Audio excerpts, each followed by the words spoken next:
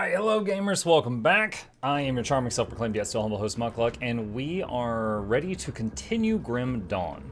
Grim Dawn, excuse me, hiccup, I just finished dinner. Grim Dawn is an action RPG game that just had its last expansion come out. And we have finally gotten to the new expansion area.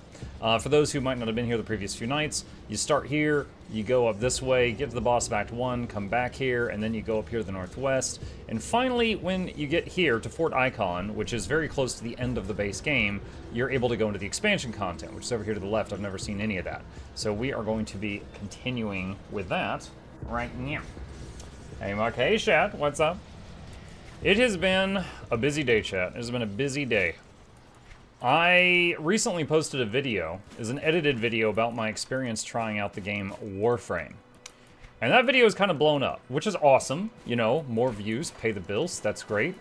But I'd say like, you know, half the comments on that video are like, oh yeah, you know, welcome to the community, glad you tried out the game, fair feedback, stuff like that. And the other half of the comments are like, how dare you? Because like I said I had fun, but I had, you know, it was like, you know, they could do this better, they could do that better, things like that. And there was a whole lot of how dare you in response to that. And when I say a whole lot, I mean it got 1,500 comments that I've been going through today. And again, it's like, you know, maybe like 80-20. Like 80% are like, oh yeah, that's great, welcome. And then the rest are just like, yo, how dare you? How dare you exist? How dare you have things to say? And it's just like, oh my god. And I've been just like filtering through all of it. What is this? Fulminated tree. This gnarled tree has been shattered by a lightning strike. Mukluk dancing, Mukluk bobble. Hey Tonal, thank you. It has been interesting for sure. Like, I gotta, let me pause this for a second, show you guys a few gems, because I was sharing them with the Discord. So, like, this guy was like, funny you didn't mention Digital Extremes, I assume that's the people who made Warframe, sponsored you and paid you to play the game, and make this video just so they could prey on your audience. Even more funny, how you play the game made this video and never made another video. And I said, I was not sponsored to play this video. If I was, I would be required to reveal that. My community on Discord asked me to try it, and I did. Videos also take time to make. The second video has just been completed, and it goes public tomorrow. You are literally incorrect on every single statement you made. And then this guy was like a veteran MMO player, but somehow doesn't know that red means hit points and blue means mana or energy, more like MMO noob. And I was like, ah, but the blue did not mean mana or energy. It meant shields, noob. And then, like, there was one down here, and I'm not going to read this one out loud because it was really long. This guy just had a whole list of complaints about me, and I responded to all of them, and he apologized. What? Like, that doesn't normally happen on the internet. This video could have been an email, and I was like, yeah, but then you wouldn't have opened it. But yeah, 1,500 comments. Those are just some of the gems. There are plenty that are totally fine, but there's a lot of them that I was just like, oh my god. What is going on? Did I use all my skill points? Yeah, I did. I don't have any more left right now.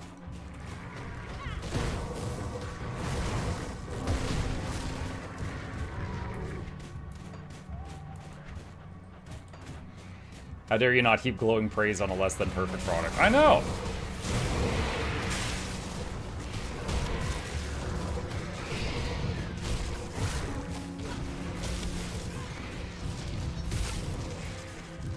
And those birds do a lot of damage.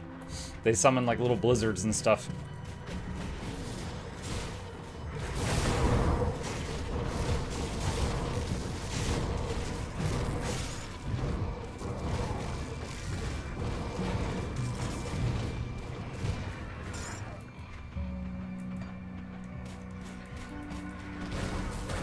Like having an opinion that isn't the same as mine, outrage, unsubscribe, yeah.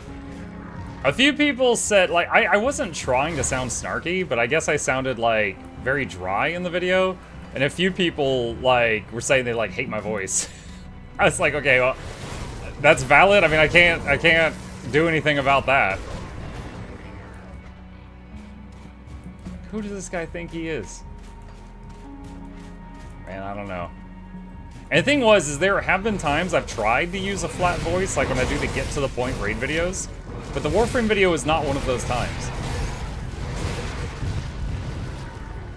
Oh, one guy asked me if I used AI to make the script for the video, and I said, I wish. I had to write 11 pages. That took way longer.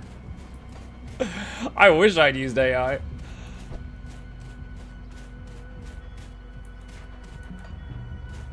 Long-time Warframe player here. Some could be salty, but most of the time they're joking. It's hard to tell in text. I usually just take it at face value. I tried to respond in civil ways, like, you know, I did that one guy who apologized. But it's just like, oh my god. Like, some people are like, yeah, the new player experience is pretty rough, you're right, welcome to the community. And other people are just like, maybe you're just an idiot. Maybe you're just stupid, you ever think of that? Like, this guy calls himself an MMO veteran, and he doesn't even know how to open the item wheel. And I was like, yeah, okay, sorry. I didn't realize it was hold Q and right click. My bad. How are you liking the run so far? If you mean Grim Dawn? I am liking it. We just got to the expansion area. Everything is doing noticeably more damage now. Having a kite a bit.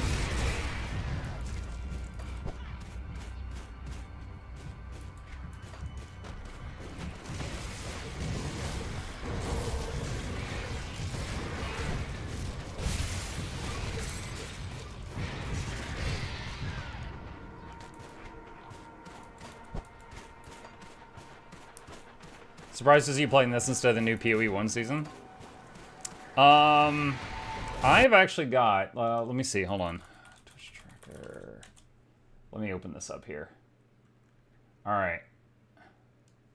Hopefully this doesn't take too long.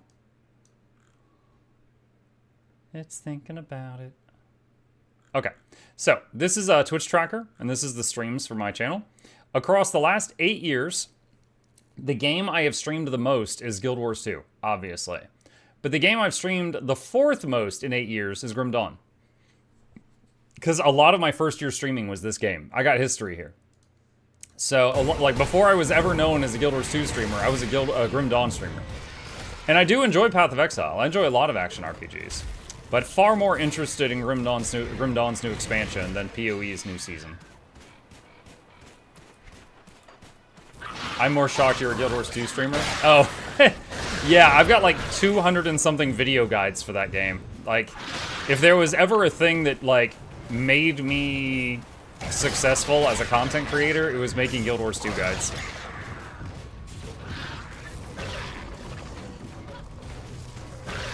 I'm just kidding, I found you guys at Guild Wars 2. Oh, gotcha. Like I said, I just take things at face value, because I can never tell in text if someone's being sarcastic on the internet.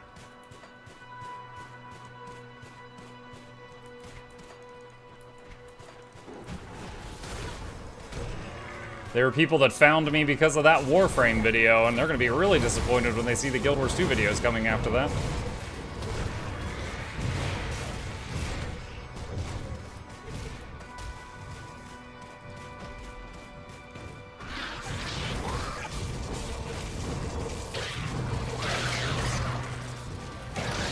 Potion, ow.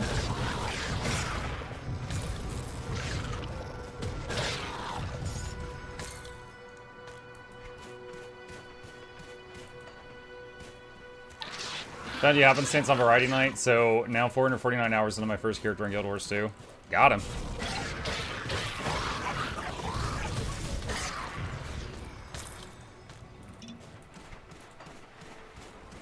Reputation with Homestead. Homestead likes when I kill those beaver monsters.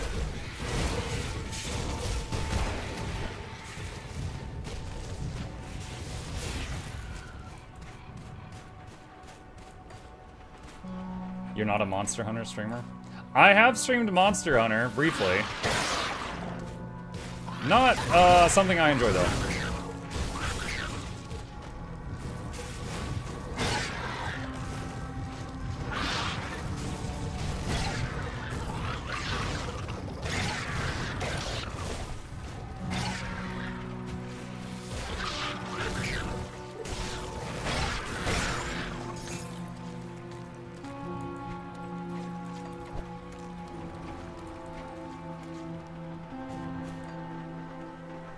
Still waiting for the hot tub stream or the Dance Dance Revolution streams? Oh gosh.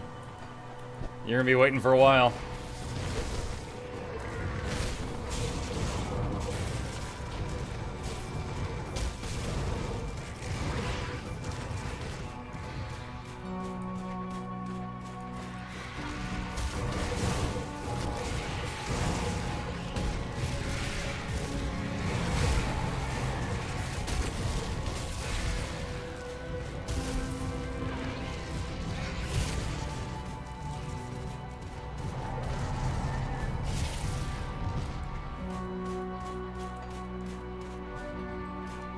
Not something I enjoyed watching. Yeah, because I finished... Which Monster Hunter was it that I actually finished? Is it Wilds? No. World. I finished Monster Hunter World. But, like, the moment I finished the story, like, I don't think I opened it a single time after that. And I tried Monster Hunter Wilds, and I just did one stream of it. It was, in my opinion, really rough and not that enjoyable. But I'm not asking them. I'm not one of those YouTubers that's like asking them to change things so I'll like it. I know it's got a very devoted following, and what they're doing is working for them. I am just not the target consumer.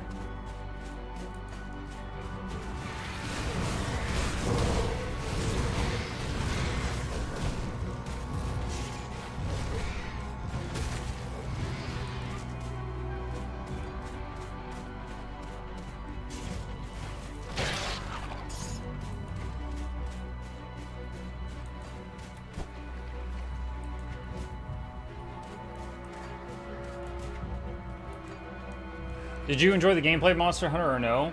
For me, for example, I like the gameplay but hated UI and controls on PC. Yeah, gameplay was kind of fun, but as you said, the controls were pretty jank for sure. Like, for example, it uses what I call the item wheel, which, you know, Elden Ring does this too. Often games for console do this. It's like you've got all the items in your bag, right? Maybe a health potion, maybe a thing that teleports you home, or a thing where you go into PvP. You got all these items. And the item wheel is like you've got one button that's like next item, next item, next item, next item, and another button for use item. So they basically take all the stuff that is like in your backpack, and it's two buttons. One is next and one is use. And that's it. And I hate that, because it's like you need a health potion in a pinch. You got to next, and you got to get to it and hit the use button, and not hit next too many times, because then you got to cycle all the way back around to it. Very much dislike that. Like, I want to be able to do different key bindings for those things. Watch yourself out there, lowlander. Lowlander? If you were here to kill us, I won't make it easy. I'm looking for a missing scouting party. I heard stories of your Legion grunts poking their heads in the snow, but I have not seen them myself. To my knowledge, no Legionnaire has made it this far north in some time. If you're looking for missing scouts, then surely you've gone too far. Your partner looks in rough shape. Knockin'? All it took was a momentary lapse in awareness. A bristlehorn, mad with pain or bloodlust, charged out of the brush and gored him. I admit it's not looking good. Knockin' will require medical aid, but he cannot be moved without performing triage, and I cannot leave him or scavengers will finish what the bristlehorn started. No doubt the other hunters will find us, but Knockin' may not have that long. I will not mince words. Fates do not care about our pride. Will you help us? What can I do? There's an old remedy among our people that involves wrapping the wound in molted rock feathers. The cold emanating from the plumage is enough to stifle fever and stem blood loss. There are many rock nests on the western cliffs of the Frostvale Highlands, some even within hand's reach. No doubt the birds have molted there, and before you ask, it can't be fresh feathers from the live ones. Not unless we want to freeze Knockin's leg clean off. He's as tough as the mountains, but he can't hold out forever. If you're able to aid us, please hurry. I'll get the feathers. Hey, Gonvo. What makes Grim Dawn so likable? I'm progressing through PoE Season 1 right now, but maybe I can pick this up after. Okay. Grim Dawn, the way that they do it is at level 2, you pick a class. Let's say I picked Shaman, okay? There's 10 classes, I picked Shaman. So you get this little talent tree. At level like 10 or so, you pick a second class. I picked Demolitionist, which is like Molotov cocktails and fire and mortars and stuff like that. So you get a second talent tree. Now, that alone, the fact that there's 10 classes and you pick 2 of them, there is so many combinations, right? There is so many freaking combinations. So I did this combination, and there's also a thing called the devotion tree, which is these constellations. which everyone has the same devotion tree, and you can get whatever you want on it. Right now I've got the turtle, the scorpion, and this thing. The scorpion, for example, has a skill called Scorpion Sting, and you can attach it to one of your abilities, and that ability will have a 25% chance of doing a poison explosion that shreds the target's armor. I've attached it to these wind tornadoes, so every time these attack, they can poison enemies and shred their armor. So there's a lot of buildcraft here between these, you know, the choice of what two classes you make, how do you distribute your points within those classes, and what choices you make on the devotion tree. And that's before even talking about the thing that every action RPG has, which is class-defining unique items that change the way you play the game. Also, it's a bit of a, you know how like super endgame Path of Exile is like teleport, kill everything, teleport, kill everything, teleport, kill everything, and it's just like super fast-paced? This doesn't ever really get to that point, and I like that. I mean, it might just be because, you know, I'm a slower gamer, I don't know, but it never really gets to that level of absurdity. But I really enjoy it. There's another thing in the game that's pretty cool. Everything's got reputation. So, like, for example, I'm currently despised with the ethereals.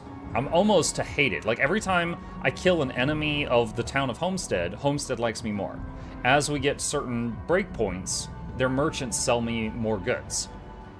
Enemies hate you more every time you kill them. And if you get all the way to the end of the bar, there's a thing called Nemesis that turns on. And basically, enemies will sometimes spawn world bosses on your head. Like, they call in reinforcements, and their big brother comes in, and it's some of the toughest bosses in the game, and it's just random when it can happen. I've had times where, like, 3 Nemesis bosses in a row dropped on me, and it was terrifying. But yeah, there's a lot going on in the game. It's old school pricing model. You buy it once, like you're buying it off the shelf, and then it's yours forever. There's no game shop or anything like that. This is going to spawn some stuff, so I'm going to back up here. Put down some more mortars. Okay, easy. So that was a shrine. Every time you cleanse a shrine, you get another devotion point in here to spend. And we're going to get this right here, which is a huge one. It is 30% boost to all my damage and a 50% boost to pet damage. So that is going to be a major step up in DPS. I guess you played Vinegar Dawn. Yes. Can I ask you a few questions about a pet build? Yes. I don't know for sure that I'll know the answer, but I have played a lot of Grim Dawn, yes. I will try my best. Like I said, with the fact that there's 10 classes and you can make any combination of 2, there's a lot of combinations. And I've played a lot of them, but I haven't played all of them. Oh, something else I like about this game is there's a button you can bind that controls your pet, like this. So all my pets are on this button, and I can like send them into attack. Basically, you can micromanage your summons. So if they're standing in fire or something, you can pull them back to reposition them to get them out of the bad thing. I think Last Epoch has that too, and I appreciate it.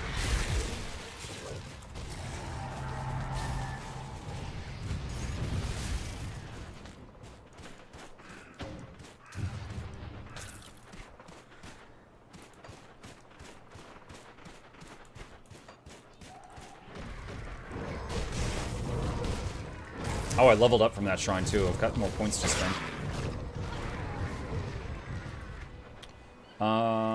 Let's see. I could put him there, which would add like 300 damage to that.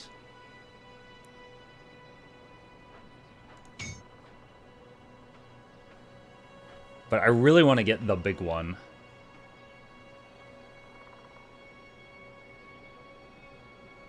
I want to try Thermite Mine out. I'll probably refund the point next time I'm in town. And then put the rest on the bottom bar just for raw stats to get closer to the big one. Alright, Thermite Mine. Let me see how this works. Okay, so you summon 3 at a time. You can have a total of 6 out.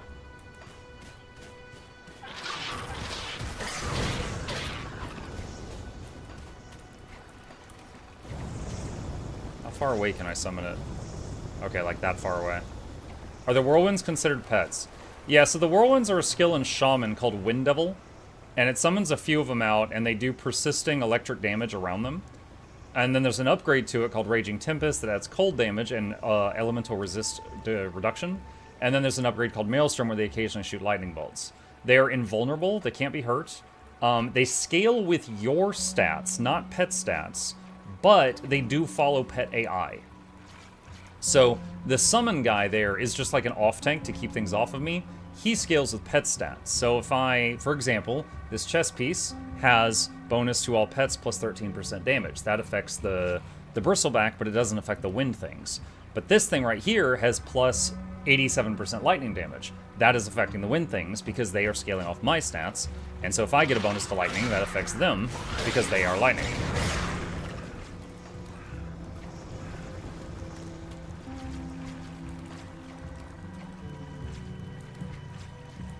As far as the Thermite Mine resistance reduction, I've already got that effect on the Wind Devils, so I don't know if it stacks or not.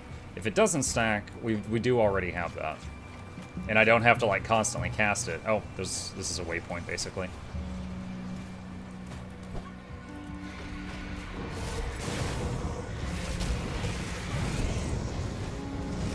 So since it was a mine, I was kind of expecting that it would, like, detonate when they got close to it, but it looks like it just consistently burns in an area.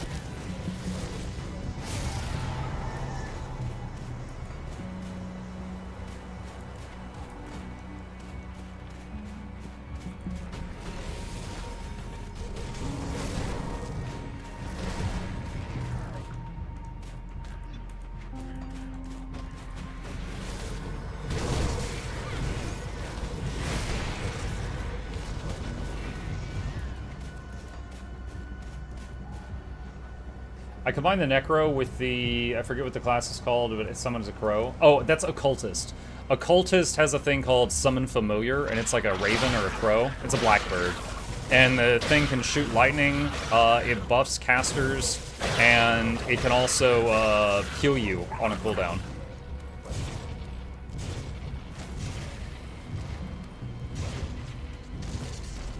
Yeah, that class also gets a Summon Hellhound later on.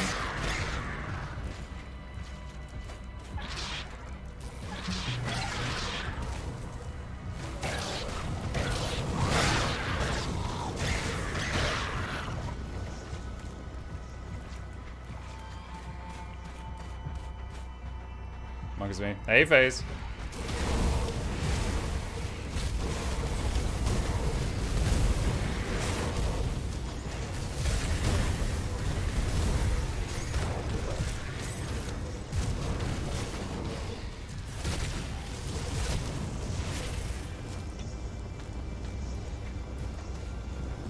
Rock feathers. 1 out of 3. Alright, so that's a quest item. I was hoping you would pick that with Shaman so you have 3 strong pets. Yeah, I think currently, like, of the builds I've played in the past, the one that was the most fun for me was Shaman / Occultist. I have done that before, it is fun. But I asked chat if they wanted me to do a build that I knew would be successful, or a build I've never tried before and try to make it work. And the people that were watching that night mostly said, do something new, it's more interesting. So I was like, okay. So I've never been Shaman / Shaman / Demolitionist, which is very strange. It's kind of like I'm playing the guy that says only you can prevent forest fires, but I'm also playing the guy that starts forest fires. So that's kind of where we're at right now. How is the mortar scaled? Mortar scales with your... Okay, so the mortar damage is like half physical, half fire, and it scales with your physical and fire damage. So anything I get that gives a boost to fizz damage or fire damage will improve the strength of the mortar.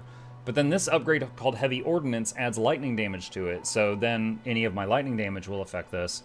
And then there's a thing over here called the Big One, which is my current goal, which does a lot of physical fire and burn damage, even at level 1. So this tooltip is the level 1 version of the Big One, and it is doing more damage than the level 17 base trap. So we want to get to the Big One. But overall, it's pretty nice. You summon the mortar. You can see it just keeps shooting for a while. It struggles to hit moving targets, but you know, it's just you throw it down and then focus on other things, and it's just throwing in damage the whole time.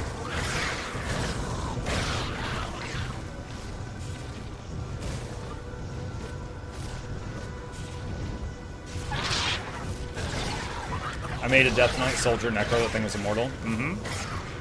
I use that example a lot when I'm trying to explain the game to folks, because, like, if you do Soldier, which is like a warrior, and a Necromancer, then it's like, okay, well, you could just, depending on how you do your points, you might be a Necromancer that's just simply in heavy armor and hard to kill, or you could be a warrior that you've added lifesteal on top of. You know, it just depends on the point distribution. So, like, even if you and your friend are playing the same two classes, you can end up playing completely different. Like, right now, some of my obvious choices is I could just focus on elemental damage, and, you know, I'm getting cold and lightning from Shaman, I'm getting fire from Demolitionist, and that would be a build. Or I could focus entirely on Shaman and just take the defensive things from Demolitionist, because it has a lot of, when you hit me, you get burned and stuff like that. So I could just use Demolitionist to make a tanky Shaman if I chose to do that. That's not what I'm doing, but it's an example. Have you liked the Mortar Lightning so far? Yeah. Yeah, I have. My highest damaging ability right now is the Primal Spirit, that yellow cat thing.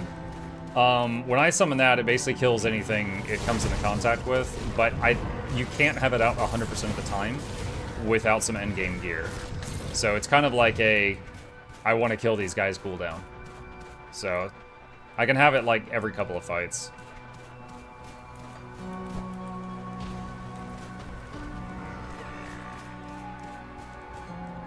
Oh, those aren't enemies? Oh, okay. So far, even the beavers have been attacking me, but apparently those are not enemies.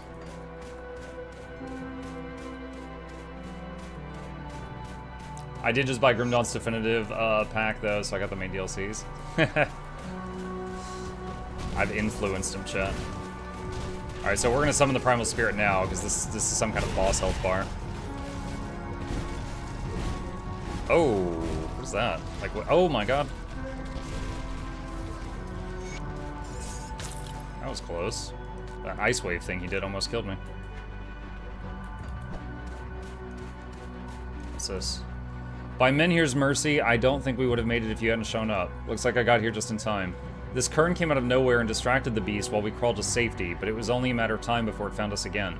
I did not think them capable of such honor. My leg is still pretty messed up. How will we get back to Fort Icon? My rift will take you there safely. You wield strange magics, Lowlander, but that was an impressive feat. I'd have thought your death screams would echo in the peaks, but here you are, victorious. It is not my first time contending with the void. The taint of he who dwells below creation reaches farther with every passing moon. Not even the beasts of Osterkarn are spared his putrid touch. It does not surprise me that his foul tendrils have infected your lands as well. Do your people know what caused this? My people, the Kern, have long contended with the darkness. But I am no skald, and will not speak of such matters directly. I admit, I believed all Irulians soft, but you have shown yourself to be a warrior of some talent. May I not live to regret this, but with all that is at stake, perhaps this calls for a meeting of our people. New content? Yep. The last expansion came out a few days ago. Chokes life from our land. You will need to head to Kernhold. Though, getting called to speak may prove difficult. Where is Kernhold? Kernhold is the ancient meeting place of the clan chiefs, and the last safe bastion in a dying land. It lies far to the northwest in a valley not yet touched by the deepening cold. I have a sigil which will grant you entry into Freyol Valley.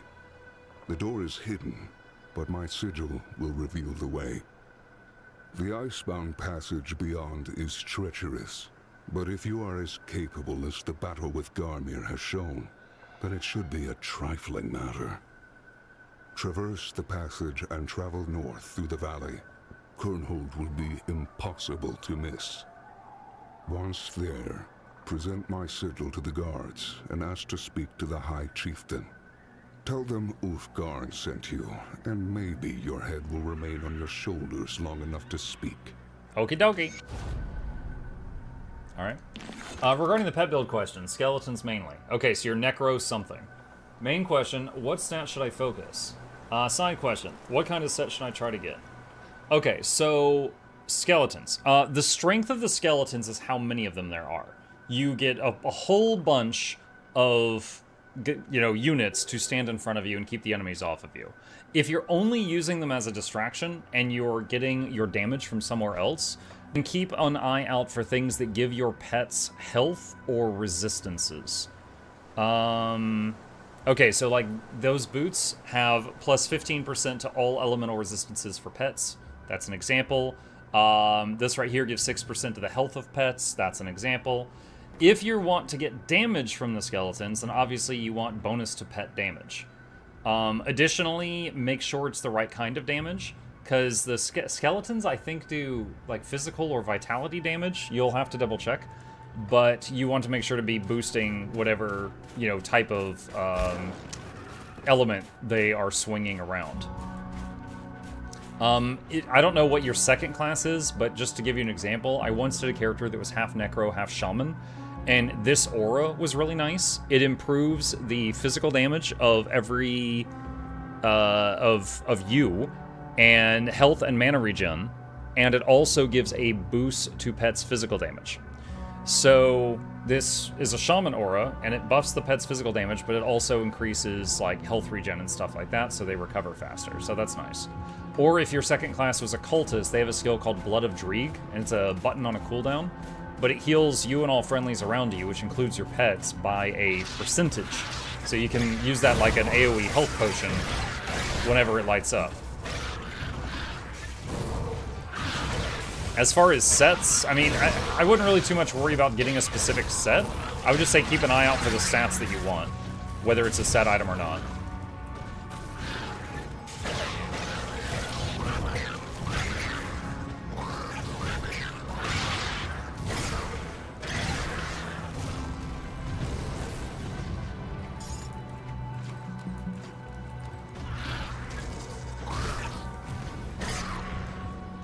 If I remember correctly, the big one has an interval.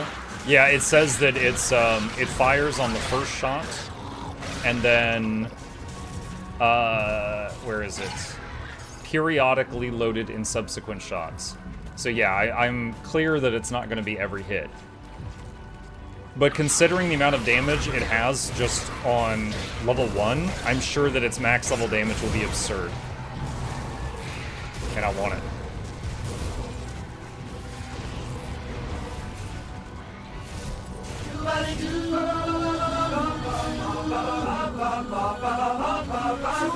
What's up, Nog?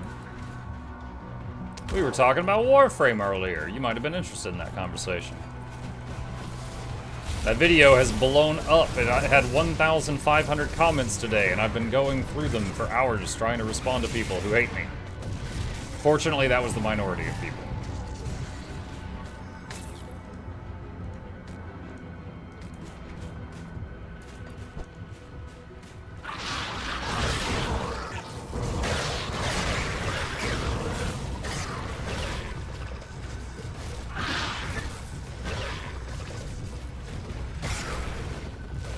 Never would have thought that they would have made enemies with, they were beavers, but, you know, here we are.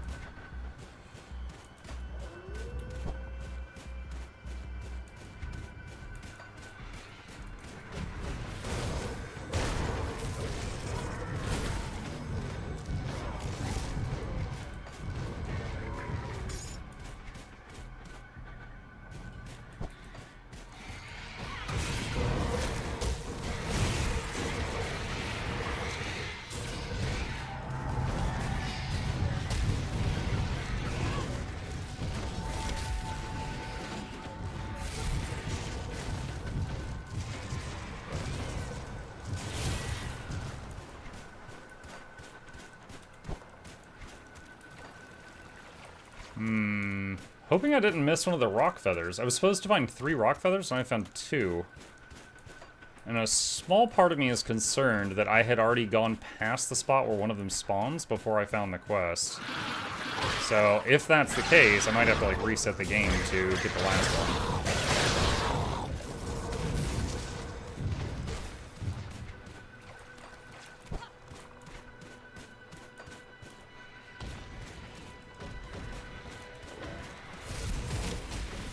Matriarch.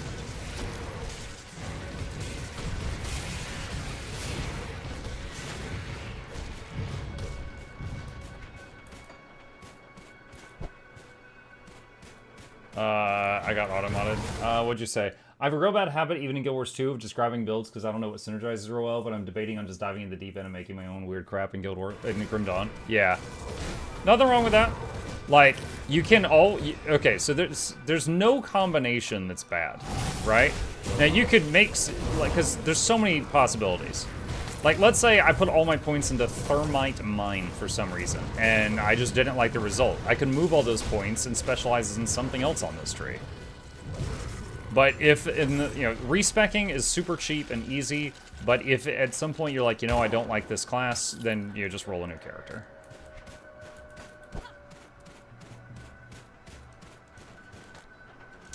More lore. Alright.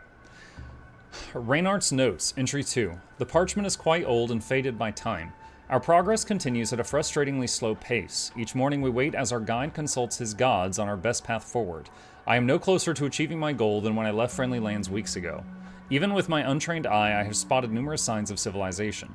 Path markings, small sites of worship where offerings are made to unknown gods, remnants of temporary camps, yet Bjor continually steers us away from the beaten path. He forces us to hike along the banks of rivers or pick our way through the flooded bogs, all while claiming the hewn paths, which are obviously made for human conveyance, are too dangerous to travel. 2 nights prior, Bjor berated and threatened my assistant Buxley for attempting to fell a small tree to use for firewood. When I questioned him about it, he would give me no reason, saying only that we must not cut any of the trees along the river's edge. As soon as we reach civilization, I plan to hire a new guide and leave before Bjor can follow. Wait, I noticed Slain Kura.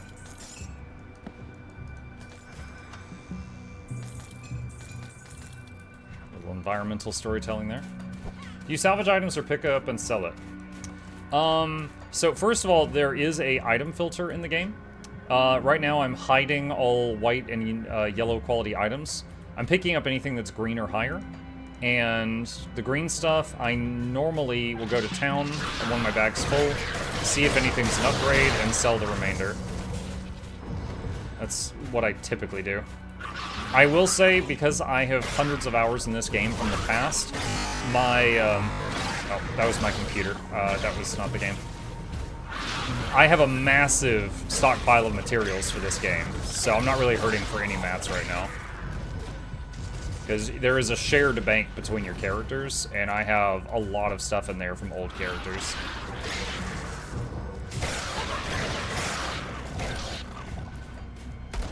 Oh, nice.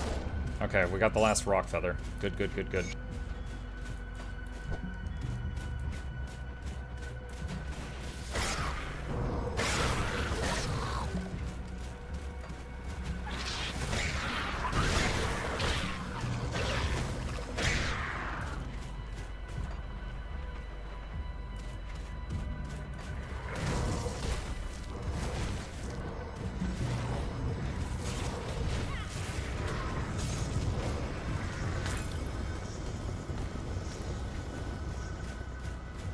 Okay. Do I need to, hold on, let me use this teleporter here. Let me see where this one was. Okay, that's, alright, yeah, this'll do. So that's the NPC I gotta take the feathers to. Anyone know good Guild Wars 2 builds with same weapon in both hands, like Mace X2 or Sword X2? That's an odd question. If I were looking for that, I'd probably go to either Snowcrows or Guild Gen and look at the list of guides and then look for ones with that specific requirement, if that's what you want. Watch yourself out there, lowlander. You've returned, you have the feathers, yes. These are just what Noxxi needs, thank you, lowlander. Truth be told, I thought asking you was a futile effort, but you came through for us. I do not have much on me in the way of thanks, but perhaps this herb will come of use to you. A frozen aster is a rare sight among these peaks, but is highly potent. May Amatok look kindly upon your generosity, lowlanders. Travel safe. Hope he makes it. That skill's not ready.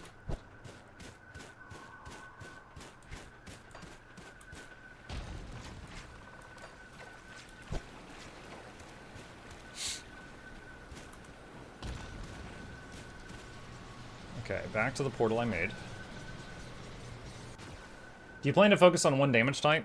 Right now I'm doing a split between pet damage, which is the bristleback and the primal spirit, the big cat thing, and damage on me, which boosts the tornadoes and the mortars and the Wendigo totem and the mines and basically everything else.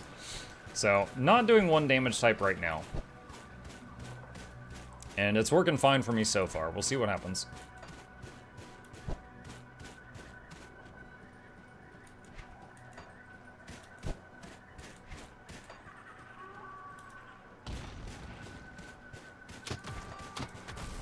Skeletons.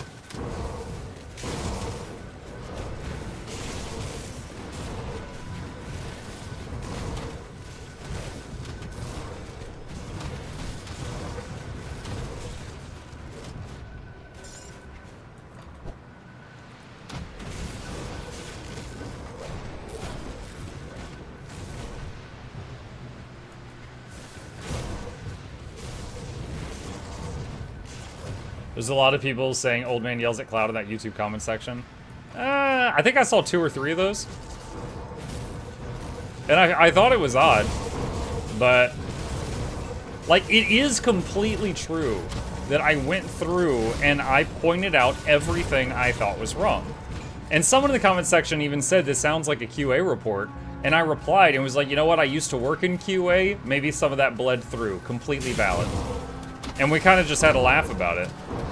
But at the same time, I also stress like a million times, like, I'm having fun. I'm continuing to play it, but yeah, I mean, people watch my YouTube channel because they want to hear my thoughts on stuff, so I was sharing what I was thinking. Like, this could be better, or that could be better, or yada yada yada. Blood and ice. In my 16th winter, I, Takan, make my lone blood pilgrimage to Frostvale. It is only the second time I have performed the rite of blood and ice, but I am proud that Algir feels I am ready to do it alone. Proud and heavy with burden, for I feel my father's gaze upon me. It is my great honor to offer my lifeblood to the ritual stones. A small bit of my blood to renew the bonds of kin and to keep the way home lit for the spirits trapped beneath the ice. I do this for all our fallen, but it is my greatest honor to do this for my father still lying beneath the snow. One day the ice will thaw and we will perform the proper burial rites. My father will cross beyond the veil to be reunited with Mother, and when at last I draw my final life breath, I will see him again. Until then, I will do my duty. Percent speed for pets, is that both casting and attack speed? I think it's cast speed, attack speed, and movement speed, TD. I cannot say that I am certain on that, but that's what I think that is. If it says all speed, I think it includes, like, run speed.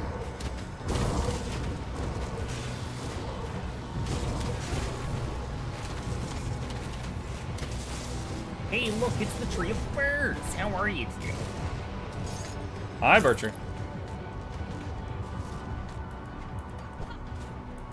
Oh, man. Visibility is quite poor right now.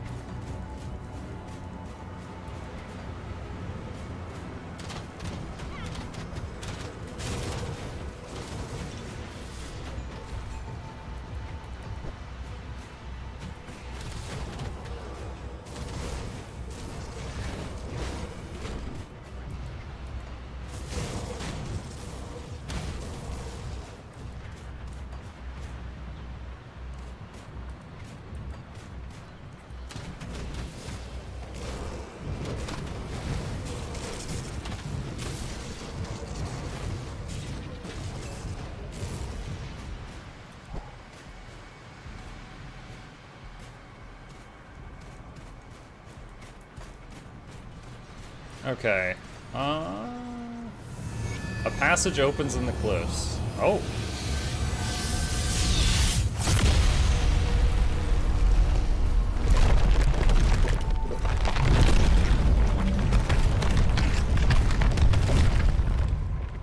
Wow. They didn't have to go that hard on that animation, but they did. Why is your health glitching out? Things were hitting me. There was a lot of skeletal archers there. They were shooting me.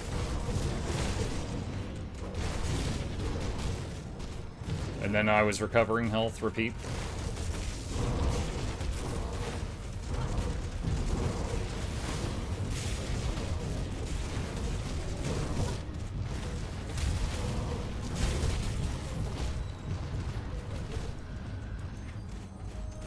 Hey, Al. Hey, Esper.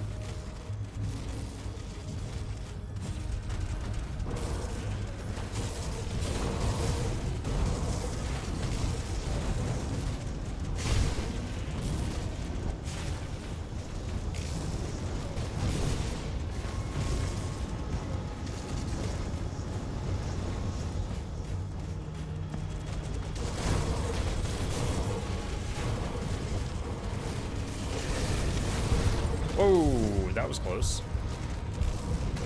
Lost most of my health there.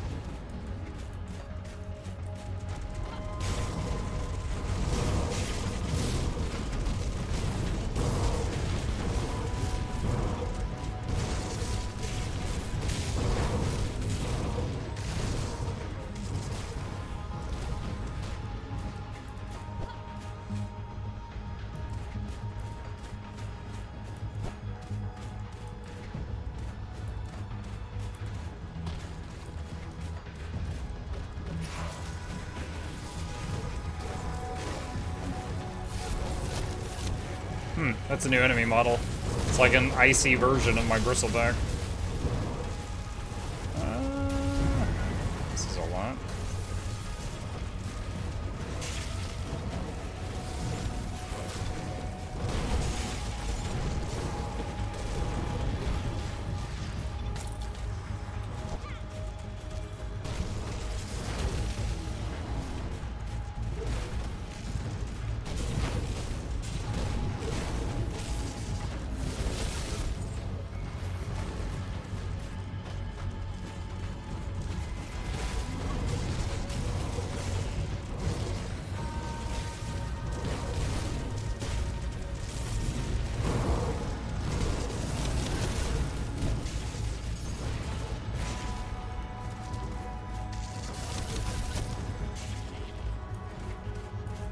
Yeah, these are definitely getting tougher. I'm getting to the point where when I have the Primal Spirit out, it's killing things, but when I don't have it out and it's on cooldown, the fights are taking a lot longer.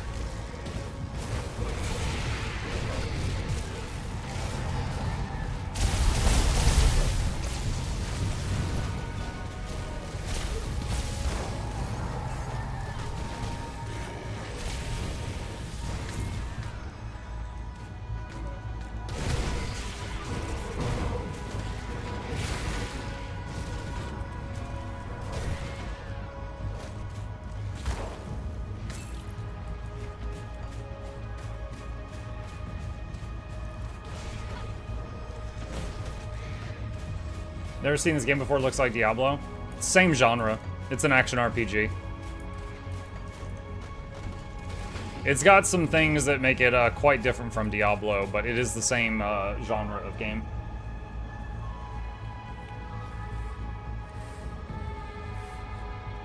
Hey, Broken.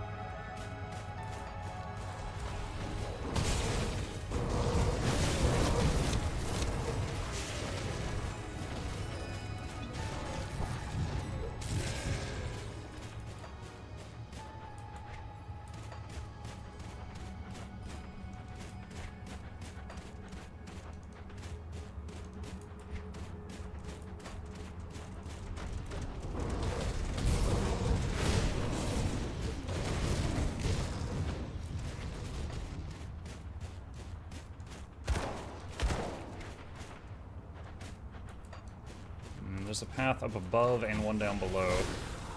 White frostbringers. So we found more undead.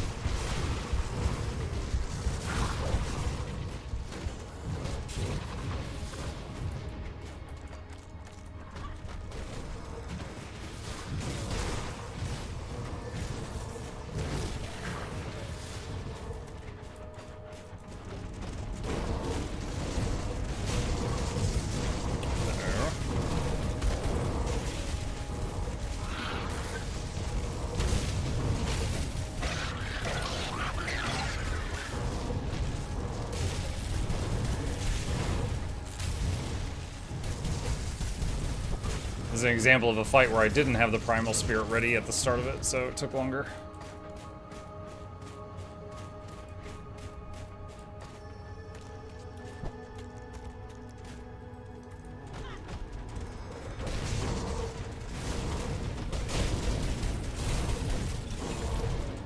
Can't do that.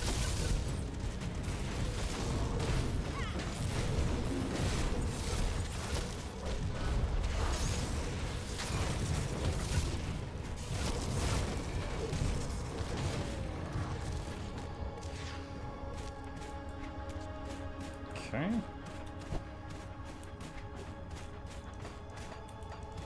Alright, we found a lore page a moment ago.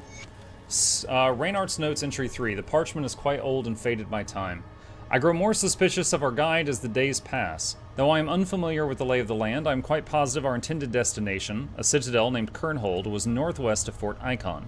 Yet by my calculations, we continue to travel due north along the river's edge. When I confronted Bjor about our route, he refused to address my concerns and was quick to point out that I have very little experience in the wilds, a fact I cannot refute.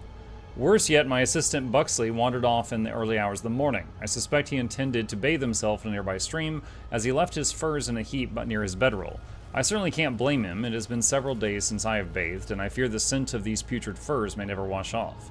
Unfortunately, it seems he has gone and gotten himself lost. I fear for the boy, as his nature is softer even than my own. Ever so helpful, our guide Bjor refuses to search for Buxley, claiming the gods forbade us to leave our path or some such foolishness. Even now, as I have ordered us to hold in camp until Buxley's return, Bjor grumbles and curses, cutting me down with his eyes as he sharpens his weapon. His weapon, which I had not noticed before, is nothing more than a humble stick. A stick which he insists on sharpening daily. I once observed him using his teeth to peel pieces from it, until he caught me watching and resumed the task with a jagged rock. These are strange folk indeed. Though I hope not to leave Buxley behind, we will soon continue our journey. I must reach Kernhold so that I can complete my task here and return to the comfort and safety of the Empire. Hey Muck, I'm debating on getting Living World for Guild Wars 2. It's my first time I'm looking for them. Is there one I should get over the others? What's up, Manic? So there's everyone gets Living World Season 1 for free. Living World Season 2, 3, 4, and then Icebird Saga is basically Season 5. Each have different things that they give you. If you want the story, then just get them in order. If you're getting them for specific features, oh, that guy just killed my pet. That was like instant. Setting up an emergency portal just in case. If you're getting them because of specific features, then... let's see, Living World Season 4 adds probably the most maps to the game. And also one of the ways of getting the sky scale is in Living World Season 4, as well as the way you get the roller beetle is in Living World Season 4. So there's some mounts connected with that. Iceberg Saga has a bunch of strike missions, which have been renamed to raid encounters. So if you're interested in doing that content, Iceberg Saga has multiple of those in there. Season 2 and Season 3...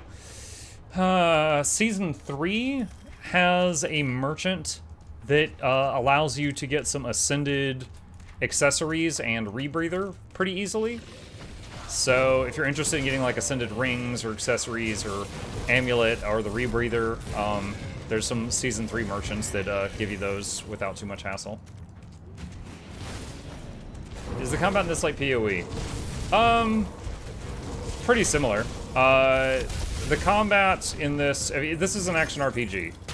Like, both this and Path of Exile were made by people who were fans of Diablo 2 growing up.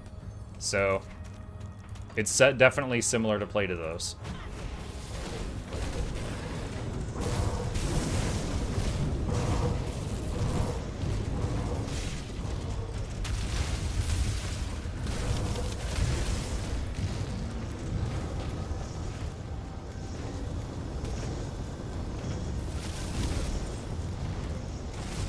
Is it fast like PoE?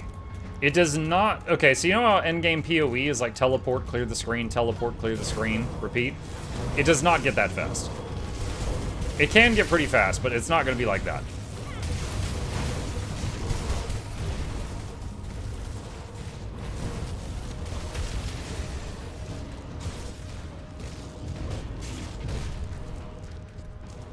Can't do that. Whoa, whoa, whoa, whoa, whoa, whoa, whoa, oh my god.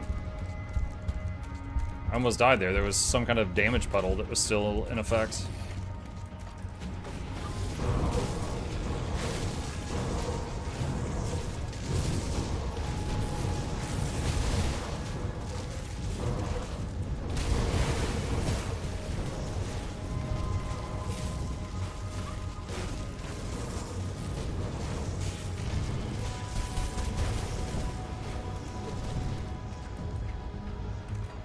How's the expansion so far, the campaign?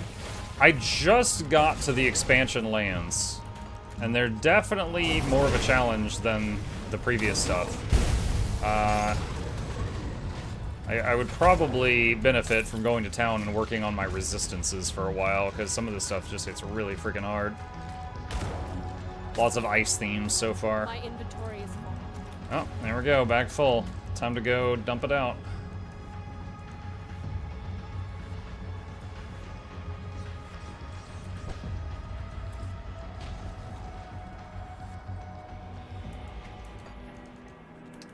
Deposit materials to the bank.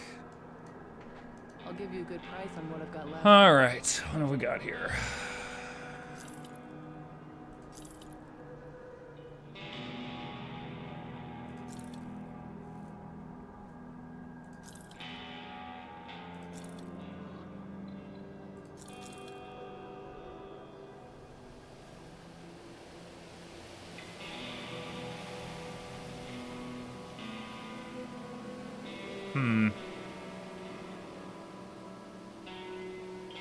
Oh, my resistances would really suffer if I took that. No.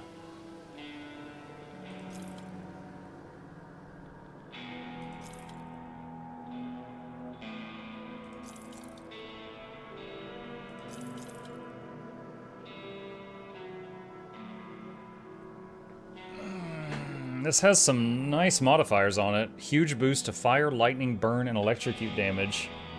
4% skill cooldown, but I lose +1 to all Demolitionist skills, which I think is more powerful than that.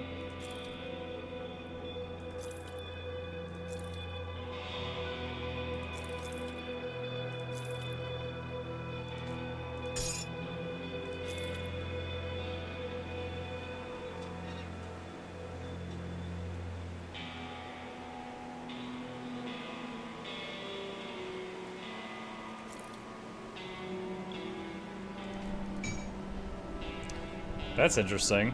A crossbow with +2 to all occultist skills. That's insane. And gives all pets poison damage. Well, I'm not playing an occultist, but that's an incredible weapon if you were an occultist pet class.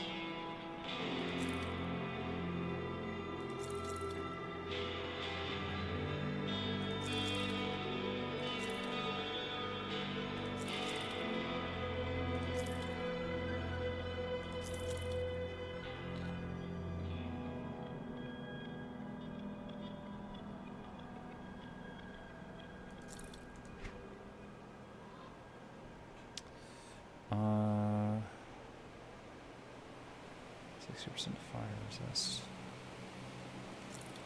No.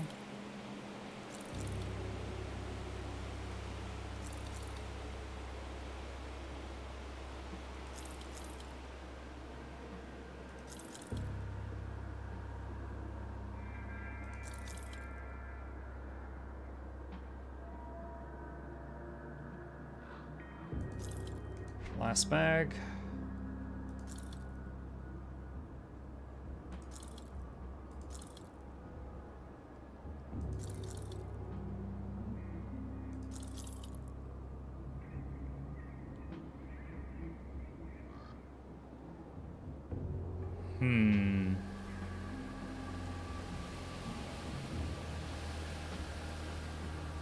No. It's close though.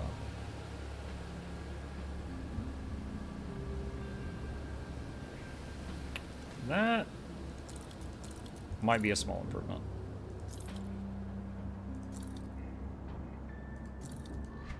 Okay. See you around. Hello, Esquire. Did you do the quest for just leveling up? I had a character pre-new DLC, and I'm just lost at what to do after level 15. Yeah, I did any quests I came across. Basically, what you need to do is get to Fort Icon, which is one of the last towns in the base game. And then there's a new path going out to the northwest from Fort Icon. That's the new DLC. Oh, I can use this now. I was carrying this around. I think I will. This has got +1 to all Shaman skills. And I don't think that breaks anything we were doing. So that's 1, 2, 3, 4, 5, 6, 7, 8, 9, 10, 11... 12 skills that we've got here that just got a level up, so that's giving us 12 skill ups, which is incredible. Okay.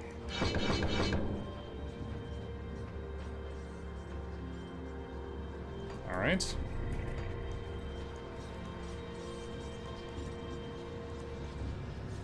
I was playing D2 the other day, the environment, especially River Flame, even today's breathtaking. Mm-hmm.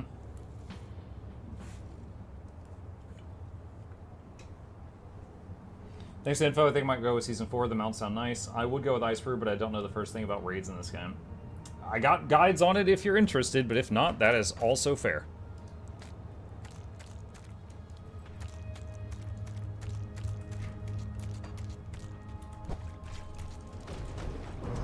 This guy's got like a sigil above his head. I don't know what that means.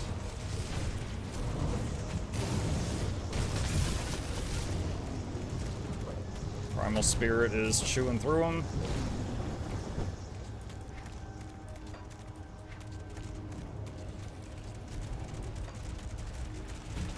These guys are coming around to hit me.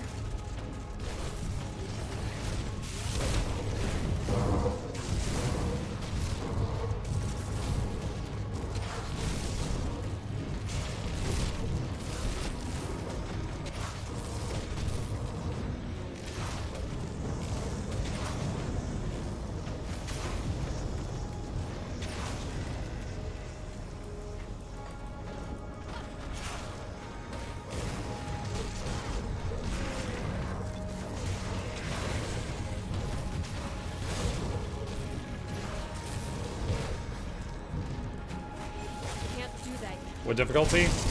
Veteran. The highest difficulty you can start the game with. With a new character.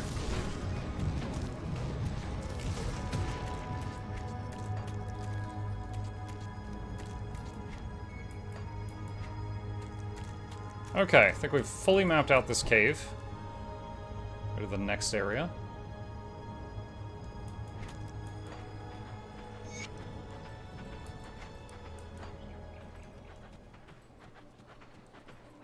Surely not the one where you die, you lose your character. Oh, hardcore? No. I do it here. Hold on, just to show it. It's been a long time since I've played it, but I do have 2 level 100 hardcore characters.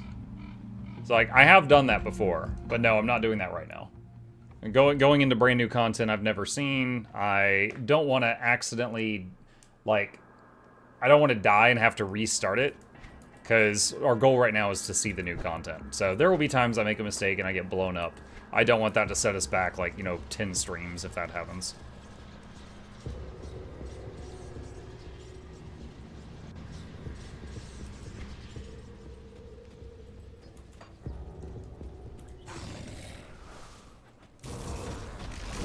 Master Karn Giants.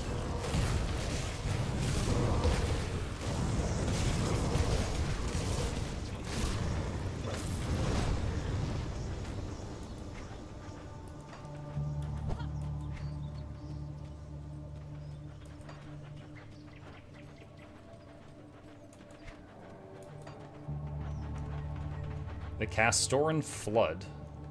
What are you doing in my house? I've got enough troubles as it is. Just get out. Tell me about them. By the gods, do you often just go into people's homes uninvited and ask how their day was? Yes. You're not from these parts, are you? I'm sure you're wondering about the cold. No, it's not my personality. I'll have you know I've been dealing with this dreaded curse for years now. A curse? It was my wife, Lenorith, ex-wife now. Neither of us wanted the marriage, but it was arranged by our parents.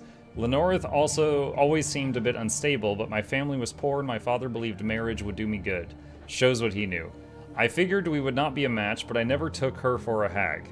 After our wedding, she bewitched my dog into a deer and chased him away. When I insisted she turn him back, she became more violent and stormed out into a blizzard, one of the worst storms I'd seen in years. I could still hear her chilling words carried upon the wind. May you forever lost in the cold and dark. Can I help? You would do that for a complete stranger? I've come to accept this curse would be with me forever. I know Lenorith now lives in Kernhold, but I can't even get near the beloved city without my hands turning to ice. Please speak to her on my behalf. I doubt she even remembers me anymore. Maybe she will take mercy and remove this dreaded curse.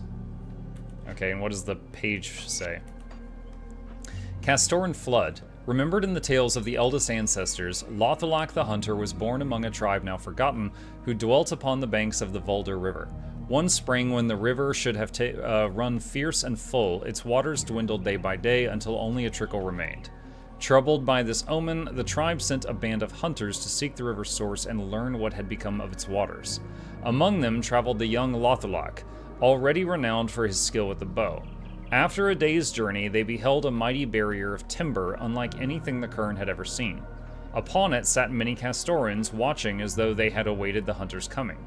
As the hunters drew near, the Castorans scurried to either side and working together drew huge logs, acting as pins, from the heart of the structure. At once the dam burst open, unleashing a roaring wall of water and loose timber. The hunters fled, but none could outrun the flood. Only Lothalak survived, having scaled the tallest tree he could find. Though the torrent tore the tree from the earth, it endured long enough to bear him downstream until the waters calmed. At last, Lothalak reached dry land and made his way home. Yet where his village had stood, nothing remained but mud. No hall, no hearth, nor any trace of his people could be found. The flood had claimed them all. There, amid the ruin of his tribe, Lothalak swore a mighty oath. He would become the greatest hunter the Kern had ever known, and for every soul lost to the cursed Castorans, 100 of their kind would fall by his hand. So they made like a dam and backed up the water and then released it all to just flood and kill their people?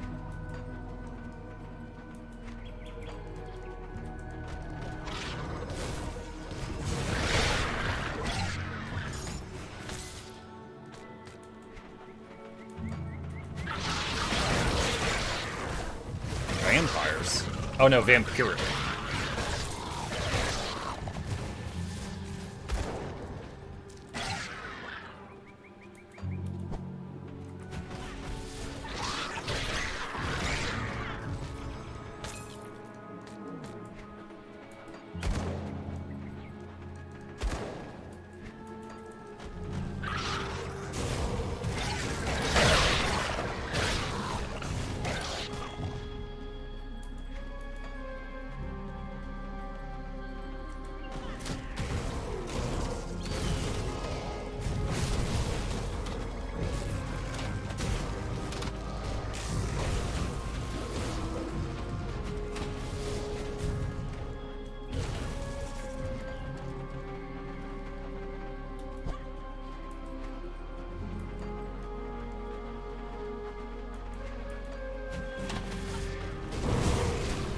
What's the end game grind in this game? I mean, getting to 100 is a pretty major feat. There are some end game dungeons on max difficulty. There's the Nemesis bosses. There's a few pretty well hidden bosses that you would probably need the wiki to be able to find how to summon them. I know I went through and I killed them all once just to see if I could on one of my level 100 characters, but they were tough.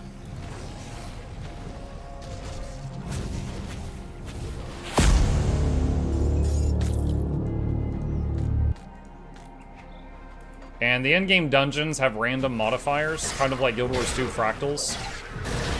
They can just have a whole bunch of different things that are in effect that is changing it, like monsters poison now, or you do less damage, things like that. Kind of looks like Path of Exile. It's older than Path of Exile is, I'm pretty sure. Grim Dawn is over 10 years old, but its last expansion came out 2 days ago. But both Grim Dawn and Path of Exile were made by people who probably played Diablo 2 growing up.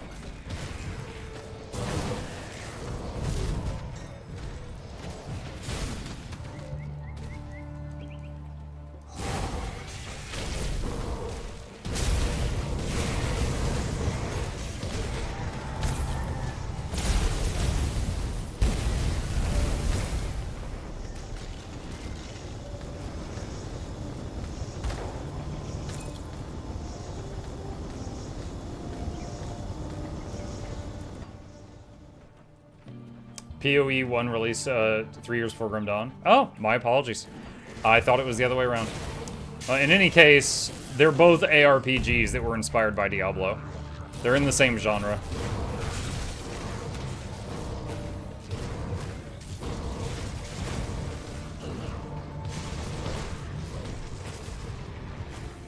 Last Epoch as well, although that came out far later.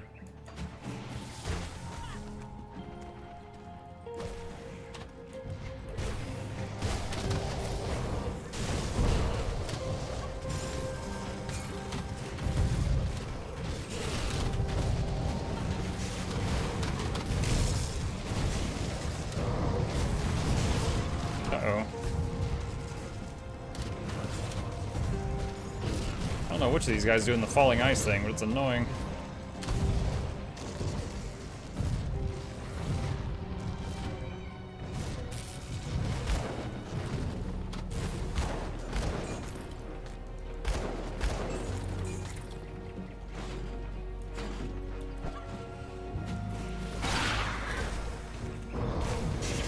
Grim Dawn's also a spiritual successor to Titan Quest. Yep, that is true. And they're working on a Titan Quest 2 right now.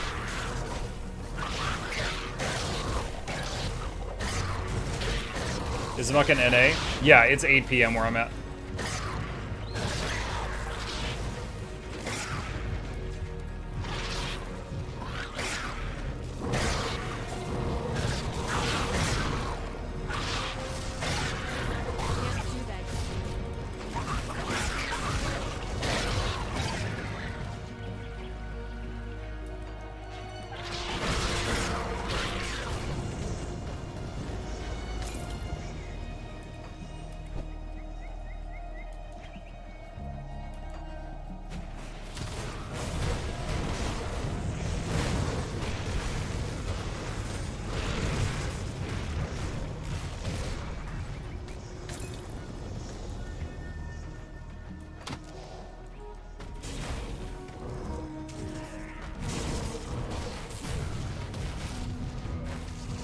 Mox, since you've now played 2 expansions of Guild Wars, do I have to make a new character to go between expansions? Only if you want to play the expansion from level 1. For example, if you took a character that you started in Factions, and then you went to Prophecies, you would go to the post-Searing. You wouldn't go to pre-Searing. So, you would skip the newbie area, basically. So if you want to do the newbie area of the expansion you're traveling to, you gotta make a character there. But if you just want to do the, like, you know, post-newbie area, then you can take one character to other expansions, yes.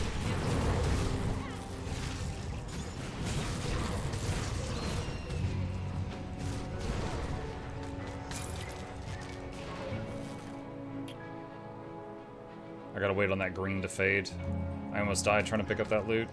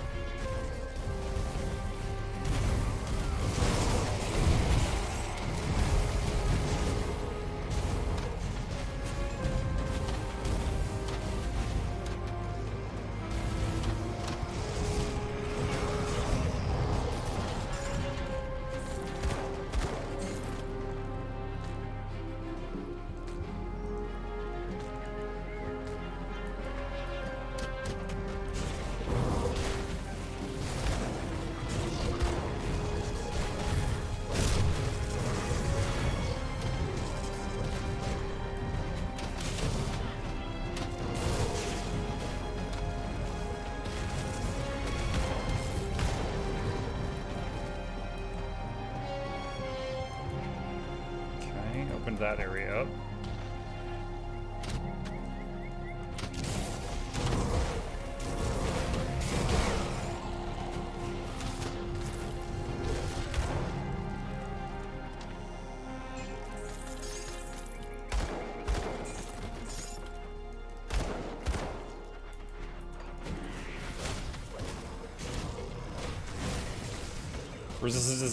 Resistances are so important. Yeah. I'm still changing my gear pretty regularly, so I haven't bothered to enchant it with resistances. If I was playing hardcore, though, I'd be going more slowly and more regularly going back to town to top my resistances off. You're absolutely right. Like, right now...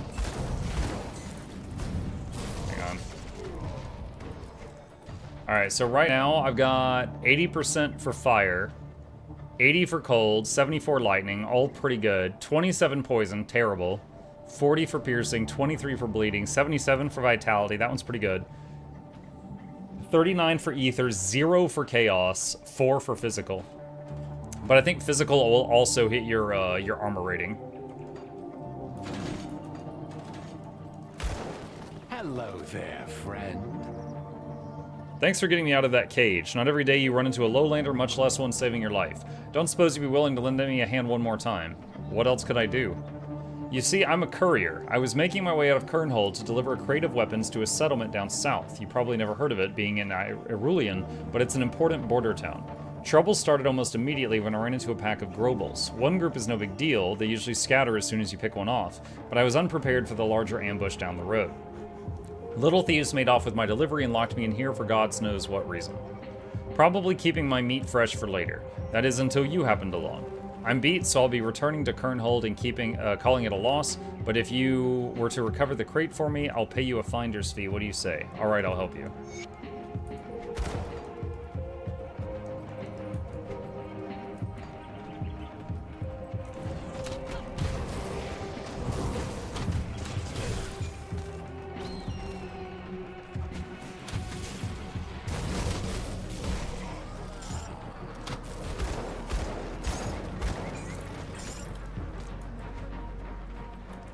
Alright, I think we've cleared out this camp.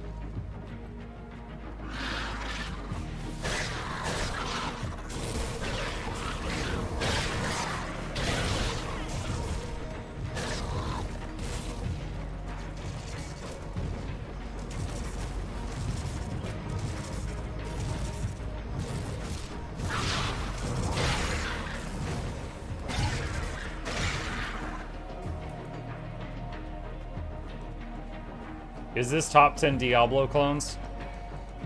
It is absolutely top 5 Diablo clones.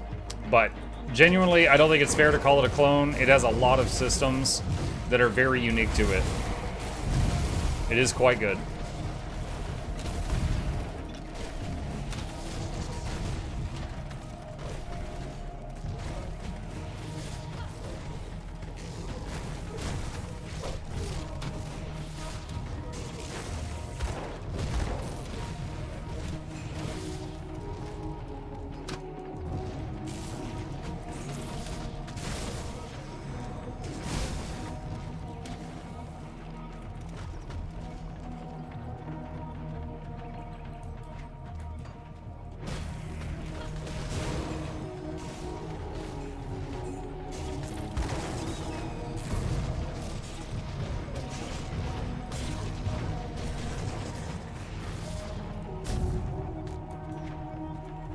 Like, I watched your last World v. World video and got me wondering, is your build especially bulky, or is that the average time to kill for World v. World? It's funny you say that, because there are multiple builds in World v. World that can kill me from full health in less than 1 second. And it's the same build that was in that video. So, it just depends on the opponent.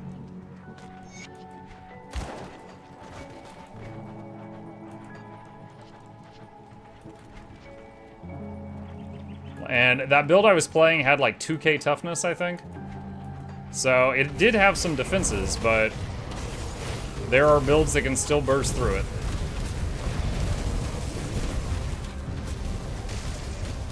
Ow, ow, ow, ow, ow, ow, ow.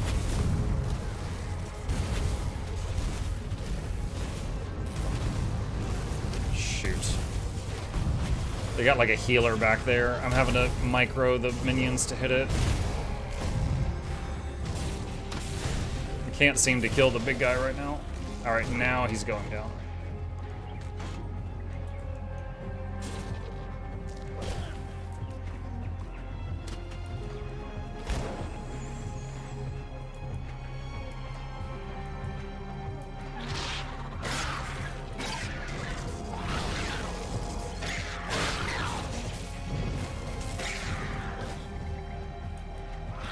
Because the fights seem to take a long time, I don't have other World v. World references. I would say it purely depends on the matchup. There are thieves that can like pop out of stealth and they hit me for like, you know, 60-70% of my health. And if I don't like immediately start a dodge or something, then they kill me on the second hit. There's a Mirage build that from stealth can kill me in like 1 second. Like, they start hitting me and then 1 second later I'm dead. So if I don't react to that very fast, I die. But then on the other hand, there's lots of other builds, like what you see in the videos, that, you know, I last longer against and I can kite around and stuff like that. There are quite a few people that play like Glass Cannon where they either win or they lose very fast. So if you're fighting one of them, it's going to be a short fight. You know, either way.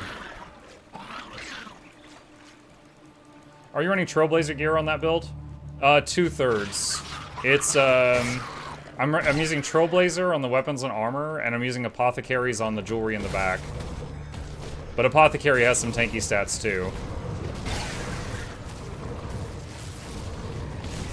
But yeah, Condi builds only need Condi damage, whereas power builds need power, precision, and ferocity. So Condi builds, it's easier to get defensive stats mixed in with what you're doing.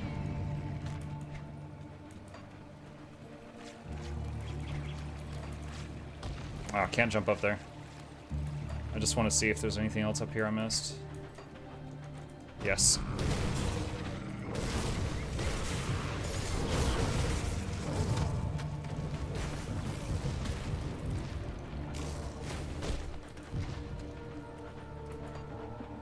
Is full Ascended or full Exotic good for World v. World? So if you're in full Exotic, switching to full Ascended is an increase of like 5 to 10% of your stats. It is useful, but it is not required to start. So do not think you have to have full Ascended before you're allowed to play, because that's just not true. So you can start with Exotic and then just work toward Ascended while having fun. We got some lore we need to read. Hang on a sec. Alright, Scholar's Notes, Entry 4. Parchment is old and faded by time. The unimaginable has happened. Less than an hour's walk from our camp, we found what was left of him. Buxley's body lay face down on the bank of the river. At first he appeared like a small bear or some similarly sized creature, but as we drew closer, I knew for sure it was him. I could see his bright blonde hair curling out from beneath the dark brown furs. Furs which I was quite positive he had left in camp earlier that morning. As I drew closer and turned over his body, I was assaulted by a vision that will stain my mind's eye for the remainder of my days. He was posed on all fours like an animal, his arms and legs chewed off at the joints, his front teeth torn from his face, a look of mortal terror fixed in his face by the permanence of death. Around his body, along the bank of the river, countless trees had been felled, their stumps left oddly pointed like rows of defensive spikes. I fear this is some sort of message, though decoding its purpose is beyond me. Bjor refuses to let us tend to the body. He just stands there at the edge of the clearing, staring blankly up the river. I can hear him even now muttering to himself in some language I do not know. There are 3 of us now, with the passing of Buxley. Despite what has happened, we must gather ourselves, we must continue our mission. It is my charge to gather and deliver this intelligence to the Empire, and I will not fail. Okay, that's horrifying. What's this one? This one was in this burning house. I'm starting to run out of witty anniversary comments. Thank you, Broken. Behold the saga of Baal Egan, whose name was once Sorkar, and whose strength was known before he knew his own shadow. In his infancy, the omens gathered thick about him. As a babe, he gripped with such fears that wood split and stone groaned beneath his grasp. The elders whispered that no cradle could contain him. When first he found his feet and strode unsteadily into the world, fate tested him. He fell into the village well, vanishing down its black throat. From that darkness rose the shrieks of monstrous rats, ancient things that had gnawed the roots of the earth itself. The villagers heard the splashing, the snarling, and then silence, and then the child returned. He climbed from the well, slick with blood not his own, bearing the carcasses of the beasts across his small shoulders. The stones of the well were scored where his fingers had found purchase. From that day forth, none spoke of him as merely a boy. Years passed, and Sorkar grew as storm clouds grew, heavy with promise and violence. No contest stood long before him, no beast that prowled the hills returned unbroken. Yet his greatest trial came when the sky itself turned hostile. From the horizon swarmed ravens the size of warhorses, their beaks and claws thrashing in the darkness. Panic seized the village, but Sorkar did not flee. He strode into the storm of wings, he seized the beasts from the air, shattered their beaks in his grasp, and dashed their bodies upon the rocks. Oh my god. The river frothed red where he cast them, and the rapids carried their ruin far down river, where at last the sky cleared. It was Sorkar alone who stood beneath it. The elders bowed their heads, and their daughters, fairest of the hearthfires, looked upon him not as one man, but as a force of nature given flesh. And so he was granted both their hands in marriage, for it was said no single life could contain him, and no single bond could match the magnitude of his being. These are a lot of fancy words for polygamy. He who climbed from the dark bearing death, scourge of the swarm, this was but the beginning of his legend. Okay.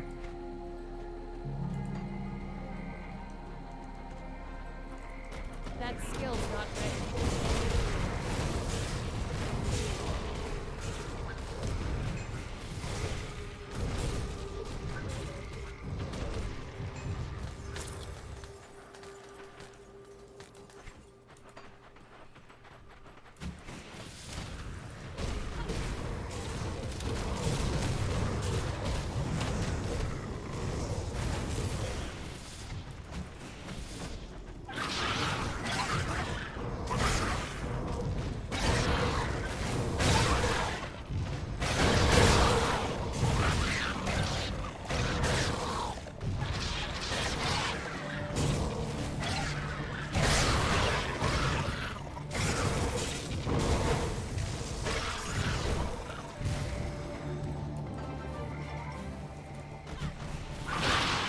How are you enjoying one of my favorite games, Muck?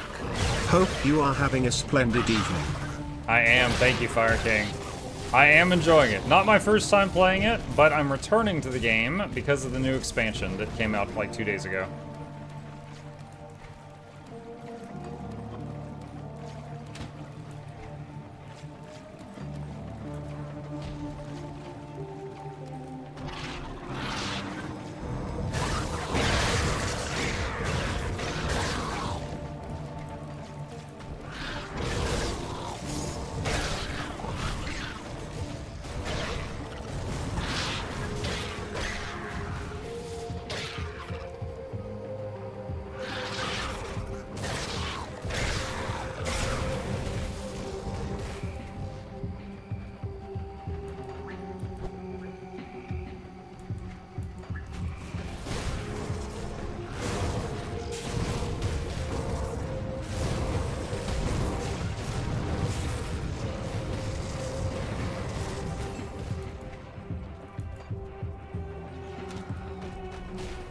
Thanks, Mike. You made me install Grim Dawn again. We'll try to fix that bridge to advance the new DLC.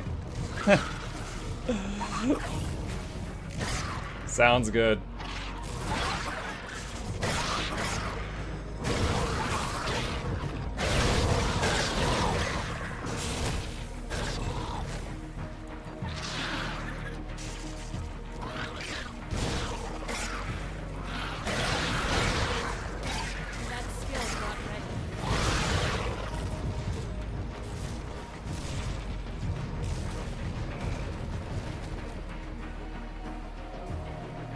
I want to check that area right there on the map. So I'm gonna need to go around.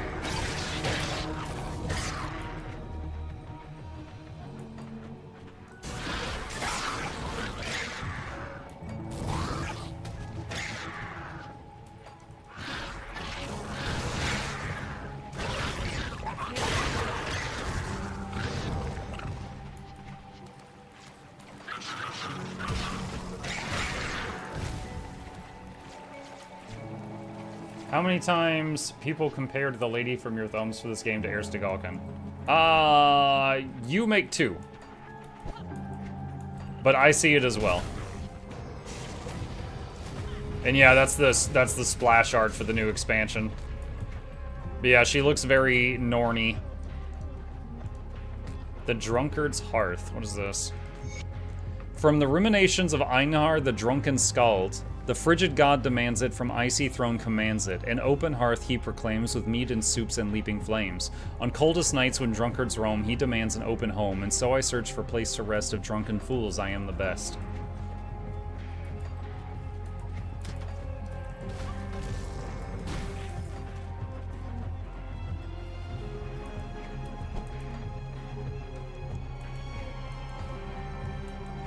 Okay, I think this is the town we've been looking for. I'm just gonna fill in this little bit of the map here. Alright.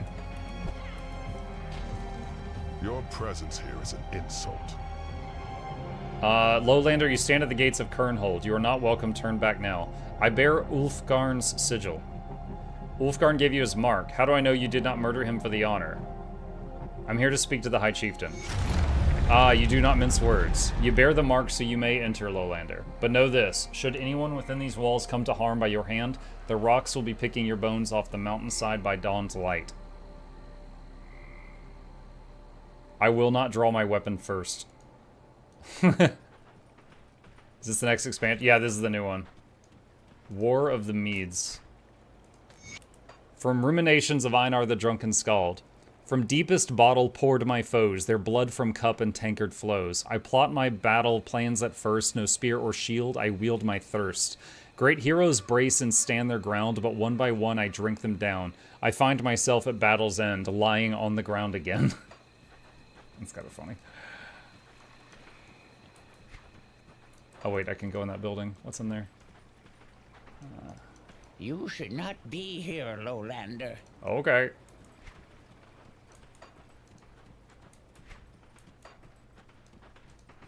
Horses shit. Dark roads strode I boldly, boot shod brisk and steady. Stallions leavings lay in waiting, soft and foul, days fermenting. Heels sank deep in horses' apples, forest green with dark brown dapples. Curses split the evening air, a fool I am now standing here. What the heck? What are you bothering me for, Lowlander? You know someone named Maldorf? What about him? I came to ask you to lift the curse. I can't, and even if I could, why would I do that? You clearly don't know what he's done. Can you tell me what happened?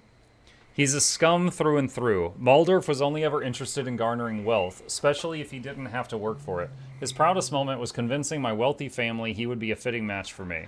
I could tell what kind of man he was the moment we met, but nobody listened to my objections. After we were wed, he would lock me in the cabin while he went off to blow the dowry on mead and betting on bones. If I tried to break out, he would lash out, sometimes violently. He would make wild accusations whenever anything went wrong in his life, always blaming me. So one chilling winter's night, I had enough. I grabbed a knife and rammed it into his thigh. When he screamed at me, I grabbed his keys and fled into a blizzard. I barely made it to Kernhold alive. I haven't seen Maldorf since then. I had assumed he got lost in the storm or decided I wasn't worth the trouble anymore. Then I heard stories about the curse and I could not stop smiling. The gods were looking out for me on that night. So you did not curse him? No. Wouldn't know the first thing about it. My grandmother, Kryn, though, she's a mystic and a bit unhinged if I'm being honest. She might know more. Can I speak with her? I don't know why you're so interested in Maldorf. My grandmother lives alone on the outskirts of Kernhold, past the eastern gate. You won't be able to get there without the High Chieftain's blessing. Okay. You should not.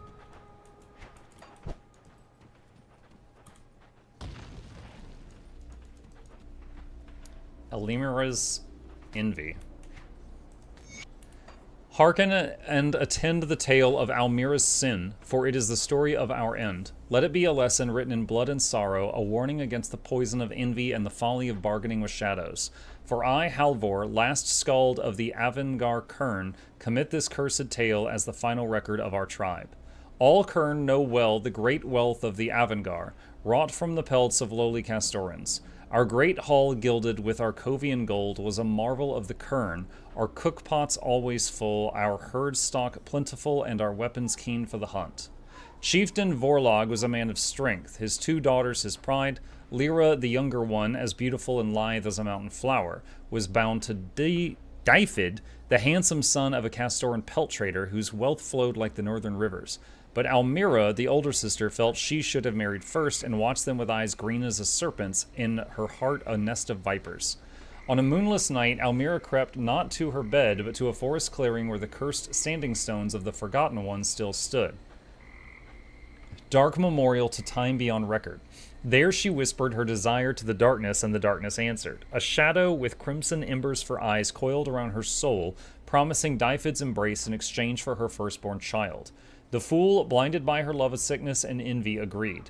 What came to her in the ruins wore Dyfid's face, but it was not him. It was a vessel of rot, a hollow thing that left a seed of damnation in her womb.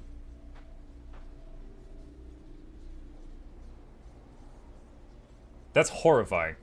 So she made a deal with the devil that she would give up her firstborn child to sleep with her sister's husband.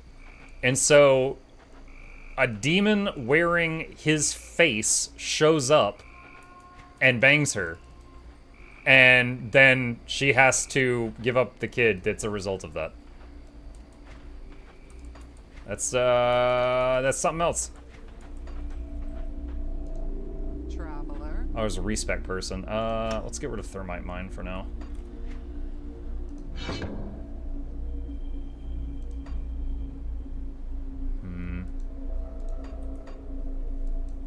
What is this? Ascension Altar. I have no idea how that works yet. This is a sacred place, Lowlander. I wish to use the altar. What an unusual request for a lowlander. With the High Chieftain's blessing, you may approach freely. Okay.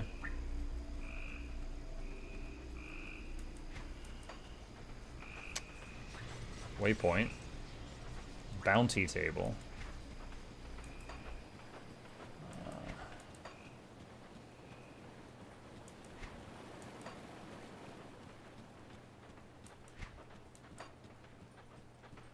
This place is quite big. Kind of reminds me of Janthier. Hadar's sober warning. I don't know who this drunken fool thinks he is, rambling on about kings and gods, filling the ears of the willing with his filth and lies. He appeared not more than a week ago, stumbling in from the forest, reeking of cheap mead and urine. He lay there at the gate for 3 days, pissing himself and yelling at worms, until one cold night some fool took pity on him and let him in. Damned Amatok. Now he graces this court like a foul infection, spewing wine-soaked tales. He claims to have the mead of poets, and so holds court with a chieftain. What madness has overtaken this place?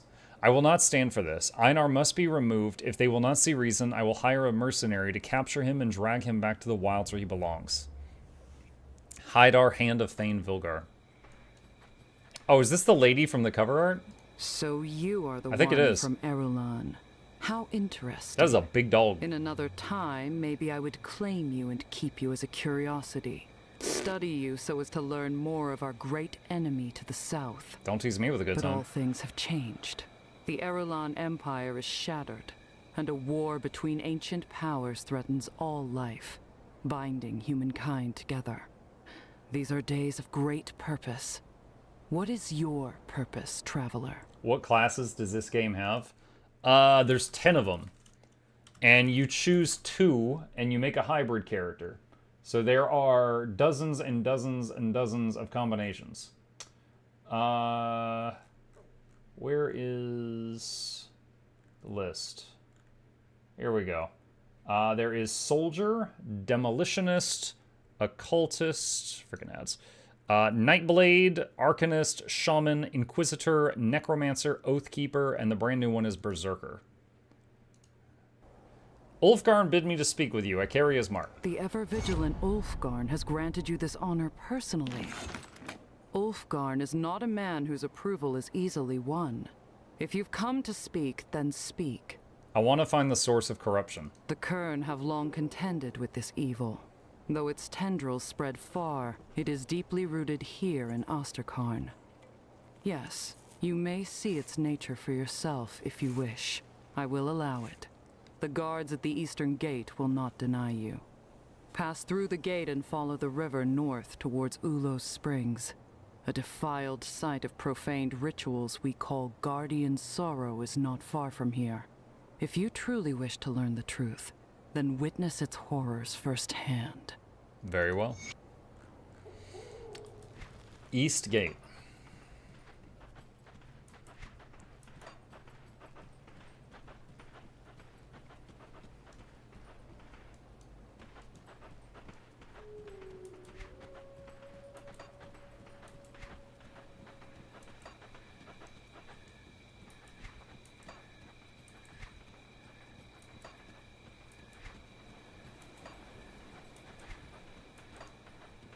Greetings, traveler. Found a merchant. Oh, this is the reputation merchant. Let's see. Alright, well, I could take this chance to clean some stuff out of the bag.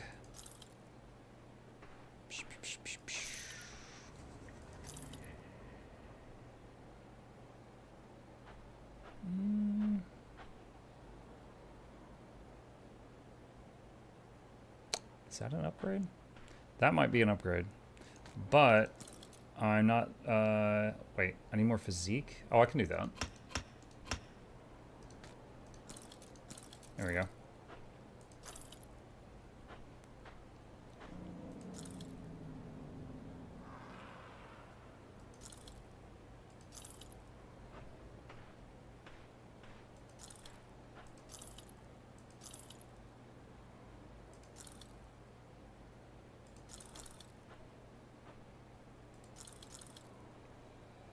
Actually, hold on. What was the last thing?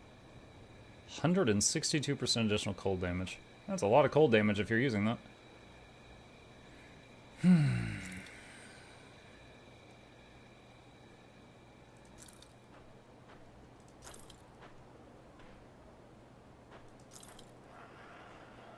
What are you buying? Right now we're selling. We're clearing the loot out of our bag. I'm checking to see if I need any of this and selling the stuff that I don't need.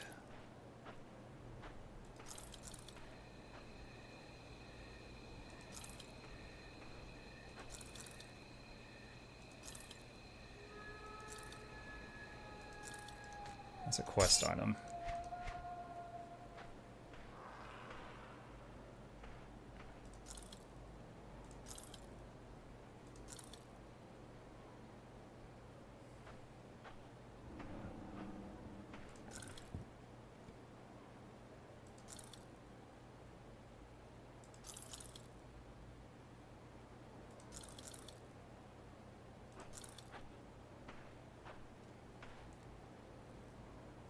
Not bad, but doesn't really work for my build.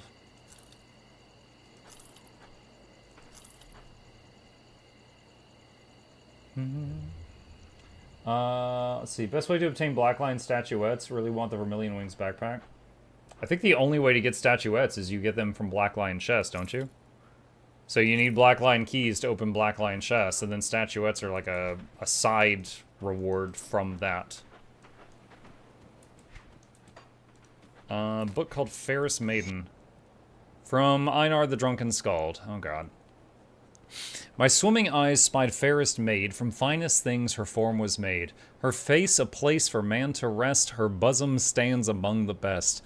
I make my way across the room, when stopped to me short a godly boom. Before me stood the lord of beasts, a wolf, a man, a god at least. He thinks to claim my fairest prize, to charm her with his godly lies. Sword and shield I'd bring to bear, to fell the god just standing there. He raised his hand to strike me down, when on his face there grew a frown. Pity he bestowed on me, like itching dog spares biting flea.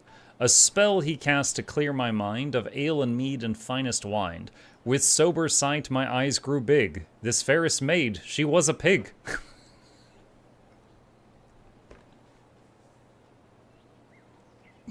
What a twist!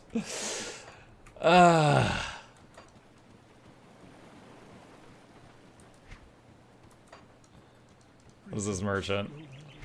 Alright, this is more standard stuff. Oh, and outside. Oh, they got a blacksmith here. Okay. Got something you need stashed? Bank access. We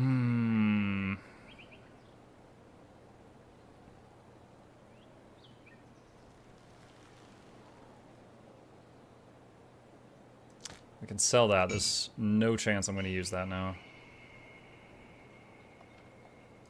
Same with this.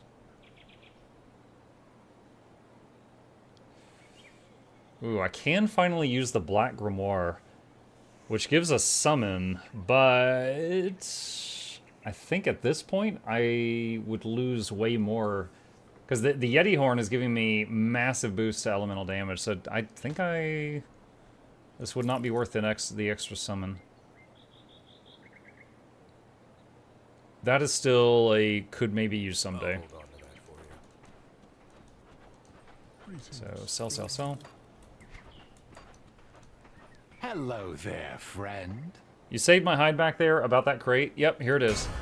Thank you, friend. Your finder's fee. Move along now. Stay away from Grobles. Oh, he gave me a new bag. Nice. Expanded inventory. Oh no! We're at the point of the game. So over level 50, I forgot about this. After level 50, you start getting 2 points per level up instead of 3. So they're going to start slowing down. So right now, I'm 10 points away from the big one. I could, and you know what, I think I will, to try it out here. Where was the respec person? I think it's that person. So I could take all the points out of Mortar. So that'd be 15 points. And then 10 to get over here, and then I'd have 5 to put in the big one. And so the Mortar's base attacks would get weaker, but it would occasionally fire the big one. And I really want to see that.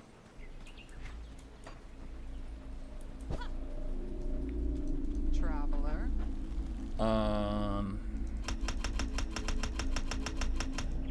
Alright, so hold on a sec. So this is going to go from doing 1100 fizz, 1200 fire, so let's just say 2300 total, down to like 600 total. Muck, I live in the Midwest and we reached over 100 today, 66% humidity. Hope it was better for you. I did leave the house today, but it was in an air-conditioned car, so I can't say it was that bad outside. Yeah, sorry you're going through that. Let's see. Ulzwin's Chosen. Affects Stunjacks, Granado, and Canister Bomb. Total damage modified. 5% chance of 100% skill cooldown reduction. Oh, it's like when using those skills, there's a chance it'll just come off cooldown immediately. Okay. Alright, so, the big one... Oh my god, dude, look at that. So, I put a point into it, right? And because I've got a +1 to all skills, it's now level 2.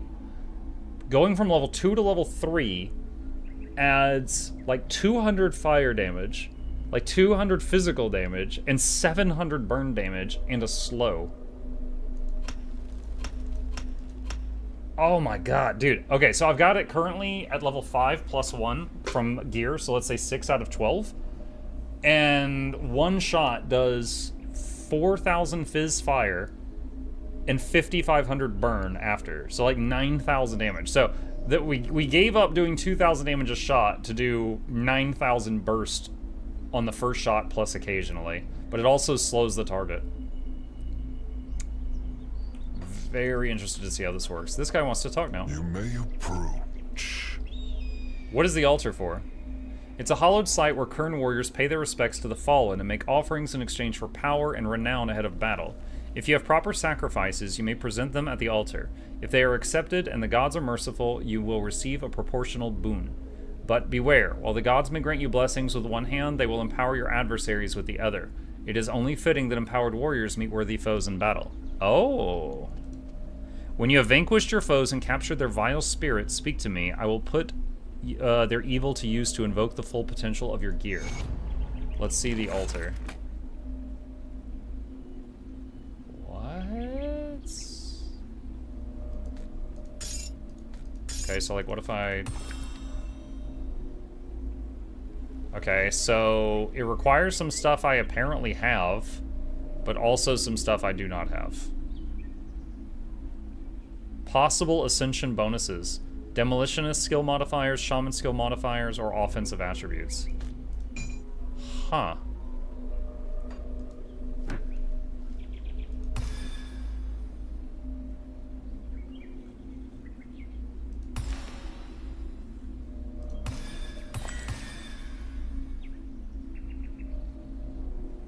What? Okay, hold on. So whatever we put in there gets sacrificed.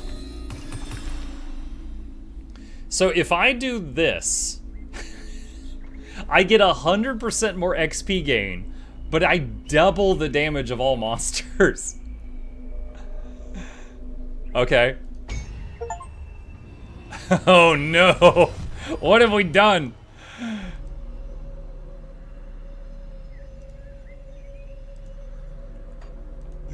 I don't know how to turn it off if I change my mind, chat.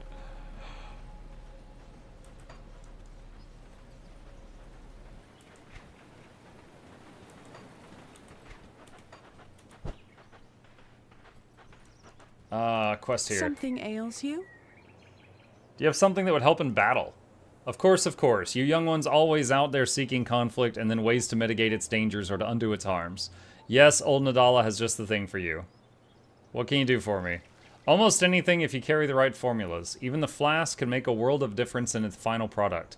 Alchemy is a wondrous art with nigh limitless potential. One must get creative and willing to experiment. Do you wish to try? Tell me what you want mixed inside my cauldron. Apothecary's Journal. What?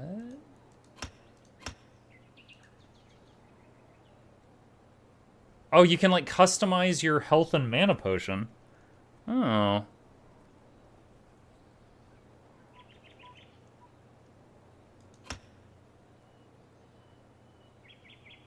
Two uses and a 22-second recharge. And restores 25% with his health and 25% over time. 11-second recharge.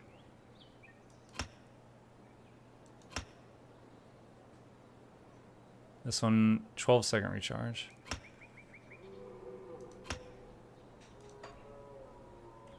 Wait, is that it? Oh, you don't even have to pay or anything. This is... okay. So what about this one?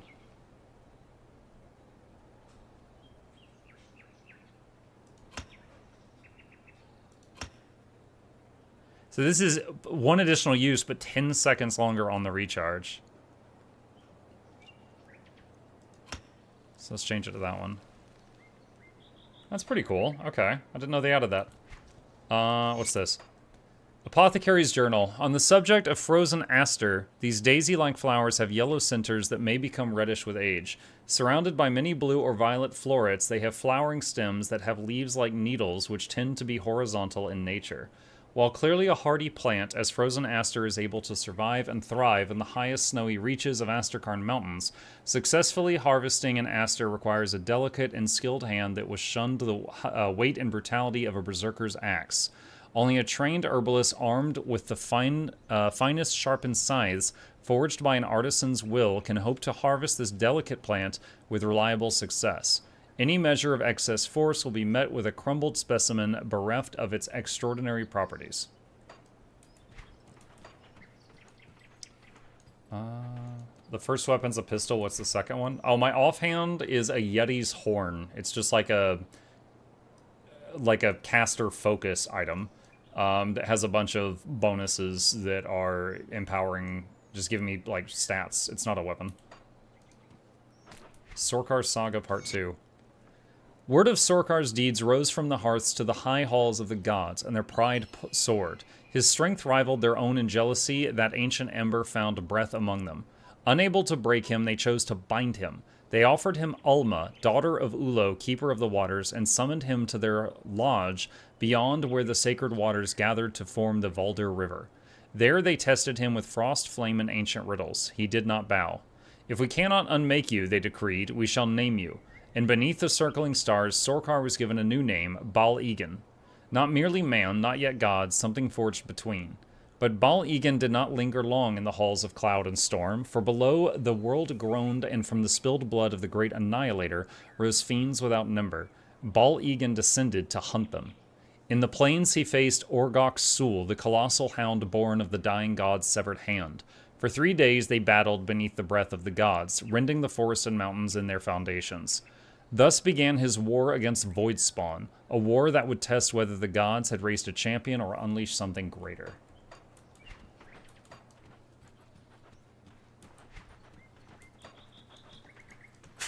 Keep moving, Lowlander. You're not who I'm looking for. Who might that be? I need someone who won't get squeamish about spilling a little blood. Nothing an Arulian would want to get involved with. I've had my share. What's the matter? Is that so? Then let's see if this piques your interest. I am of the Blood Ragers. My clan's reputation is being sullied by a bloodbound scum claiming to be of our ilk. He's a pathetic worm that does not deserve to lick our axe blades.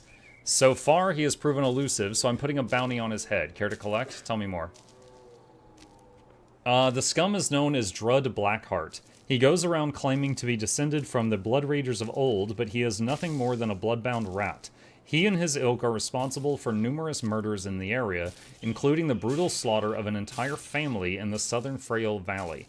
The signs are always the same: burned buildings, butchered mutilated bodies, and heads skewered on stakes. He has been allowed to run rampant long enough. I'm putting a stop to it, and if I can't find him, then I will pay handsomely for his blackened heart as proof. If you're interested, I've heard reports of sightings near Valdir River. Alright. Has anyone found the secret third werewolf form? I have not necrotized. Oh, sweet. Like, they got like an armored mammoth here. Sorry to bother you, Lowlander. If you have the High Chieftain's favor, you're allowed to travel beyond the springs? Yep. It's probably not for me to ask, but Ulo teaches us that renewal is possible if only we persevere. You have the Chieftain's trust, so you must be capable. I need someone who can enter the ruins of Utak Kunar. What are you hoping to find in a ruined village? Well, thus my plight. We had a cottage there. It was once an idyllic place, but the Bloodhound's reach has stretched far beyond the Dread Wastes. The rest of my family was adamant that they would stand their ground, but I feared we would be overwhelmed, and I fled alone. It has been many moons since then, and travel north is now forbidden. There's no question that my family's cottage was consumed in the conflict, and the Bloodbound do not spare innocence. I beg you, I have only a few meager personal belongings and nothing to remember my family by. If you are headed there anyway, please check the ruins and retrieve my father's shield. It's a sentimental piece, but it should serve me well in battles ahead. Alright.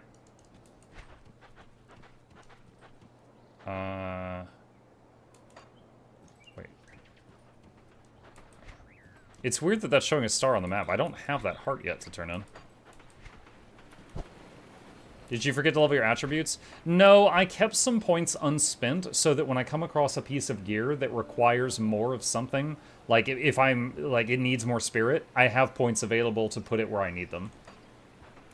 Like, you get so much raw stats from, you know, your class stuff that I haven't felt like oh man, I'm so squishy, I need to put more points into physique to get more hit points. Which, yeah, I could do that, but this has just made more sense for me.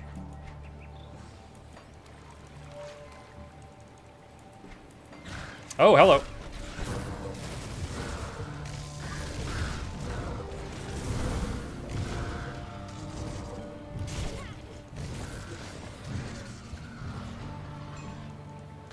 So trying to identify which mortar shots are the big one.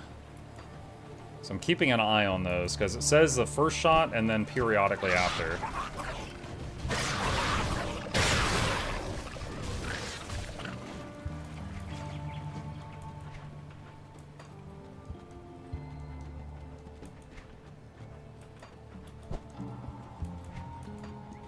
Still on Asterkarn? I mean, yeah, we just got to the Asterkarn lands at the end of the last stream.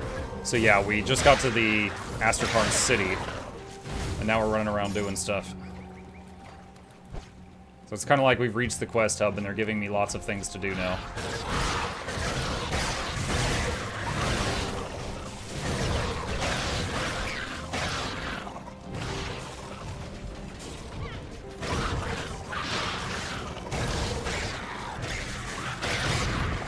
Oh yeah, I just saw like a big shockwave come out of one of those shots that landed. Yeah, there it is again.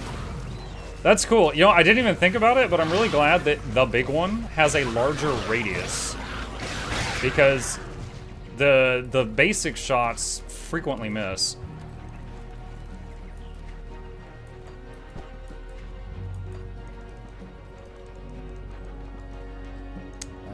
Wait, can I go in there? Ulo, Keeper of Brews. I will read that later. My voice is starting to get hoarse again, so we'll save that and we'll read that later on.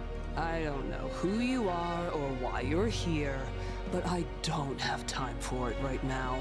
Do you need help? Unless you're volunteering to track down the giants that rampaged through my meadery and butchered my father, I suggest you move along. What happened? Really? Giants are simple-minded brutes, but they've usually kept to the mountain peaks until recently. We're not sure what stirred them up. One we called Feck had been seen roaming the valley aimlessly in the last few weeks, but yesterday he went on a full rampage with the rest of his dung-chewing ilk. The giant stormed through our meadery, drank us dry, and crushed my poor father when he tried to stand his ground. Poor old bastard, he will be gravely missed. I'm sorry. Yeah, well, what might sting more in the end is the mead the giants made off with. I'm all for revenge, but if we don't get some of the shipment back, the meadery will be in serious trouble.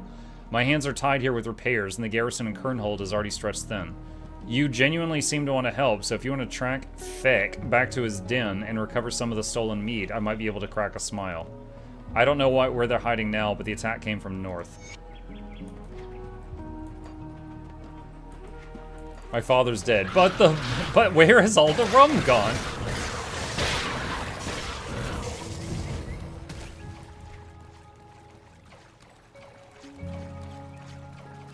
There's a path down here I didn't check out. Also a little something over there.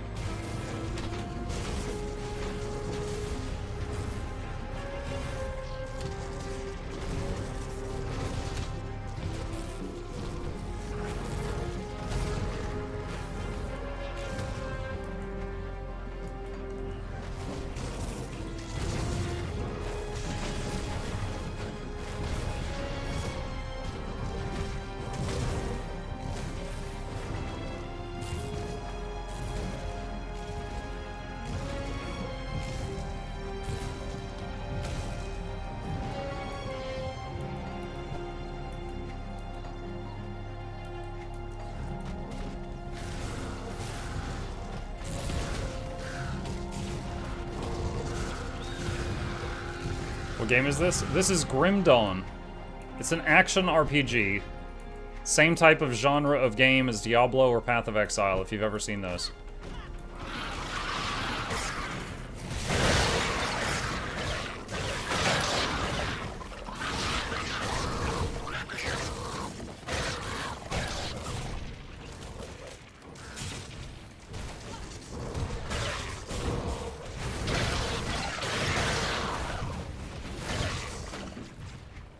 Ooh, I just realized something. Since I took points out of Mortar to upgrade the big one, I can only have one mortar at a time again, down from 2. Didn't include that in my calculations. Well, that means there's no reason for me to double summon it right now. I just need to summon 1 per battle, not 2.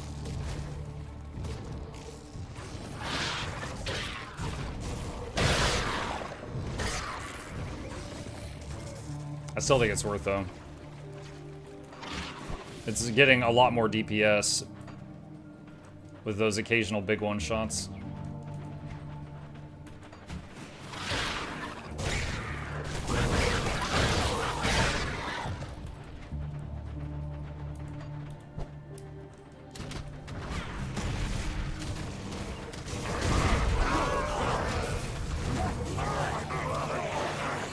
Yeah, that dot is so good.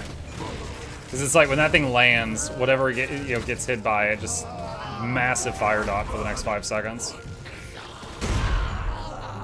And the Wind Devils reduce the elemental resistances, so it gets amplified a little bit.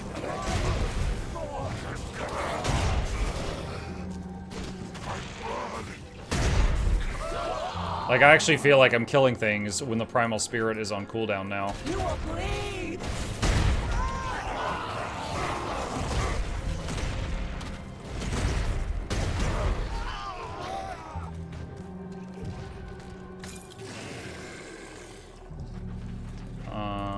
Let's make a portal here just in case something bad happens.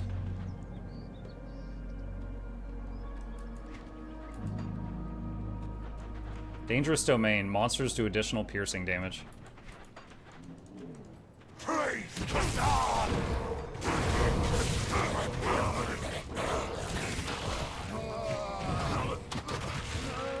Ow. My blood! I'm wondering if that double damage, double XP thing is in effect right now? Because I haven't really noticed.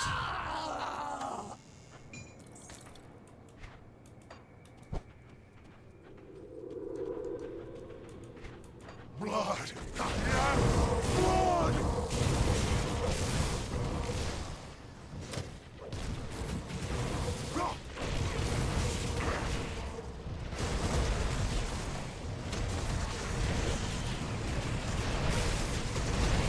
Remember when I said I didn't notice? Suddenly getting absolutely blasted by everything.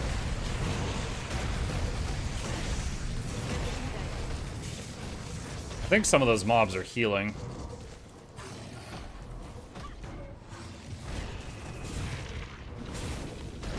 Oh! He summoned like a volcano under me. Oh my goodness. Popped like a balloon. Do I have anything in my bags I need to clean up before I go back? Oh my.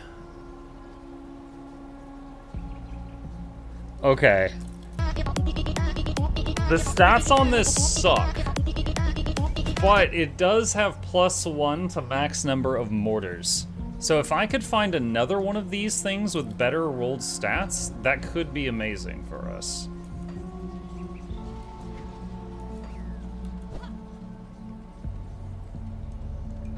Take a look at this again.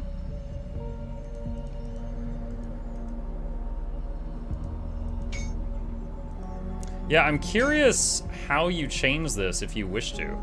Let me, hang on a sec. Grim Dawn Ascension Altar. Let me see if I can find more information on this. Okay, let's see what this says. Characters playing on Ultimate difficulty and have reached level 100 can toggle Ascendant mode at any time from the main menu. Ascendant mode is a new game mode included in Fangs of Astrakarn. When you reach the Karn settlement, you gain access to the altar. Concave to the end of your playstyle. Has center and outer circles. The middle of the altar channels the elements themselves, allowing you to manipulate all your item drops. By inserting different crafting materials, you can bias loot to match your preferred damage type. Looking for bleed? Use a Chthonic Seal of Binding. Pet gear? Use a Manticore Eye. Doing so will override any inherent loot biases items such as monster infrequents already have. If you're looking for a niche prefix and suffix combination that does not match the inherent damage of a monster infrequent, the system will enable you to change the odds in your favor. While the center manipulates loot, the outer circle will aid you in acquiring it. Each material inserted in the outer circle improves odds of encountering the new Ascendant Mode mechanics or in improving drop rates. If you're a fan of monster totems, the Bloodbound Totem crafting material will increase your chances of encountering Tempest Totems. The difficulty is significantly increased from baseline ultimate difficulty. A fresh level 100 character may want to gather gear before you try this. All the mechanics you're familiar with in the campaign are also enhanced in various ways. Okay. Oh, there's a lot going on there. All right. And then there's this thing.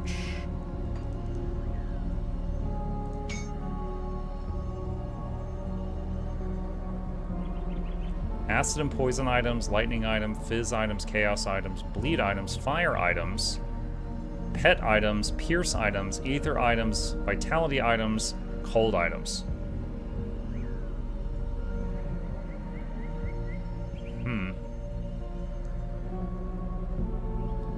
I don't think I want to mess with that, because, like, anything that's, like, plus elemental is great, because that affects cold and lightning and fire, and I've got a bit of all of that. And I wouldn't want to reduce the odds of getting that.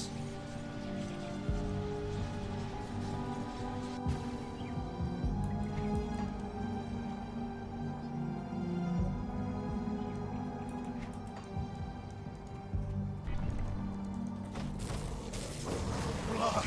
Yes! Blood! Blood. Yes, blood.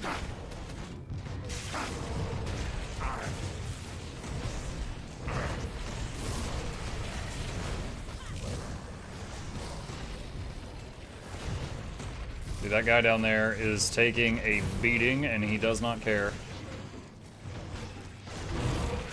Ow.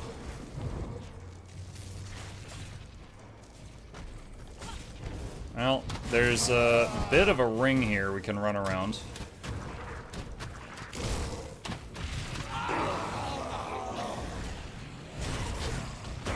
That skill's not ready.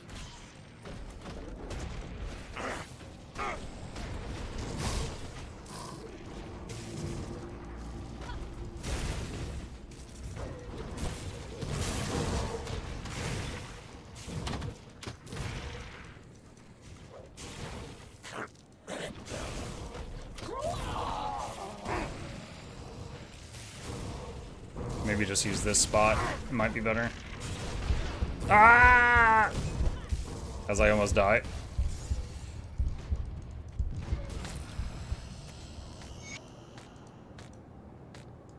Slay Blackheart and claim his heart as proof. Oh, that was one of my quests. Okay.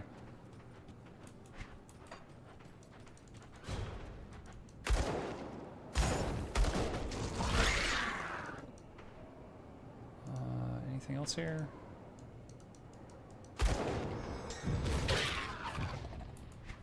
All right. Well, got that. 0% chaos resist? Yeah, I haven't really focused on resist yet.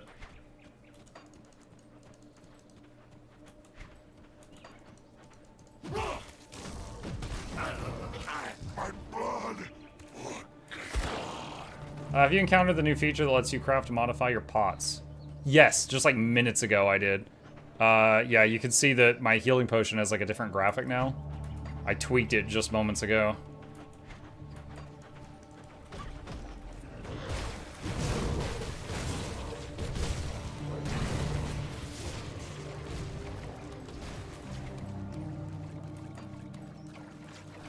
Dire Hemlock.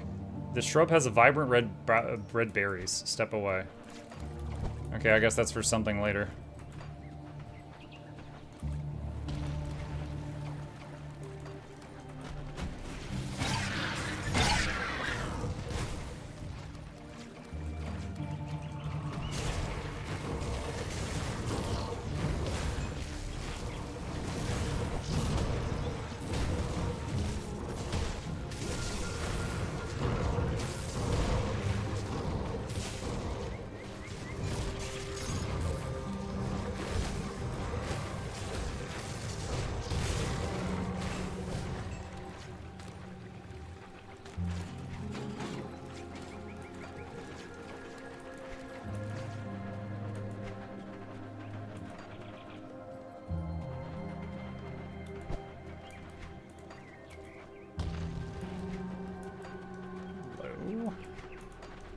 Oh, what have we here? Lenarith told me to seek you out. My granddaughter, is everything alright? She is. I'm here about a curse on Maldorf. Oh! Kryn cackles. Now that is a surprise. What were you hoping to accomplish with my curse? Your curse? Mm-hmm. Just looking out for my little tundra flower. I never approved of that union. I could smell the greed upon Maldorf's breath before they were ever wed.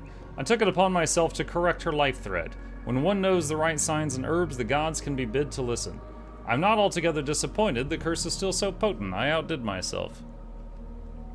I wanted to cleanse the curse, but now I'm not sure. Heed my Lenarith's words. Maldorf was not a good man. He was punished because he deserved to be, because he needed to be.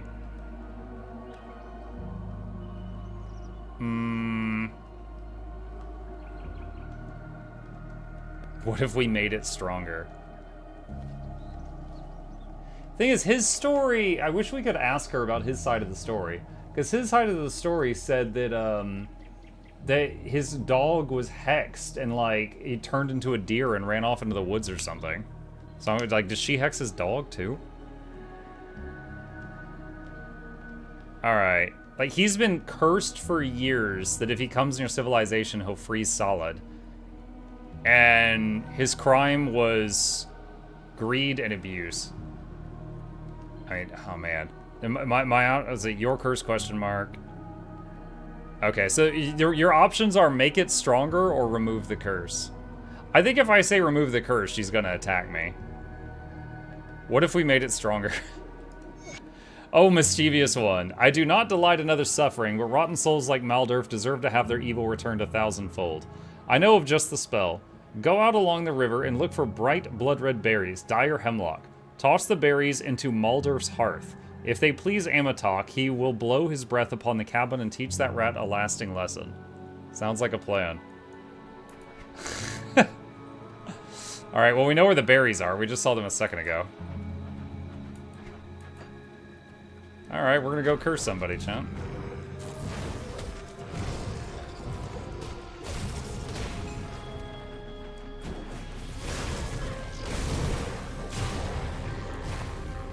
Oh, whoa, if I didn't see the icon on the minimap, I would have missed it.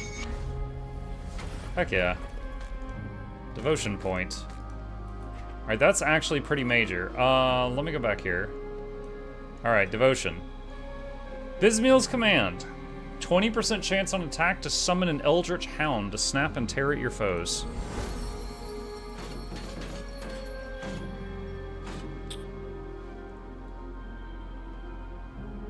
Alright, so I'm gonna put this on Leap right now just to get it to start getting XP, but I need a different skill to put that on that does repeated hits. So something like Grasping Vines or just Stunjacks? I don't know if Stunjacks does repeated hits or not. Grasping Vines does hits every second, so that one would be really good. Do you have anything on Mortar?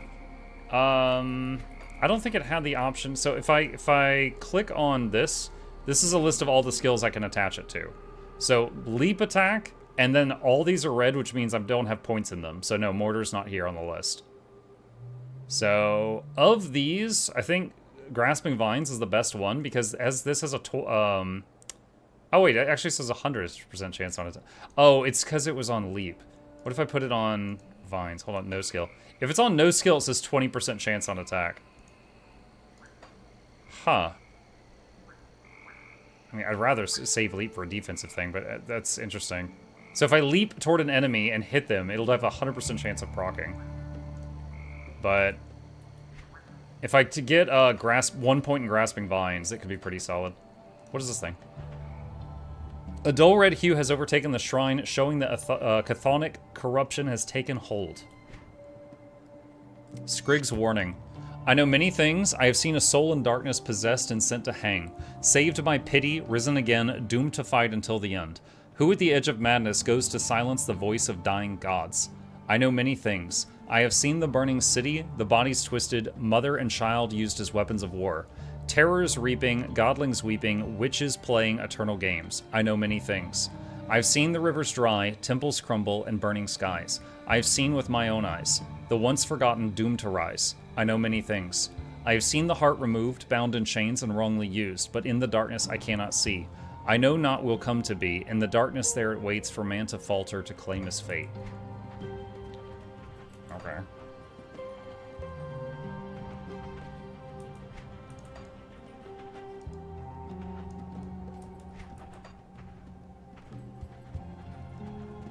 I don't think you have to leap to an enemy to trigger the proc.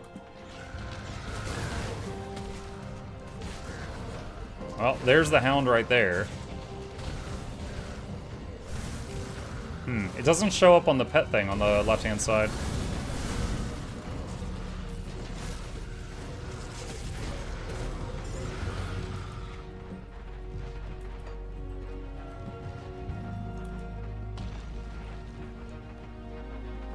What's the cooldown on command? 20-second duration, 52-second skill recharge.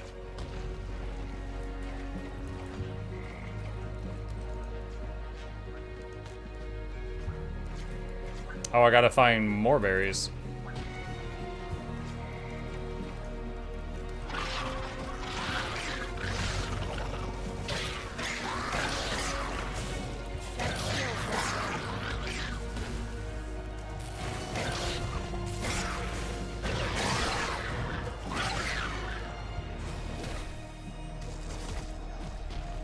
I think it might have to hit an enemy, but I'll continue trying out until I know for sure.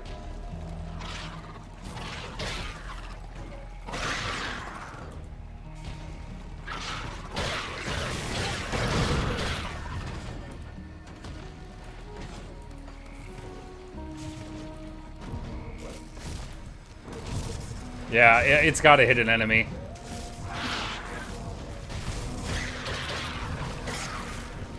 But right now the hound is pretty weak, but it'll level up.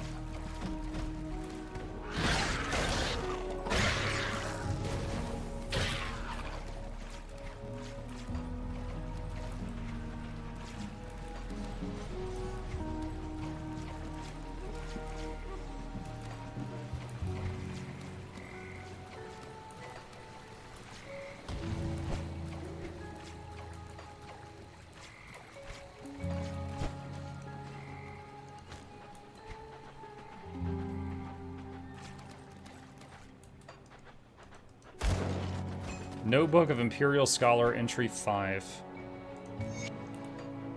I know they're coming. I hear their gnashing teeth and their groaning. Crash of falling trees. They follow no matter how I run. My feet bleed, my heart pounds, my end is near. All I have left is this godforsaken journal. Damn the Empire and damn my thirst for knowledge. They surrounded our meager camp at nightfall. Horrible, stinking things with eyes as black as ink and teeth like shining spades. Our guide, Bjorn, greeted them as friends, chittering and moaning in their own language before turning on us. I narrowly escaped into the darkness as they fell upon the other members of my retinue. I should have run then and never looked back, but I could not leave my attendants to their fate so easily. So I hid there in the bushes as those filthy things set upon them with practiced precision, binding them like slaughtered pigs before impaling them on large sharp poles. Their screams cut through the darkness as they were hoisted high above. Then the creatures began chanting and pounding their wide tails against the ground. Wide tails? Wait, the beaver things? The din rose to an earth-shaking rhythm before stopping sharply as a massive figure emerged from the forest. A hulking version of these smaller creatures, wielding a huge sharpened stick that could pass for a tree trunk. It pounded its massive spiked tail and pointed directly at my hiding place. Terror overtook any hope of saving my friends, and I ran until my feet would carry me no more. Now this muddy hole at the river's edge will be my final resting place. They're coming, I can hear them. Demon beaver people.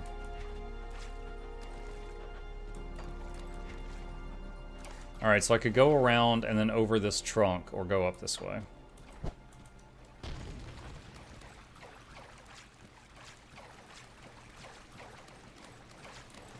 Hey y'all, how did Guild Wars 2 change after the Guild Wars 3 announcement? Didn't change per se, but it got a huge influx of additional players.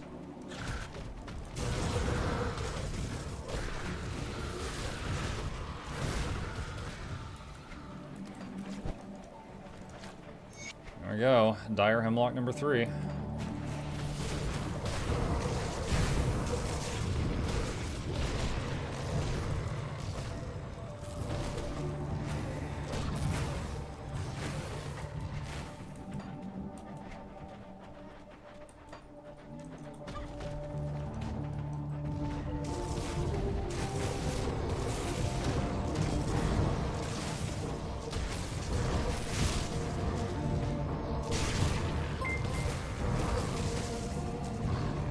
Muck, can you please put on the wizard hat? Thank you.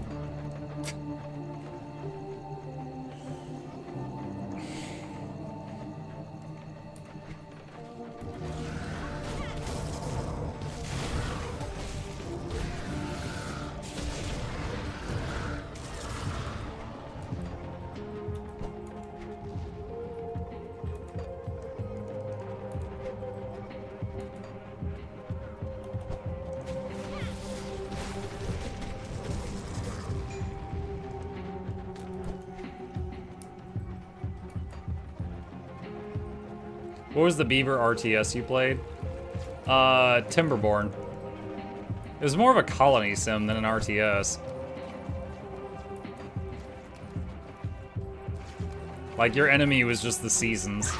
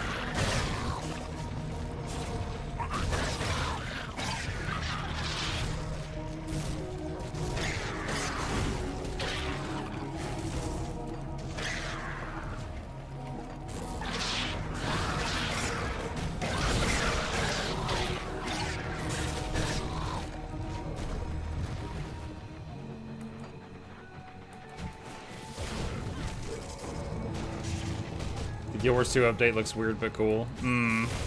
Yeah, no one was expecting a top-down camera angle. That was quite a curveball.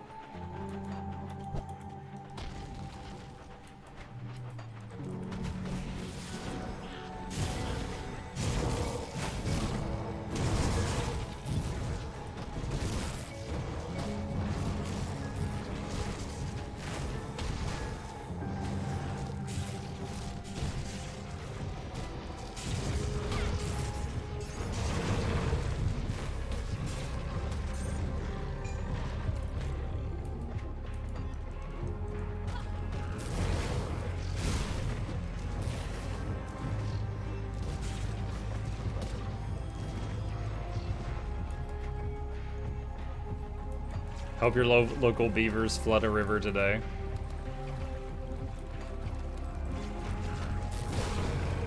I mean, that would be making jobs for beavers, right?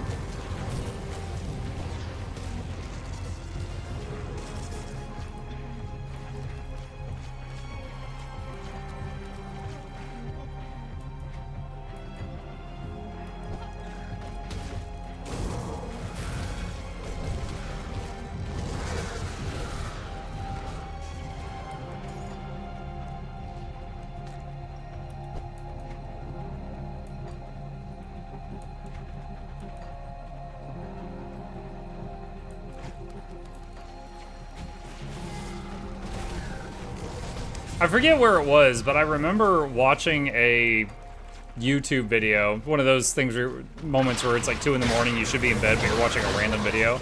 And it was about some country, and they were having issues with like the cleanliness of like a river or something like that.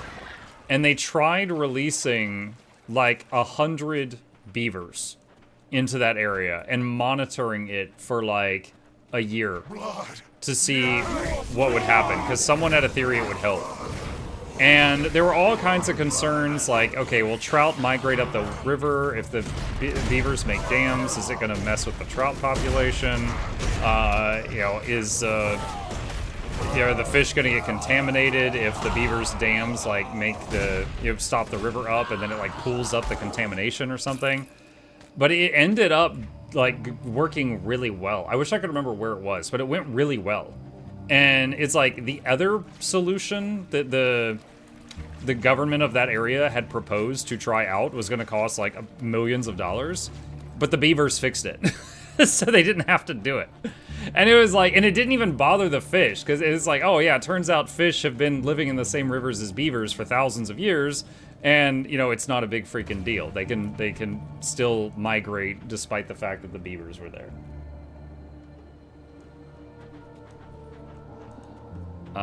Okay, we got a basement with a lot of bodies and a bloody pile and someone hiding in the corner. Shh, he'll find us. Who? My father, Dagmar. He lured these people into our home and he... It's alright, I'll find your father. Is his dad a demon? Or just a mean dude?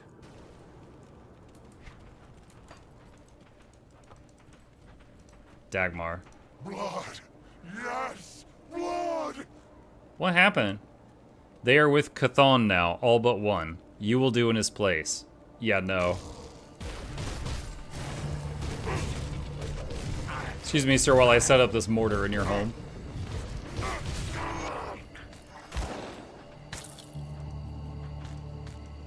Dagmar's last words.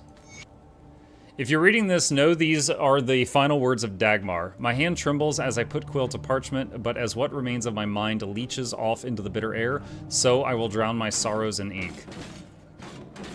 The Skalds call it Martok's Kiss, a curse coursing through my blood since the ancient war.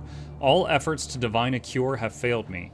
The fits of madness seem to be more frequent, and I find myself waking in places unfamiliar, surrounded by butchery I know is of my making. I fear it is only a matter of time before I bring harm to those dear to me. If you discover me with bloodlust in my eyes, do not hesitate to deliver the killing stroke.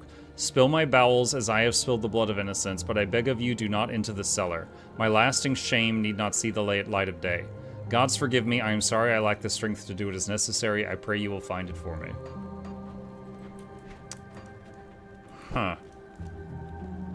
So his shame is the kid? Or the kid would find out about him.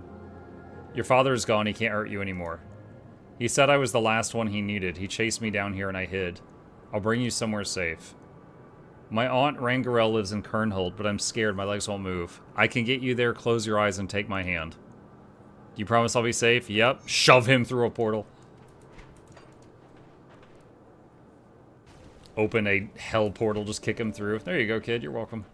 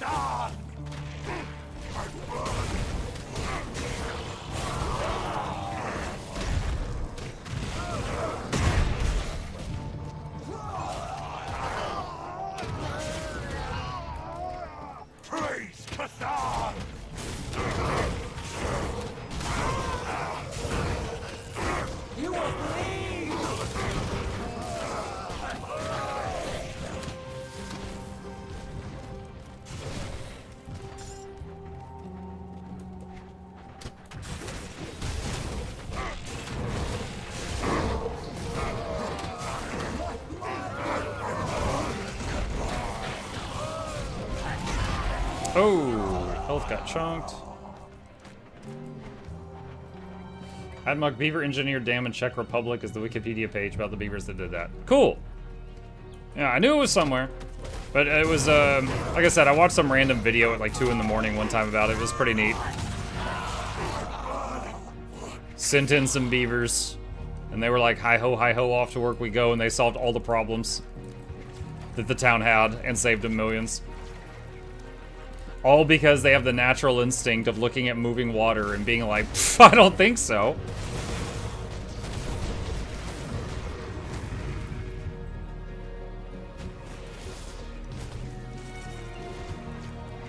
Like, I think the muck not.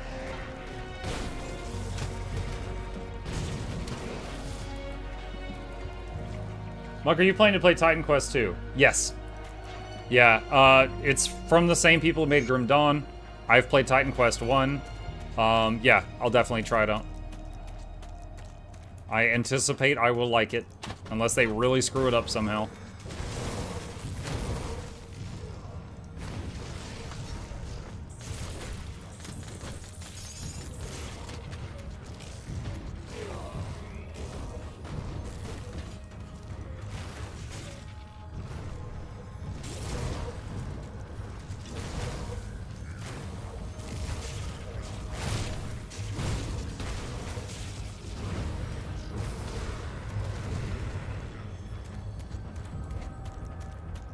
They've done experiments using speakers playing river noises and the beavers dammed around them.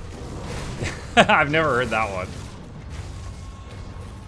They just hate the sound of rushing water.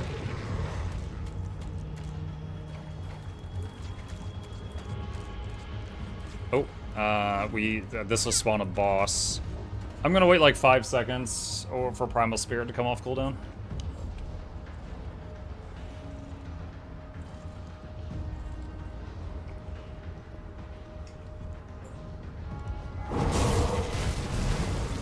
Oh boy. That skill's not ready.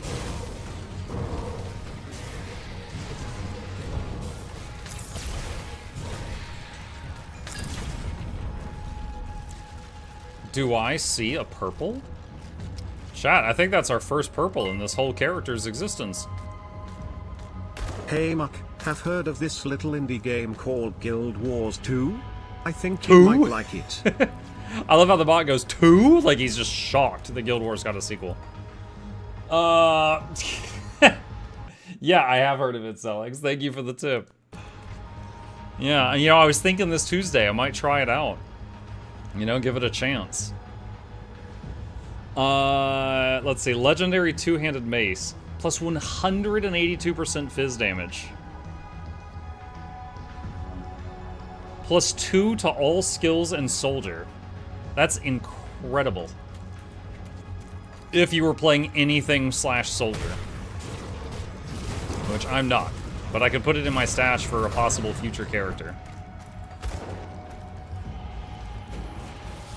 You ever do that, chat? Like you're playing a game with a shared bank and you find a really crazy good item for some other class and you're like, I don't know if I'm ever gonna play this class, but if I do, I'll know I wish I had kept this. And so you put it in the bank even though it might sit there for a year.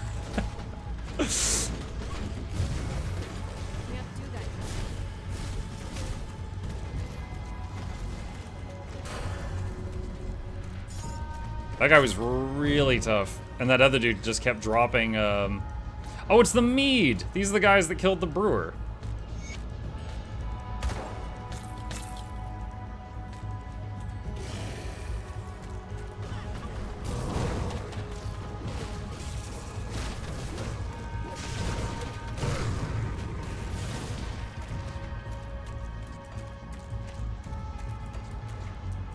I can actually show you guys when we get back to town.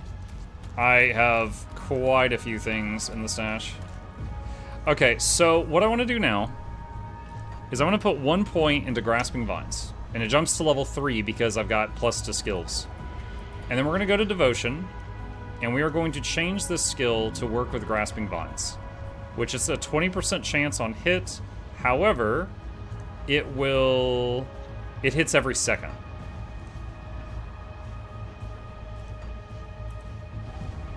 And also, it does some bleed damage, pretty minor. Reduces the target's offense and resistances, pretty cool. And it slows movement. So it can actually help keep enemies off of me somewhat.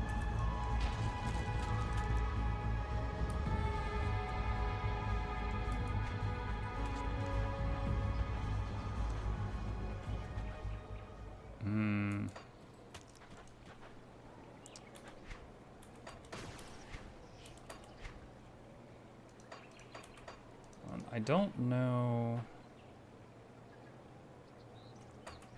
What's the fastest way to get back to that lady? I think portaling to town and then leaving out the east gate is going to be the fastest way to get back to her.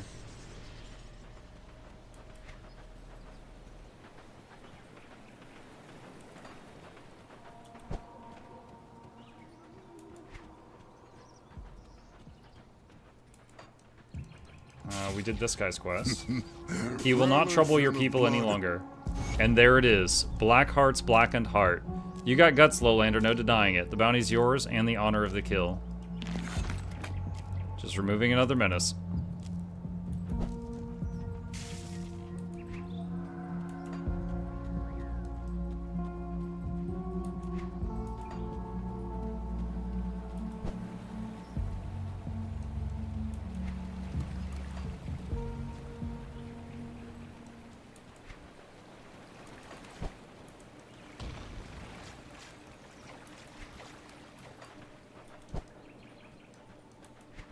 Oh, she was over here.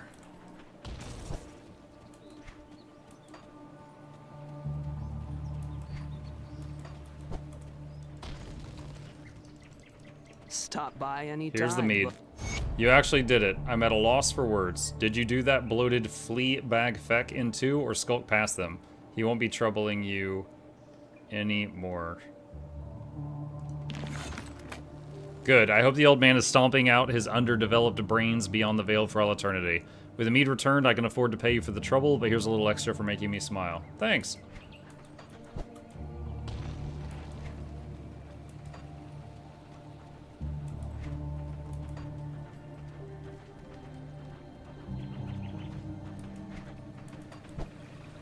I don't want to make a town portal right now, because it would replace the last one.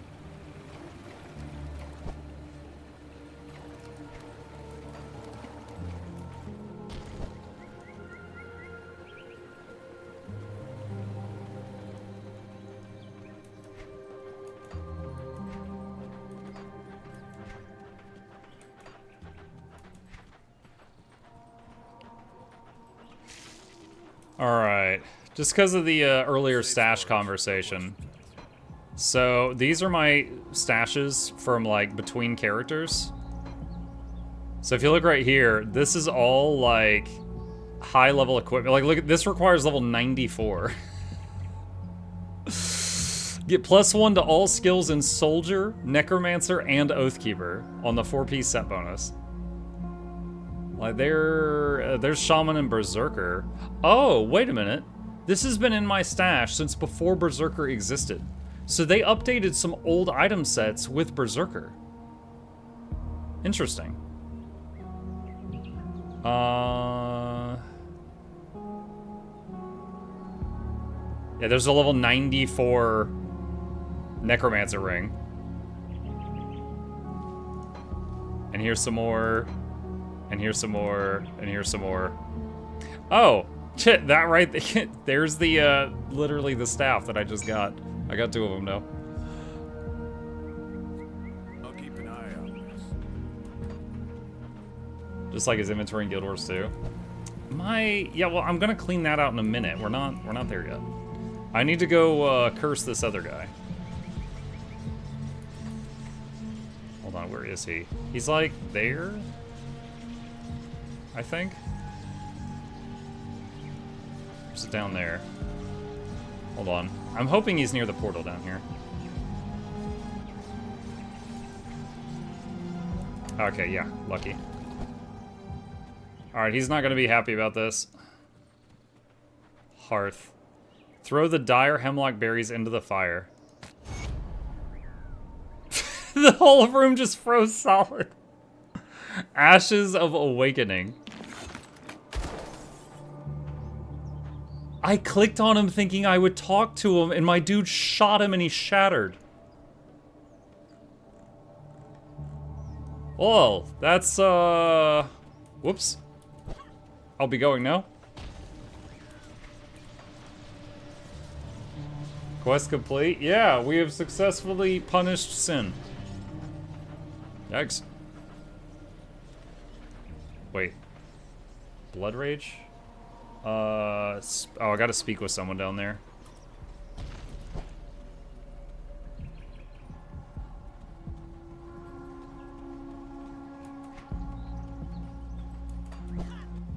Mark, what did you do? I punished him. Go with my dragon's blessing, Lowlander. I don't know what sorcery you used, but I'm relieved to see my nephew safe and sound. It has been some time since he and his father left that remote cottage. I was beginning to think if something was wrong. Okay, so this is the kid that I shoved through the portal. Very wrong, I'm afraid. Oh, Luklin was scant on the details. What happened? Just take care of the boy.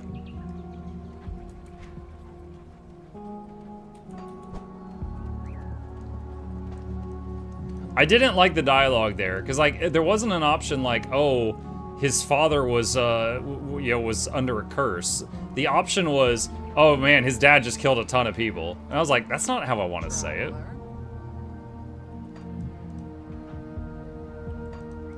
You may approach.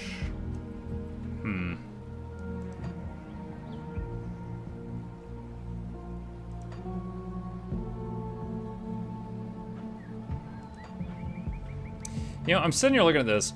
Because we've got an offhand that increases electrocute damage by 200%, it makes it to where when the Wind Devil bumps into someone, they take over 1,000 electrocute damage every 2 seconds. Now, the mortar is great when it hits. And the big one is great, but it sometimes goes like 10 seconds in between firing of the big one. I am wondering if, until I get more skill points...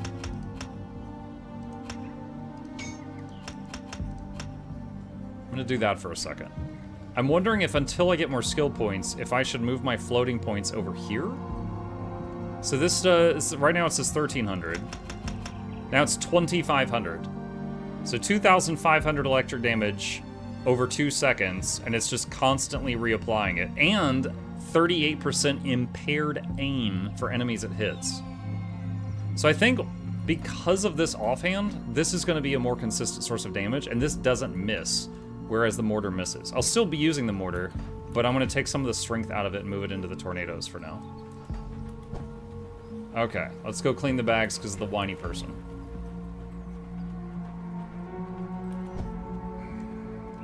Where's a merchant? Lich Guard? Huh. It's a necro shield.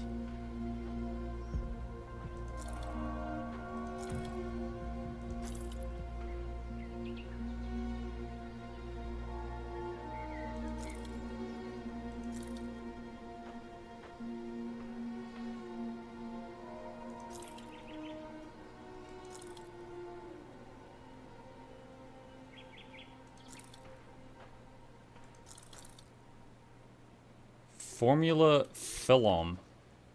300 second duration, 110% iron bits gained. New potion modifier unlocked. Potion mod? Wait, so the potion gives me like magic find? But for money? Money find?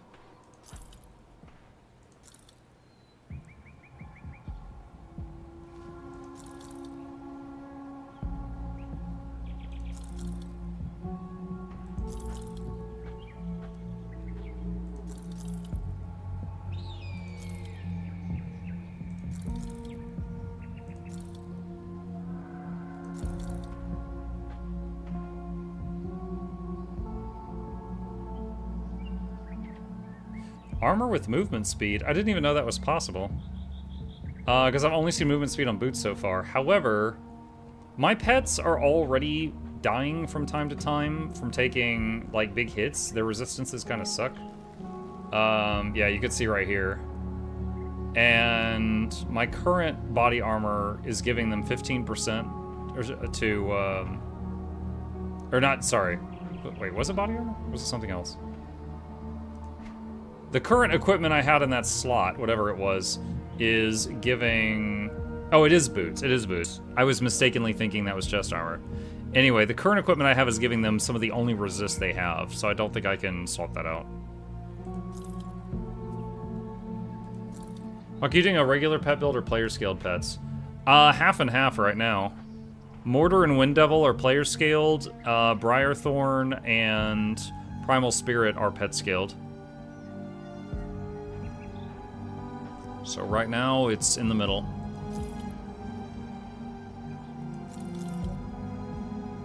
I asked chat if they wanted me to just play my favorite build that I know works, or try something new and see how good we can make it work. And the people here that were here that day said try something new. So here we are on a Shaman Demolitionist, which is very odd, but it's working for us for now.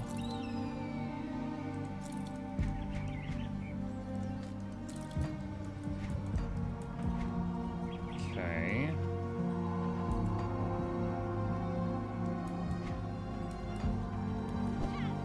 You know you can slam a material and an augment on your gear? Yeah, at the, what is it, the crafting guy? Yeah, let's go visit that. I need to jog my memory on how to do that, because I've done it in the past, but it's been years. Let me see. Oh, an outsider. Okay, relics, armor, accessories, and consumables. That's metals. Requires level 94. No, I can't do that right now. Components.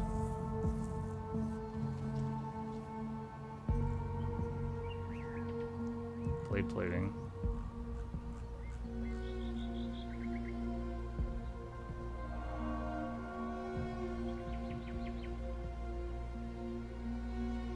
Used in boots. Health regen, movement speed. I could use that.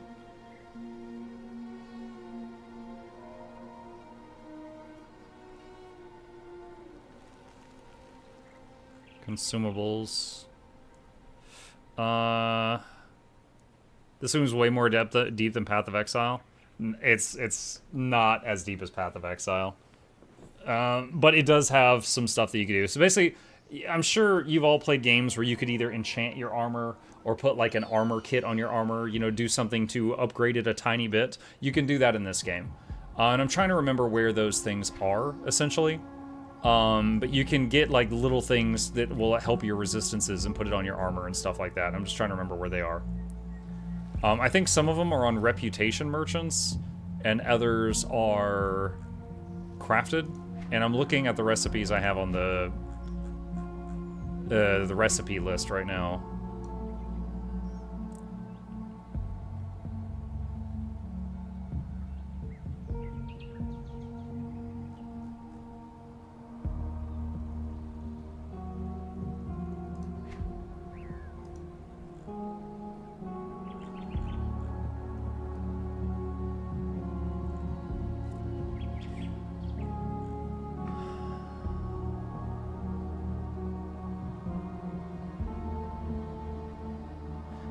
Like imbued silver, void ward granted by the item will be automatically activated, gives chaos resistance and your pet's chaos resistance. This can go in a weapon, a shield, or an offhand item. So I'll make one of these, and that will go on either my weapon or my offhand item, because I don't have a shield. And that'll get our chaos resist above 0, which is something. Are you searching for something specific? I'm not. I'm not searching for anything specific. I'm just browsing. So here's ether resistance.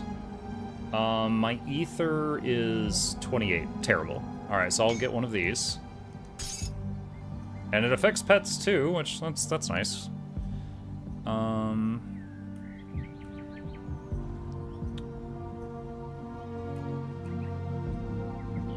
Lightning resist. I think 80 is cap. We're at 80, 80, 80 on those three, so elemental I don't need to worry about. So bleeding is my next worst one. So let's search for the word bleed and see what comes up.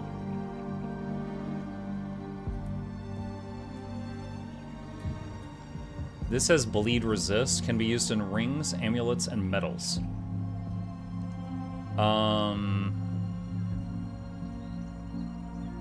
I can do it, but I'd have to make the subcomponents first. I have almost no resilient plating. Okay, let me see what the other things are.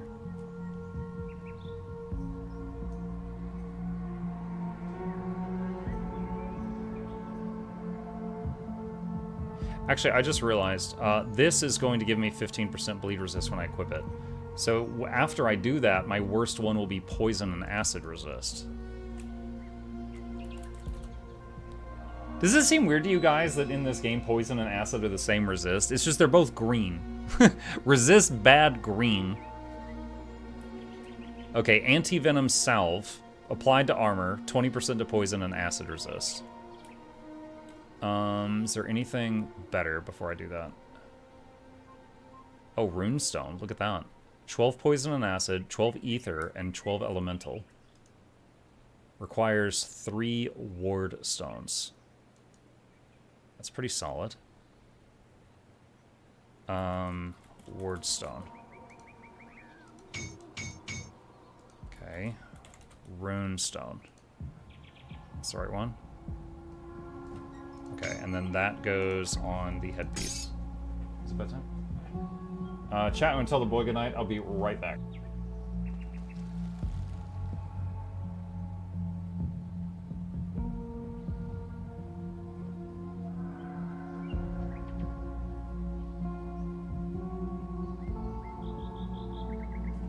Okay. Alright, so let's apply these. So this goes in the helmet. This goes in weapon or armor. And this goes in the other one. And you see more of our energy is now reserved because it's doing like an aura, but that's I'm okay with that. That's fine. All right, so our worst one is now chaos. So what else is there for chaos? We're already using that.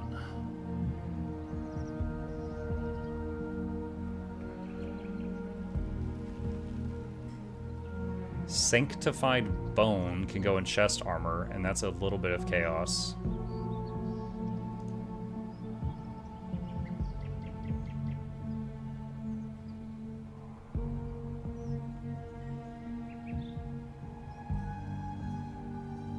Okay, and that's 4 purified salt.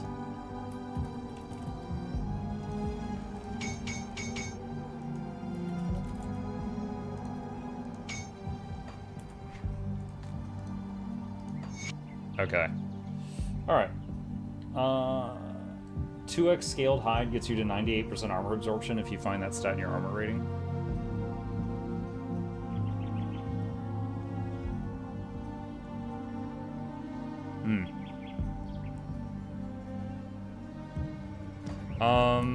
Let's see. In any case, this character does not have really any notable reputation merchants opened up.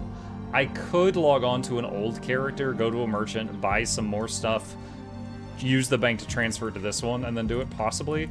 I don't wish to do that right now, but just doing that right there considerably increased our worst defenses. So that helps. And let's head back to the portal.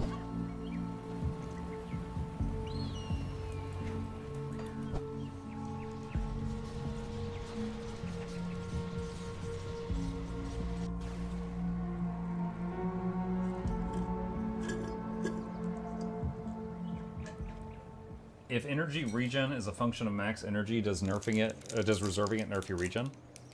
I don't think so, because your maximum energy is still the same. It's just some of it is in use. I can't say that with 100% certainty, but I would not think so.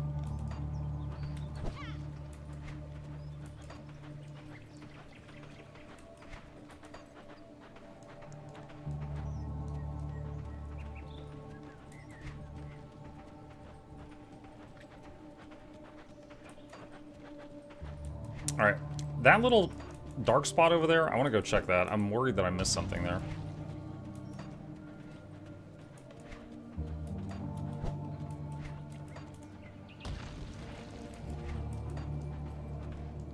Okay. Doesn't look like it.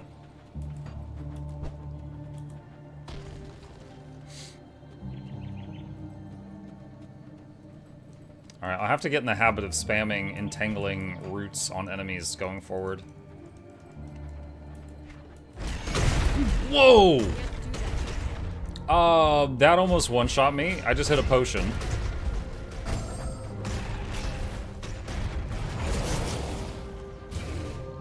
I'm hiding around the wall.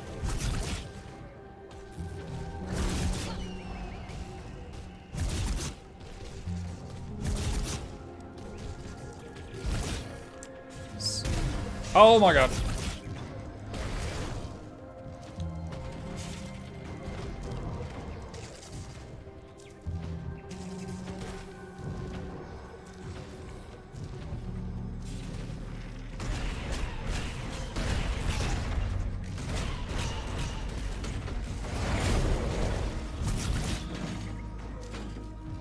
What the heck?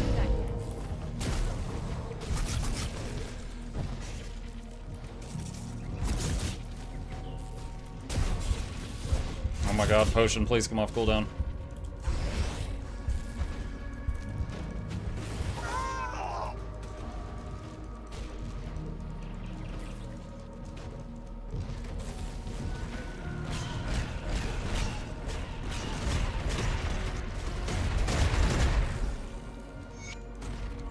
Oh my god, he died. Yo, that was terrifying. Like, I first entered into that fight, and it was just like, blam, Glock to the head. It's like, what?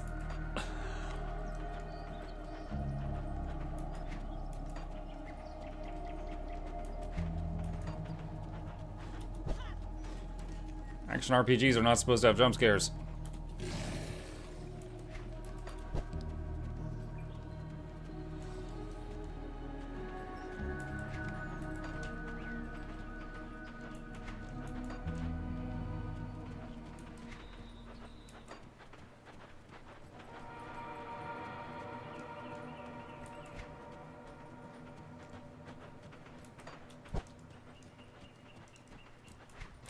New waypoint.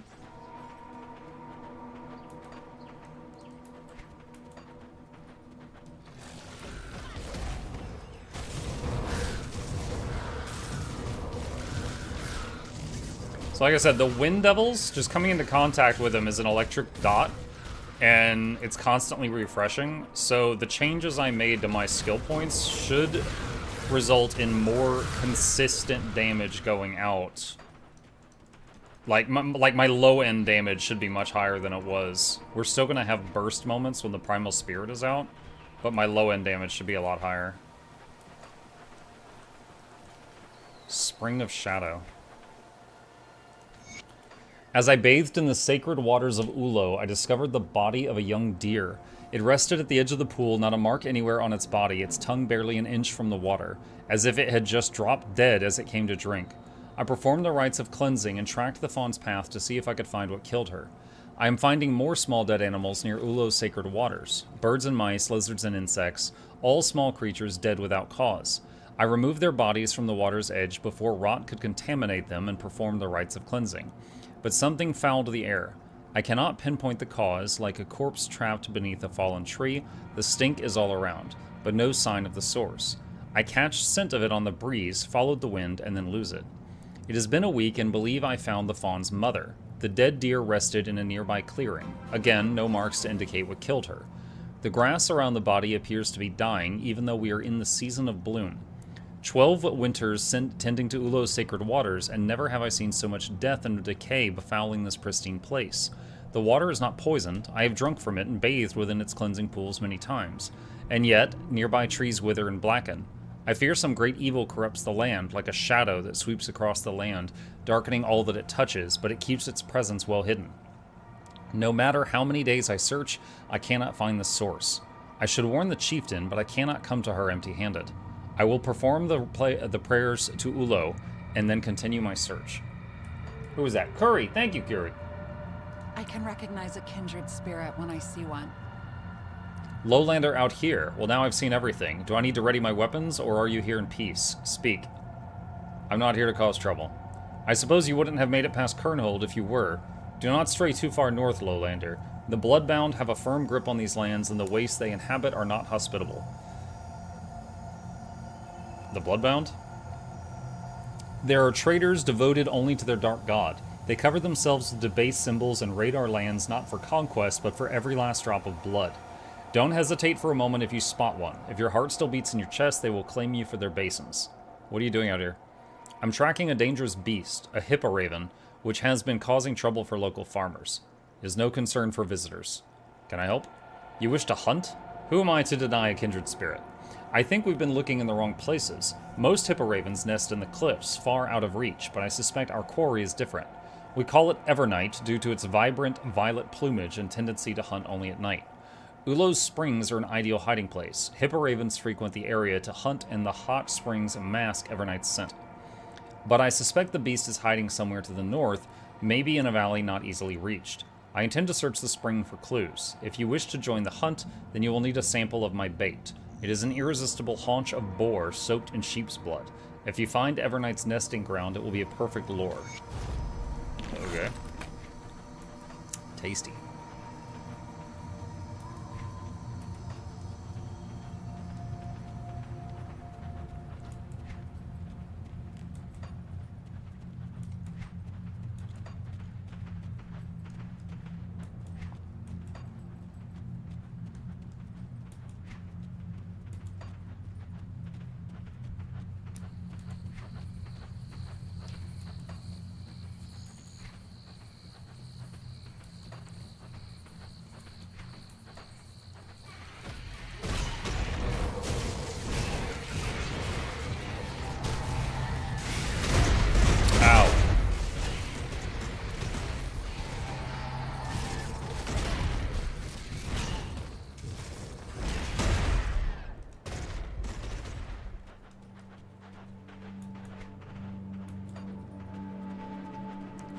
Not to alarm you, but you're being chased by a tornado.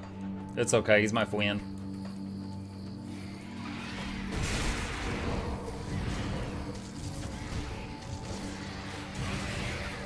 I wonder if the movement reductions stack. I just realized that both the tornadoes and also the roots have movement reductions. I wonder if it uses like them added together or just whichever one's better. Dreams of Ruin. Moonsong Day 19. Thrice the same dream has haunted my sleep. The black-eyed raven weeping tears of blood screeches me awake in cold sweat. The spirits are ailing. The land itself weeps through boils of corruption. This we have seen firsthand, but I know not what to do. What the spirits require of me. Day 23.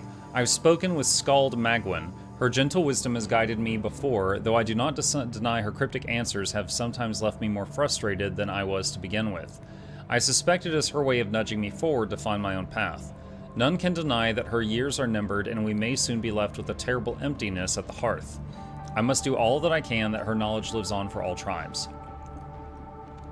Day 25, my dreams have become fervent. I know now where I must go. 28.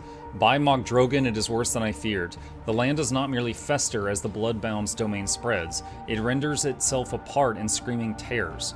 I now know why the spirits cry for aid. Horrors from a place that could not be pour forth from Asterkarn, sapping her of the beauty and leaving naught but desolation. If the land is to heal, then the rift must be sealed. Moonsong Day 33. I made the preparations as the Elder Skald had guided me countless times. I've never dealt with corruption so vile or potent, but the rituals must hold. They must. Hopefully I have not made a grave mistake. Chaos Tear. Oh, it's a zone line. Ulo's Remorse.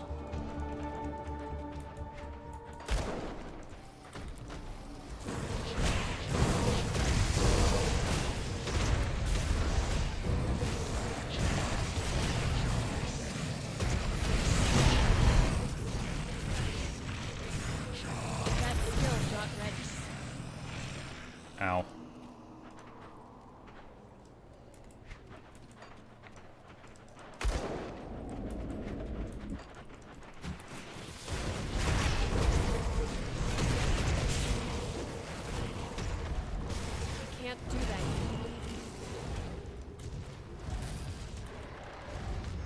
Yeah. Oh, dude, I thought I could only have one batch of roots at a time. I can throw them all over the place. It's good to know.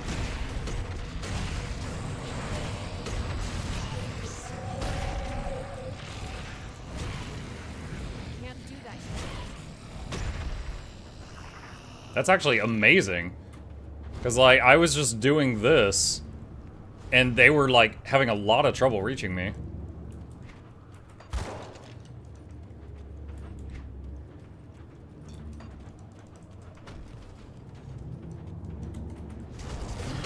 Oh, they're behind me.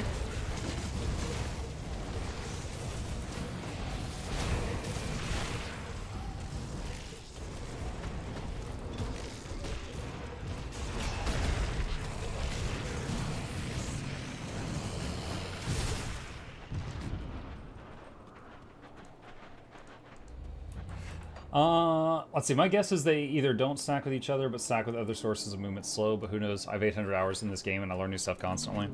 Dude, I feel like that with Total War.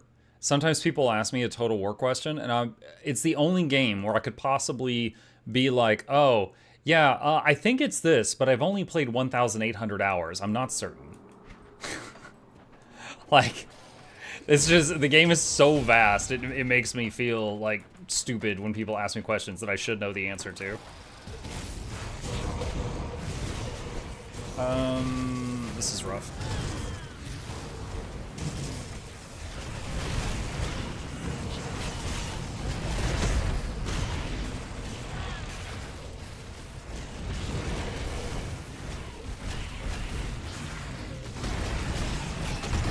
No, no, no, no. Am I dead? I'm dead. Got popped. Considering the place that we were in, I'm guessing... Oh my god, shut up.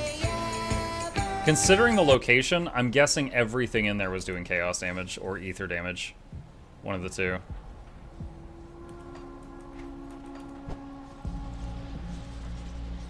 Luckily, I was paranoid, and I put a portal down before I entered the other portal. Is it minus movement speed or reduced movement speed? This is 14% slow target. And the other one is 44% slower target movement. So they do read differently. If that's worth anything.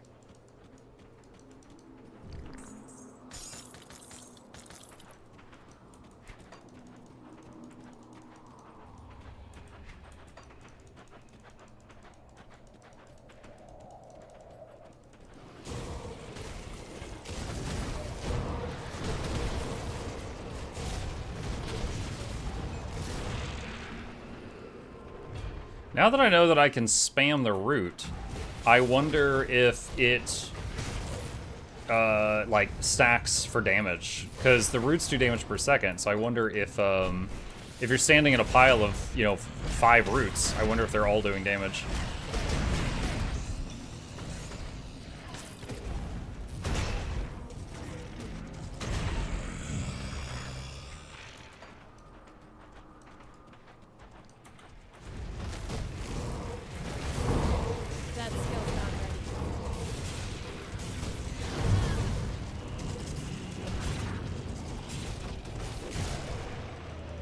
I actually should, because I'm having to spam the roots way more often. I think I'm going to put those on right click and change a couple key bindings here.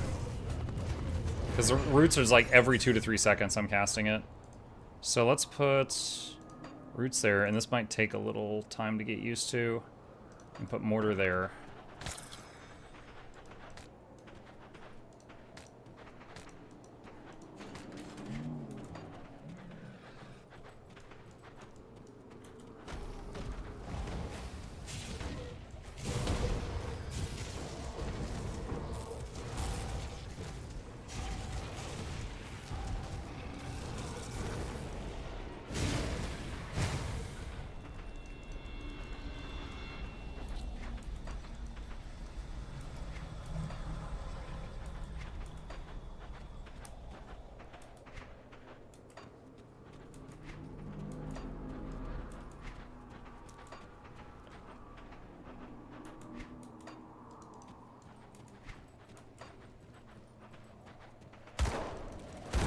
Can I make a new emergency portal? Nope. Wow, I cannot make portals in here.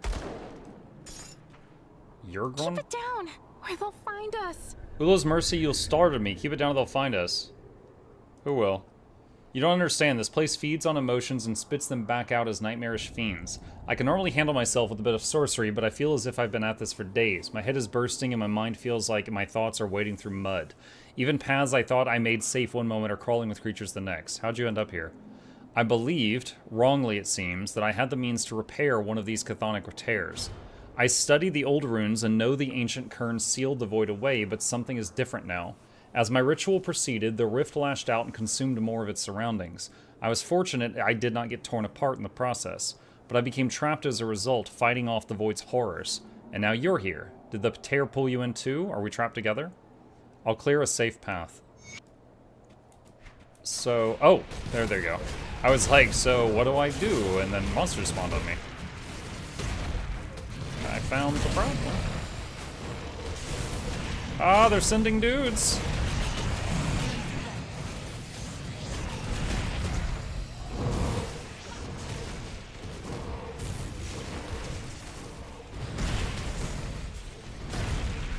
Those homing shots hurt.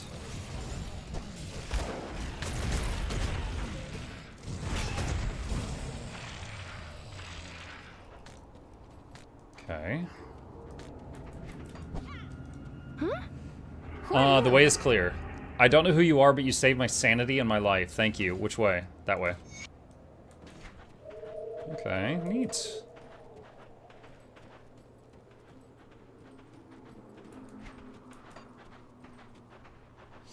I don't know if any of you have ever done this, but there was a combination of skills that it was a simple combination, but I really enjoyed it in Path of Exile 1. And there was a skill called Skitterbots. And it was these two tiny, invulnerable little robots. They look kind of like scarabs. And one had a frost aura, and one had a shock aura. And they reserved like half of your mana bar, but they would run at enemies and get those two debuffs, chill and shock, on all the enemies they could on the screen. It's just debuffs, they didn't do damage. But there was another thing that was a modifier, it was a pet modifier, that would basically make a summon that you attached it to burn with righteous fire. And it did a massive fire damage to the summon itself and everything around it. But the skitterbots were invulnerable. So if you put it on the skitterbots, the two little bots running around the screen debuffing everything were also doing burn damage. But they couldn't be targeted, so they never burned themselves to death like other things would. And it really only worked in the early game, because it reserved like 70% of your mana bar, and it wasn't feasible to do that late game for the amount of damage you were getting. But it was so fun in the early game, having these two little invulnerable things just run around enemy lines and everything dying, and you didn't even have to touch them. That is kind of how these tornadoes feel right now.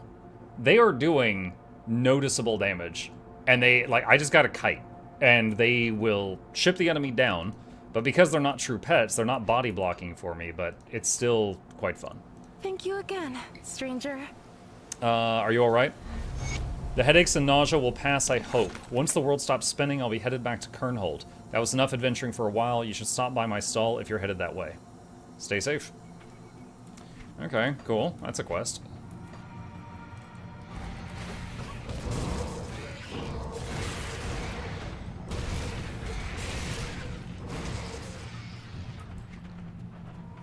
Ulo's Springs.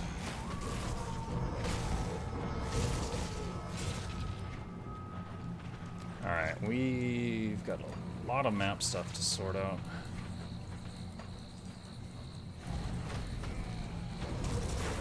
We use the spirit here.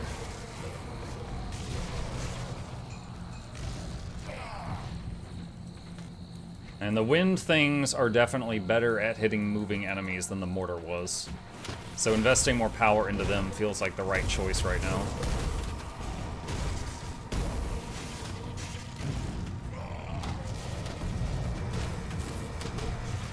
Kind of wish the mortars had like a target priority. Like they'll always hit the farthest away targets first, then they can take out ranged mobs that are often standing still.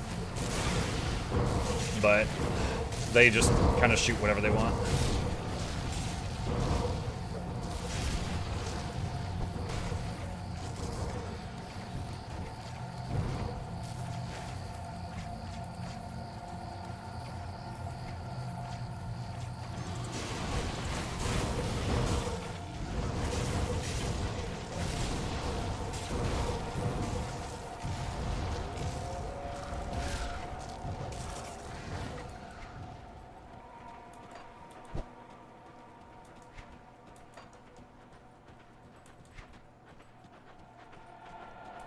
Storm Totem is good if you like Chain Lightning. I was using it for a while during the leveling process. There was a period of time where I had max points in Storm Totem, and I was... Because you can have like 3 of them out, and there was much Chain Lightning. The main thing that was like a detriment to it is it had a very short range. Like, okay, let's pretend I put a Storm Totem there. It could hit as far out as like this. But then it would like bounce between foes, and the bounces could go really far away. But the starting shot could only go like that far away. It was quite short range.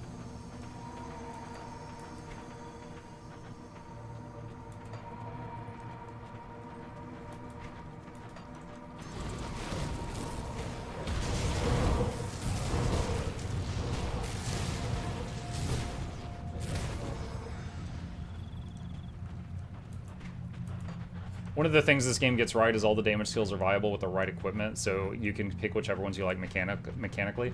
Yeah, agree. Like, I actually was gushing about that yesterday. I was talking about how in Diablo 2, one of my favorite skills was the Druid's Poison Creeper.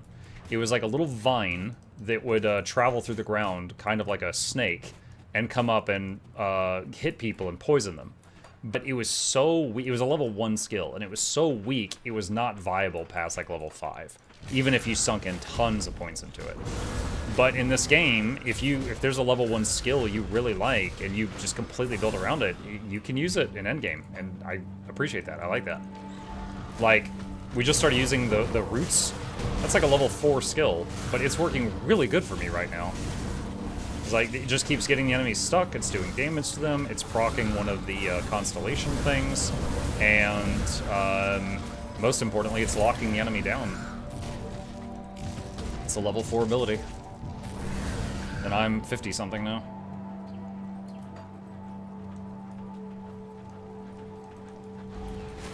Although it's funny, I think that the only...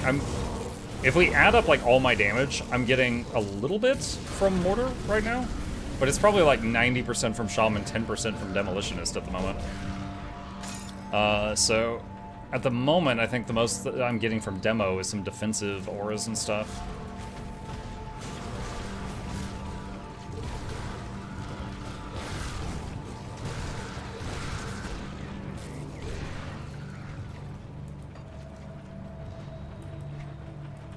Shaman's Locust Swarm is an amazing one-pointer like the roots. Gotcha. Yeah, I was leveling with that for a while. It does like damage in a line, but then it's like if it hits anything, that target gets hit by a dot. So it's like a wave of bugs that travels forward in a straight line, and then anything touched by it is dotted for a time.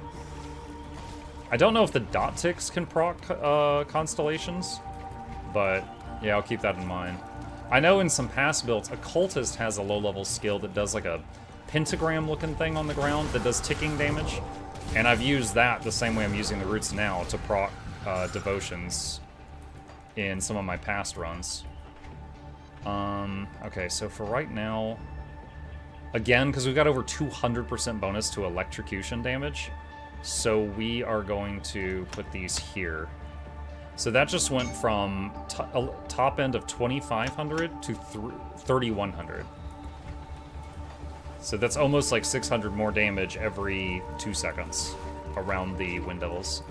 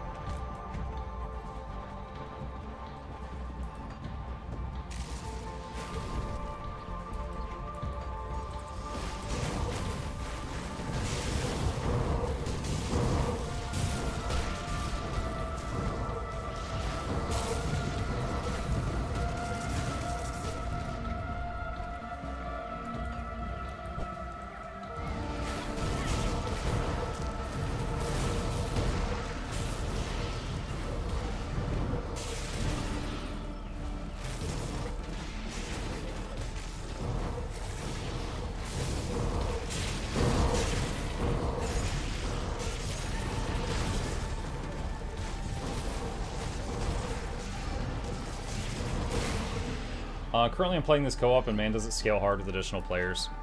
Oh man, because of my love for being a support in like buffing teammates and stuff, one of my first thoughts if I were to do this co-op is Occultist, the familiar skill, Mend Flesh. It will automatically have like the pet bird try to heal any friendly target that dips below a certain health percentage. And, you know, it's basically got perfect reflexes, right? So if like a player gets like suddenly chunked below 50%, but they're not dead, the bird will just instantaneously heal them if it's in range. So you could do like a support occultist with at least some of your skill points if you wish to do so. And I would absolutely try that. That skill's not ready.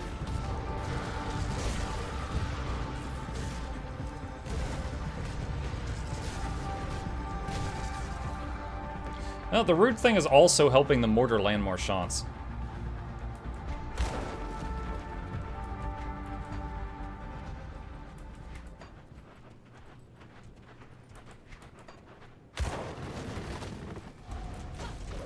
We're summoning the backup for this one.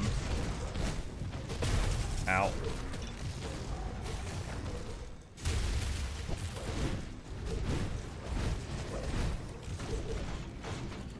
We lost George Bush, resummoning him.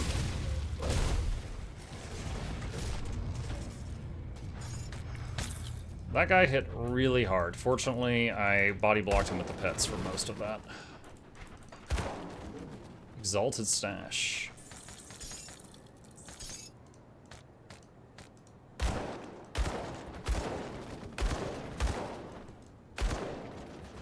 Lots of breakable things here. Not much money to be found, though.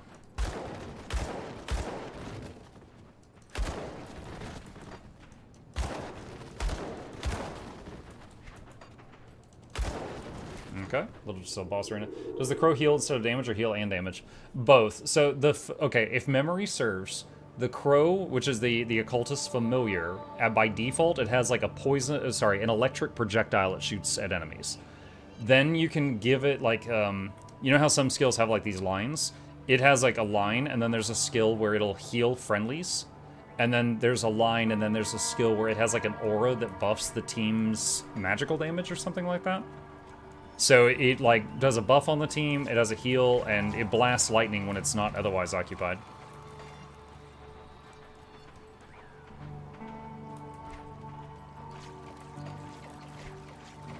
Now, that over there, that was blocked, so I think that's going to open up at some point later.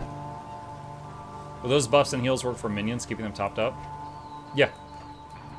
Yeah, I mean, it would try to. I mean, obviously, you know, they can end up getting deleted if there's too much damage, but yeah, it would, like, every couple of seconds it will do a heal on a friendly target that needs a heal. Another game that has that similar mechanic, Last Epoch, the Primalist can summon birds, but it can summon a bunch of them. Like, if you build for it, you can have, like, 4 or 5 of them. And there's a skill called Good Berries, where, and it's named after a D&D skill, where they can carry a healing berry to a teammate if they are in danger. And it's an instantaneous heal, but all of the birds in that can do that.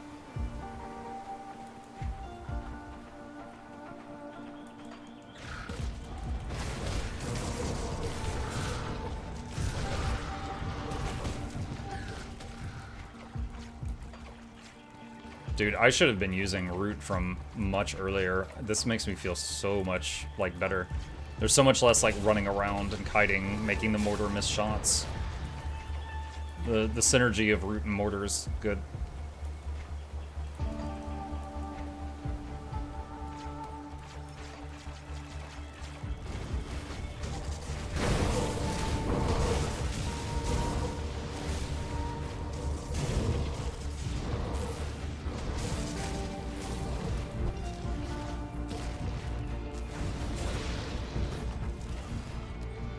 Last shot was the big one.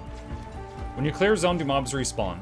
If you exit to the main menu and then go back into the game, you will still have the map open, but the mobs will respawn, yes. So it's very easy. Wait, the cry viper and the distinct purple plumage on the ground draws your attention. Oh. The thing we're hunting is around here.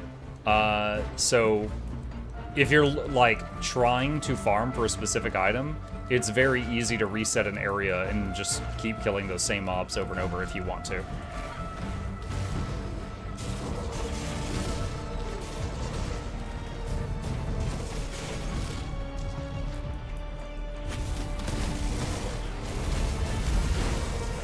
We're gonna summon the Primal this time.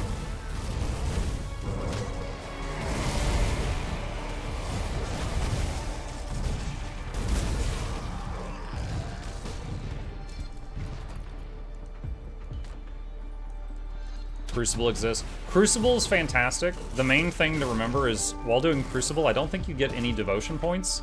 So, you can level all the way to 100 in Crucible, but then you still gotta play through the story game to find devotion points, so you're not gonna find any.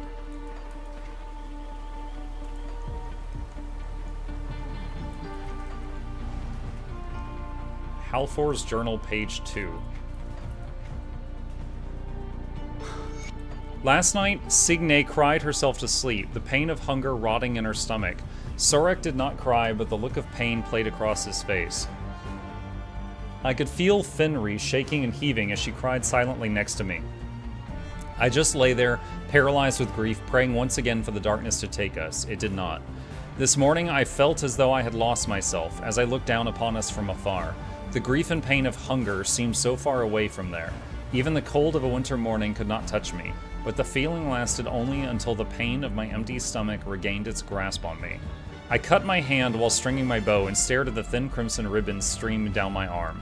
How could they seem so alive when I'm so close to death?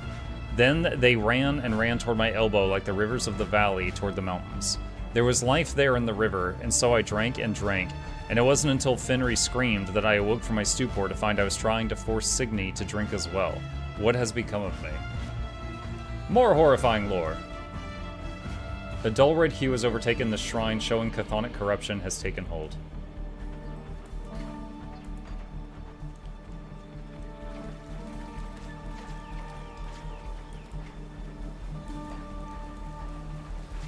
Druid in Last Epoch, my favorite build was Ice Spriggan form with a bunch of vine turrets. I had a similar one, Trimega. Hold on, let me show you something. So not counting VODs, there is one single Last Epoch video I've made, and it was a guide on how to play the build I was playing, because so many people popped in my chat and was like, what's the build? And so I made a build guide, and it was pretty much what you described. It was a Beastmaster Pets, Spriggan form, and you were constantly summoning vine turrets.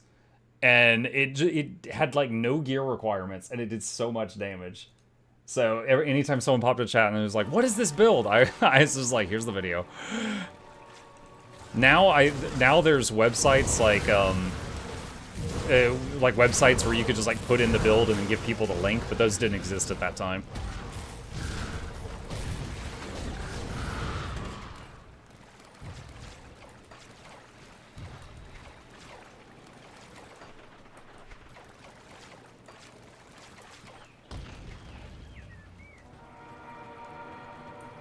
So mark that shrine on the map, so I'm guessing that's going to be pertinent for a future quest.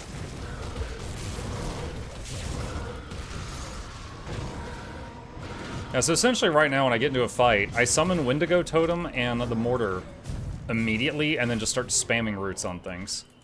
If pressured, Primal Spirit. That's the win button.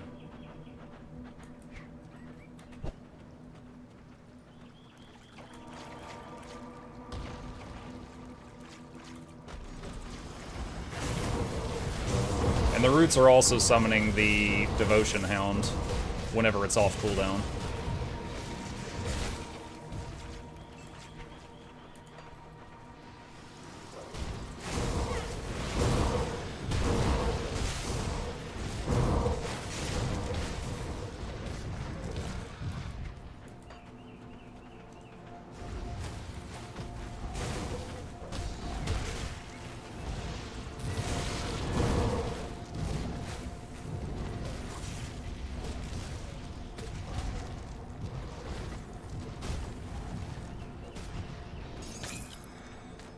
Halberd.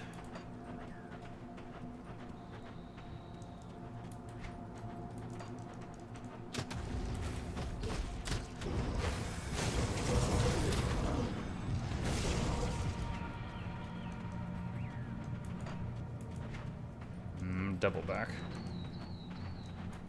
Got some bits of map that I missed.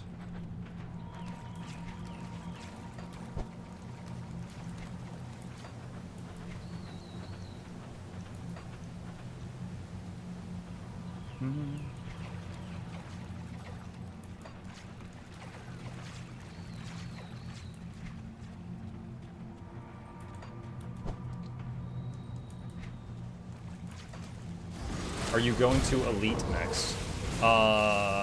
Sorry? Clarify? What do you mean by that?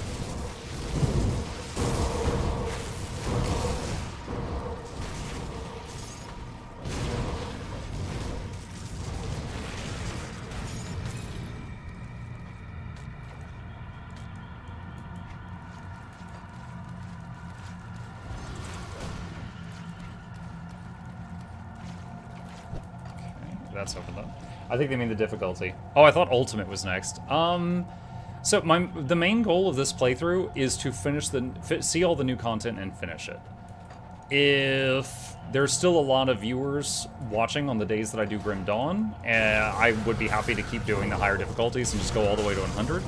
I have done that before on stream, so again, I'm more interested in the new content. But if there are viewers here for it, I wouldn't be opposed.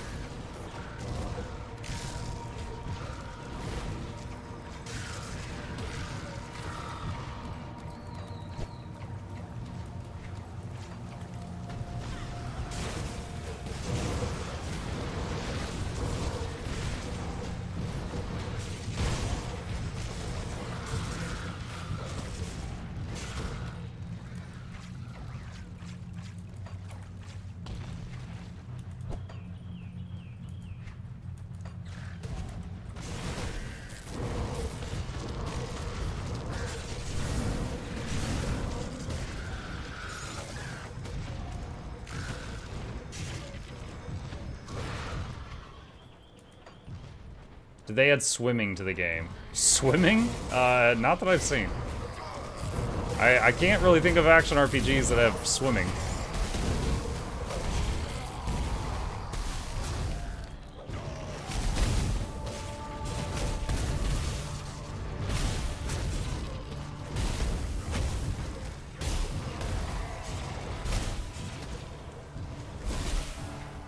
And if I had realized how long that fight was going to take, I would have done the Primal Spirit. That was those last two mobs were both healers. They were just spamming heals on each other.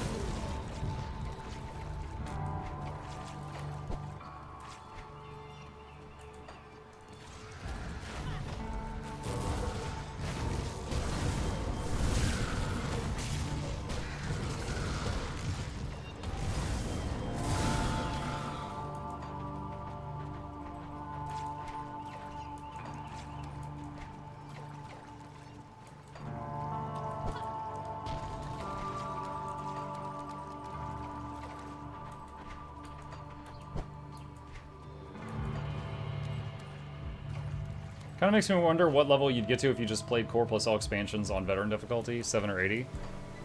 I don't know, probably a lot. Like, so I nearly finished Core, have not done Ashes of Malmuth or the Desert one, I can't think of the name right now. And I'm like partway through this one, and I'm currently 53. So you would get a lot of XP doing that, that's for sure. For anyone who hasn't played it before, just real quick here. So the core game is essentially going up to here. That's the end of Act 1. You go back to town, and then you go up this way, and you go up here, and then at Fort Icon, you take a right, and then here's the end of the base game. And then Ashes of Malmuth, I think you continue through here and you go up this way. And you go up here. And there's Malmuth right there. And then the desert map, you go through a portal, which takes you here. And then it's this map over here is the desert map. And then the new content is from Fort Icon, you take a left, and I guess you go up this way. I haven't ever done this before.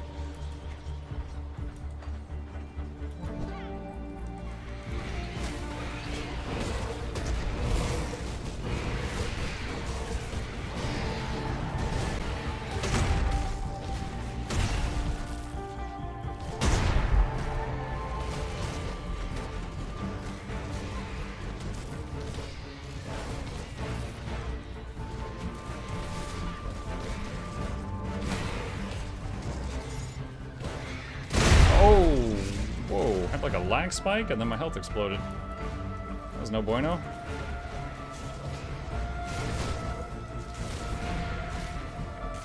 These birds cast some mean spells.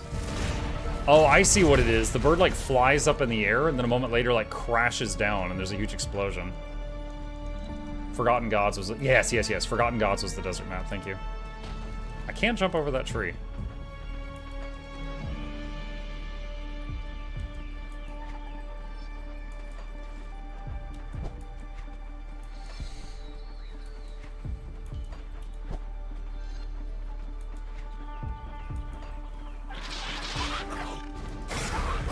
Ismail's command, rank 5. Nice.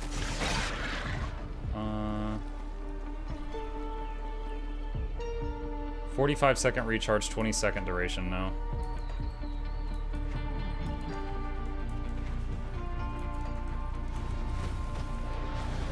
There's more of those beavers here.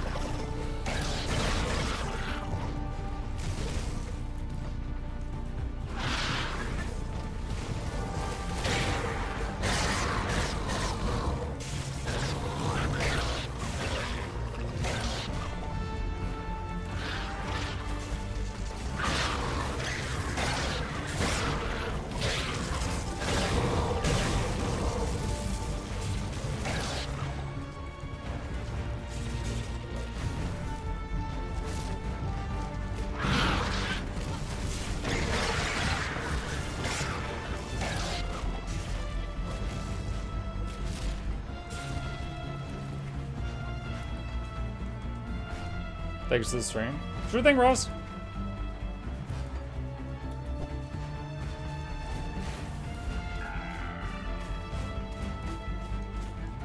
In my experience, if you have a new character, you can get to 60 pre-new X-Pack on normal. There are better ways once you unlock higher difficulties, but leveling is not hard in Grim Dawn. Nah.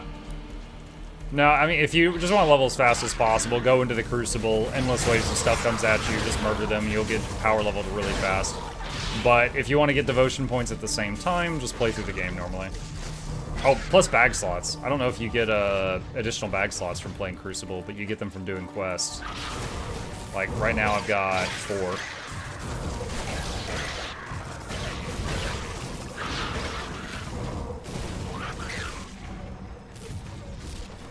Primal Spirit is being really derpy right now. It took it a long time to start attacking.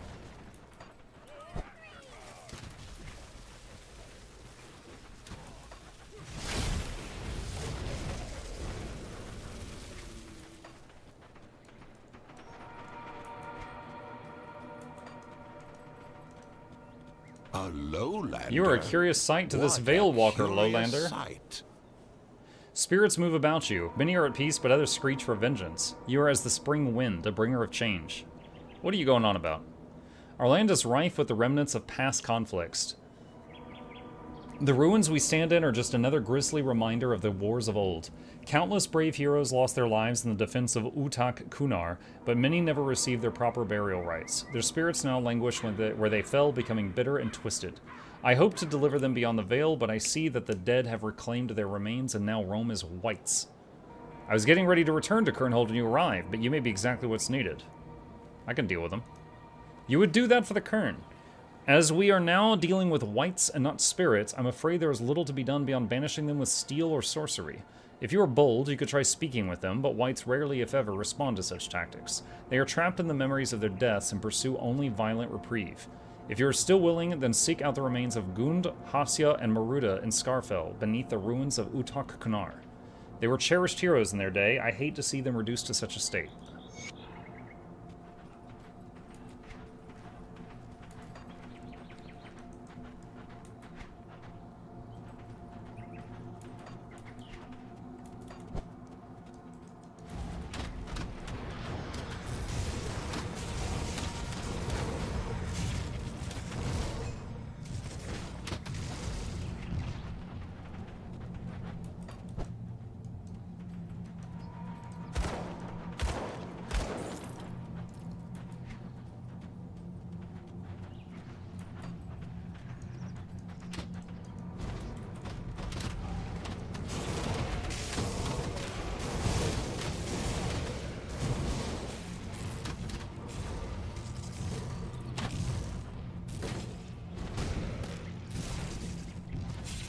Oh, this guy's taking, like, no damage. What the heck? Okay, there we go. He started taking damage. He had, like, a guard or a barrier or something.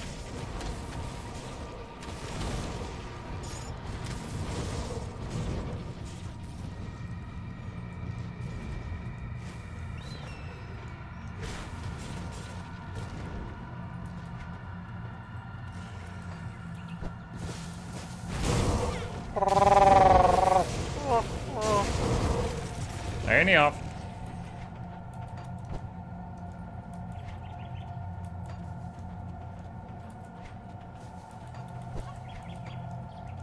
The day Utak Kunar burned. This parchment is badly scorched.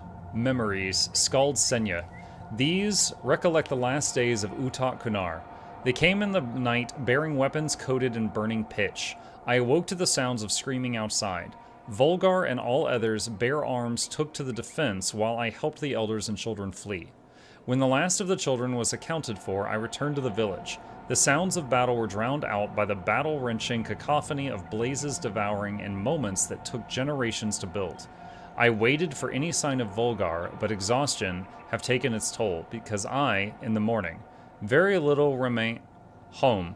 I walked the streets now coated in a thick layer of ash with caution, expecting bloodbound to emerge from around every fallen column and stone foundation. I choked on the smoke and gagged on the stink of burnt meat as I searched through what was left. There were everywhere, not fallen where they had died as I was expecting, but strung up, hanging from... The bodies were mutilated, bled dry. Some were hung upside down by their legs, throats slit. I eventually found Volgar, strung up, pale, and bloodless. His dozen wounds told me everything. He died. I know in my heart he fought to the end and was long dead. A hung him up here. Volgar was among countless men and women. It did not seem to matter. They were all blood dry. I was alone among the countless dead, and I knew my time was short. I cut down Volgar, he felt so light with his body devoid of life, and buried him. River where he often sparred. It wrenches my heart to leave, fate worse than death, but the bloody banners now hang over Corbus' stand made it clear that the enemy has not gone far. I will lead the survivors to Kernhold and pray to Mogdrogan that he guides us through the wilderness. They had a nice history here.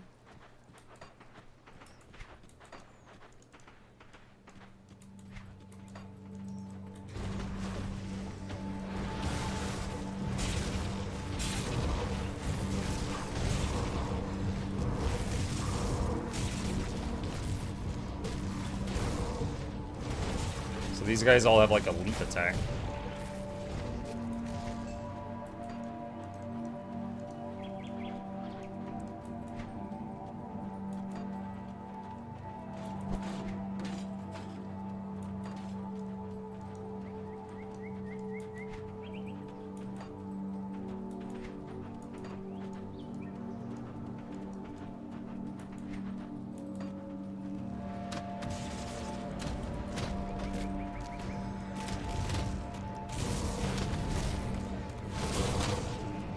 I'm just a bit ahead of you on my level 10 in Ultimate. How do you take a level 10 into Ultimate? When I was on a new character, and it said the highest I could start on was veteran.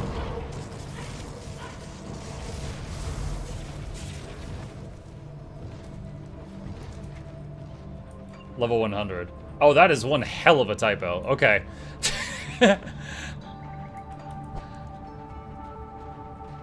Dude, I thought you were going to teach me something new after 400 hours.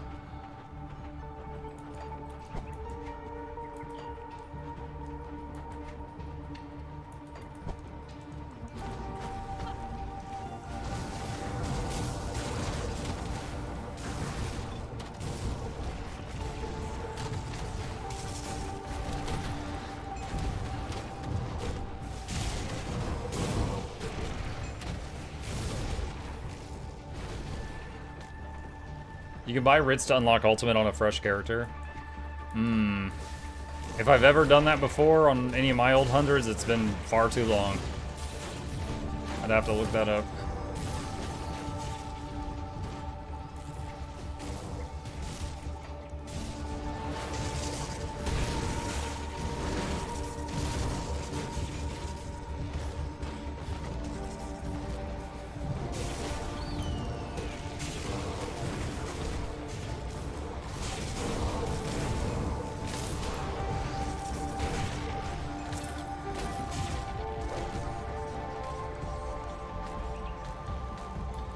Alright, we got that portal opened.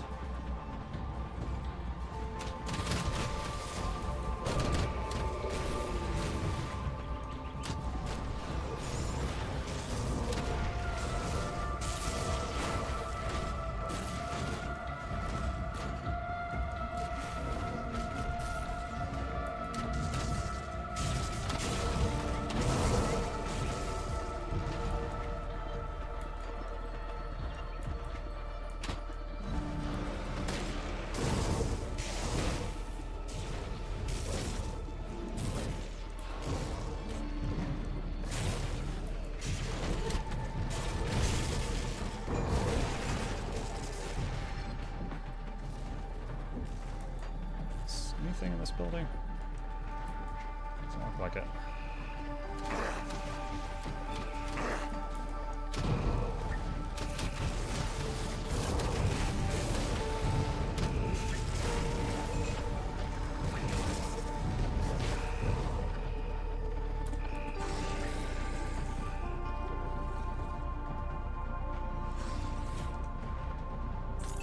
Ultimate's rather hard even when leveling gear, though, so people often play Elite after.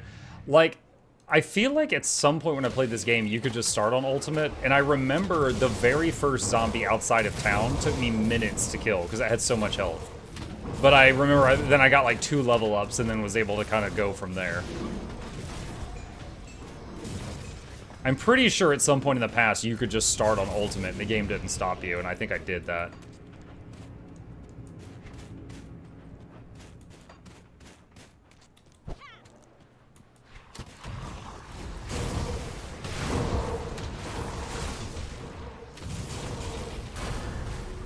$54.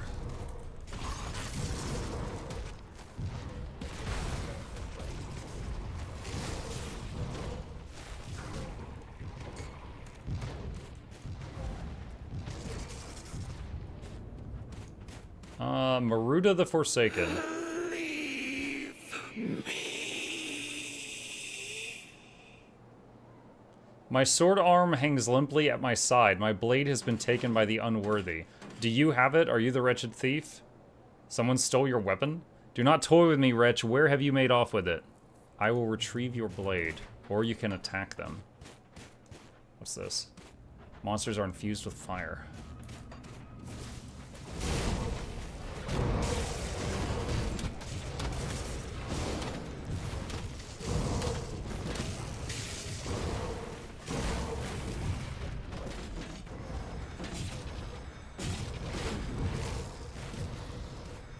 Alright, so we leveled up, got 2 more points, and I think the thing that's going to help me the most right now is putting him in Wind Devil, because of the multipliers. So right now its top end is 3,300 damage, and now the top end is almost 3,600 damage, and 46% chance to impair the enemy's aim. is also nice. Oh, also the radius is getting larger. I didn't realize that. It gets 0.1 more radius every level. Ow. Ooh, that shards though.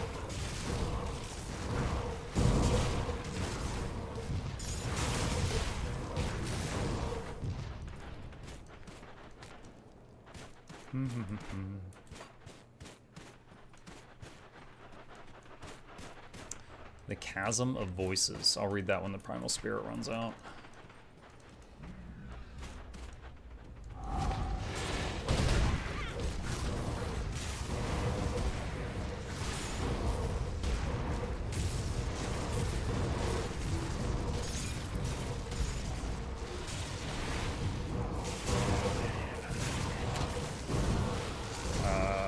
Oh, they rooted me for a second. Can't do that.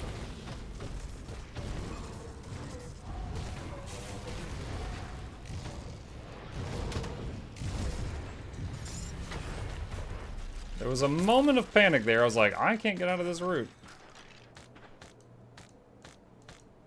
Okay. Chasm of Voices. In the days when the Kern still held the lower valleys, a great earthquake split the ground near a Kern village and left a chasm so deep that no stone thrown within ever struck bottom. From its depths came voices at night calling the names of the dead, clear as if spoken beside the ear. Many who heard them went mad, others descended into the darkness and were never seen again. Lothulok came to the place and listened at the edge of the fissure. Among the voices he heard his father and mother, who had drowned in the Castoran flood, calling his name. For a moment he hesitated, then bound himself with mammoth hide ropes and descended into the black. Far below, Lothulok saw the cavern widened into a vastness of hollow passages, the slick floors littered with bones. There he found a vile, pale creatures moving through the darkness, speaking not with their own voices, but with those they had taken from the dead. They called to him with every voice he had ever known, twisted them into a net of memory and grief. In their center stood a greater thing, swollen with stolen speech, offering him the voices of his lost kin if he would cease his hunt. Lothulok answered with his spear. He fought through the dark until the cavern fell silent. Then he set fire to the grotesque remains. The oily blaze burned for 3 days, sending foul smoke up through the cracks in the earth. When he finally climbed out, the entrance collapsed behind him. The Kern sealed the place thereafter, but it is said that on quiet nights, if one listens near the old scar in the land, faint voices can still be heard calling from below. Spooky.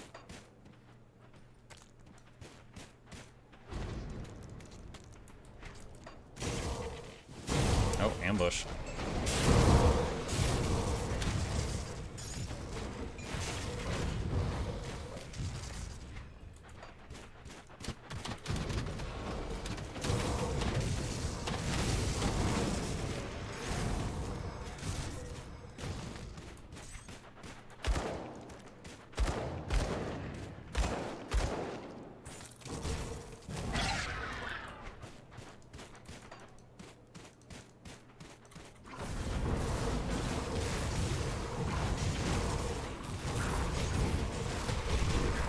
I don't like these charging guys, because they very often connect with me.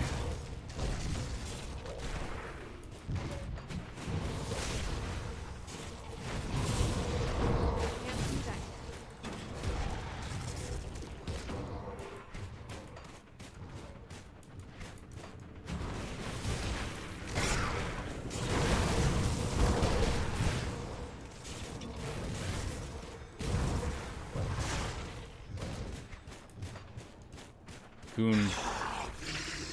I smell the stench of the enemy, Aurelian scum. The war is long over.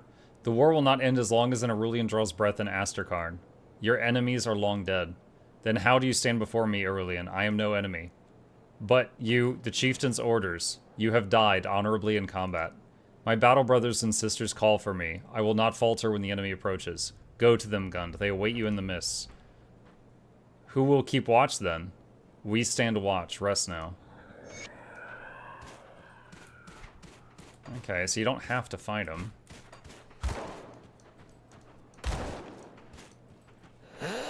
Your blood will boil within my flames, Aurelian. I'm not here to fight. Then you will burn like the rest. You leave me no choice. Okay, so we have to fight this one.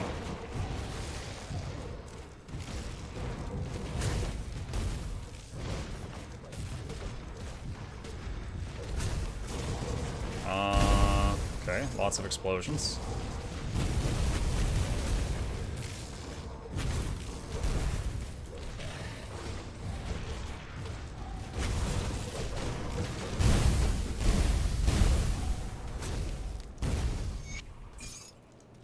Can't do that yet. I need to resummon the Briar Thorn. It died twice during that short fight.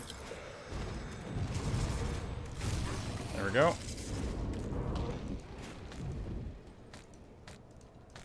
Okay.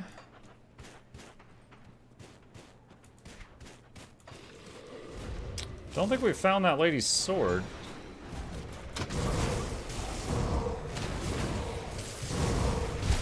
Oh, wow, that guy's sword slash was like 80% of my health, yikes.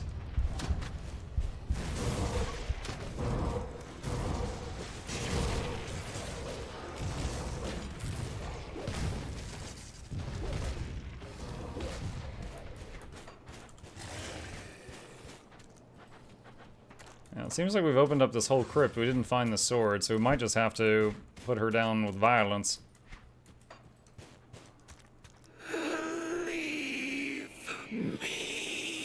It was not me. I'll retrieve your blade. Alright, you don't need it anymore. No idea where her blade is, so we'll just do this.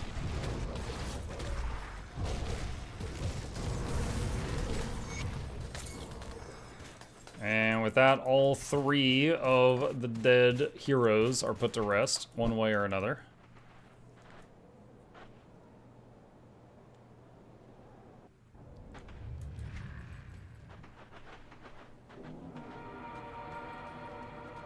Blood! You will bleed!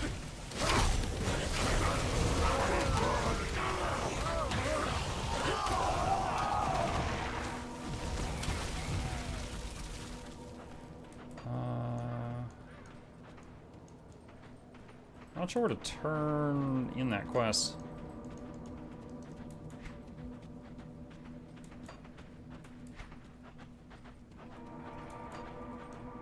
Also, it's looking like I might have missed one. I had a thing to find clues of Everknight's whereabouts in Ulo's Springs.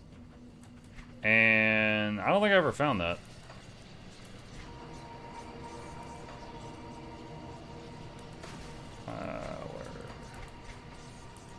Where's the quest log?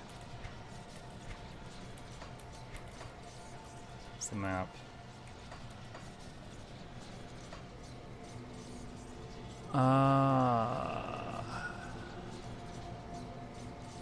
Stop tracking those. Wait. What? Dirge of Night. A bloody sense. Do that to your Colonel.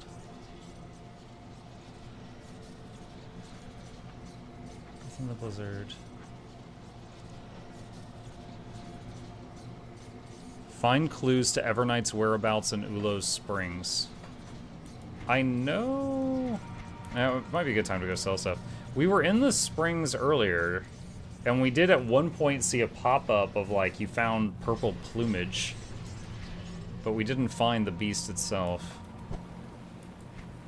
And it looks like I need to talk to the chief again, too.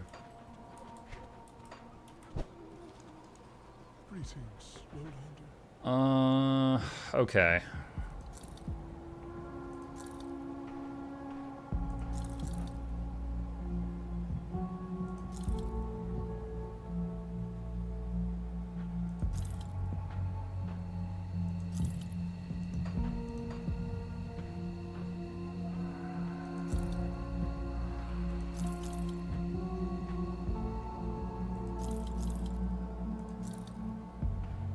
Wait, I want to read that again. Oh wow, it's a belt with +1 to all berserker skills. Interesting.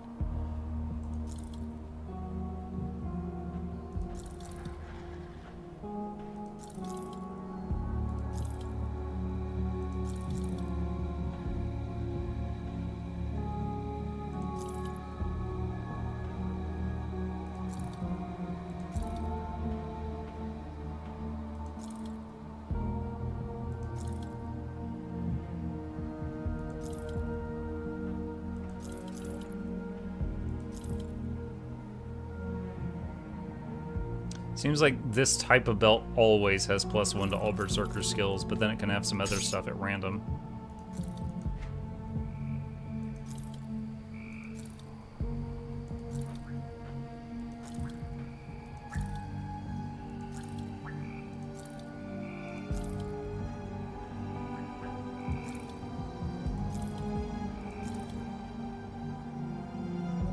+6-second duration to Storm Totem, +1 summon, and +1 summon limit. But then it boosts stats that don't really help Storm Totem. Actually, wait, I think Storm Totem had a thing that could, like, corrupt it. Where is it? Storm Totem now does vitality damage instead of lightning. Okay, so if you took that trait, this thing does boost vitality damage. So it's a two-handed blade that boosts corrupted Storm Totem. How very specific.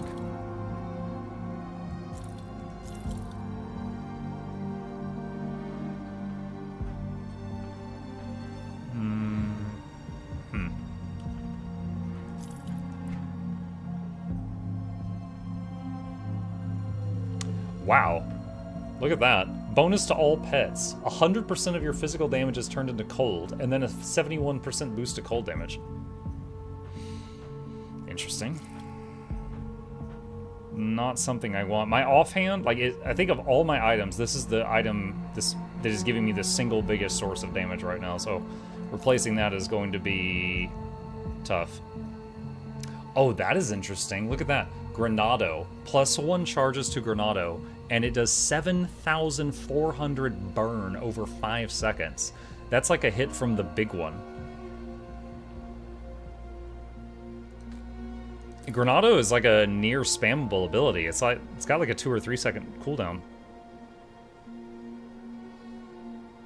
71% more burn damage with a 78% increased burn duration.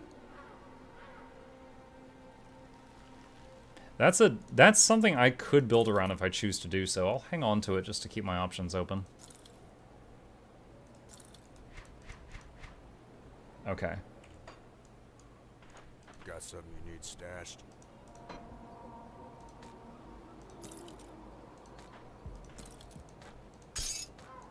I'll keep an eye out. Alright, we need to talk to the chief. It's around here somewhere. Would it give you your face back? My face back? Damn the sun? You don't like the weird hood? There's a way to, like, transmog gear to make it look like other gear, but I don't remember where the person is for that. Well, Lowlander, did you find what you seek? I've been to Guardian's Sorrow. Then you have seen how the Great Annihilator still writhes within the soul of the Kern. The bloodbound are honorless dregs suckling at the teat of corruption. Their shamans spread malice with every chant and rune, which now festers within the once pristine hot springs. These springs were a source of heat and life in these otherwise inhospitable mountains, and now that life begins to wane. If the bloodbound have their way, their poison will spread across the land, and all of Cairn would suffer the same fate. They are the source of your corruption. How do we stop them? I am surprised that a Lowlander would have so much interest in the troubles of a foreign land. The bloodbound homeland is a dead land, defiled with corruption. It is a place lost to us. I forbid all Kern to go there lest they be captured and drained of blood, or worse, fall under the spell of the bloodbound. But that is where you will have to go if you wish to stop the spread of the Great Annihilator's void. Travel north to Ulo Springs, and then west through the ruins of Utak Kunar until you enter the domain of the bloodbound, the Dread Wastes. Find the rituals that tear open wounds in reality, and end them. If you seal them all, then the land may heal in time. Okay.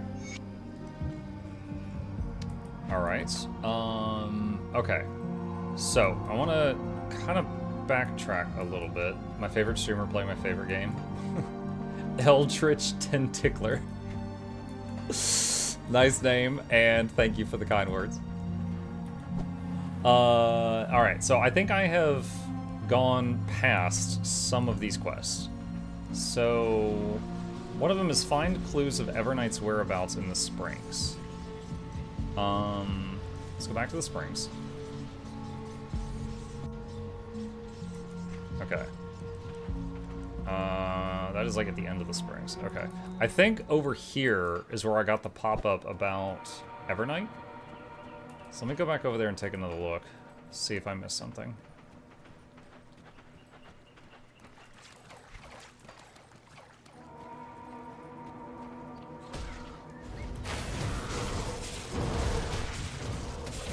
There's at least one ambush I missed.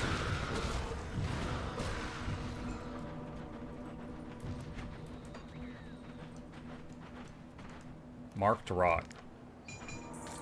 That's just loot.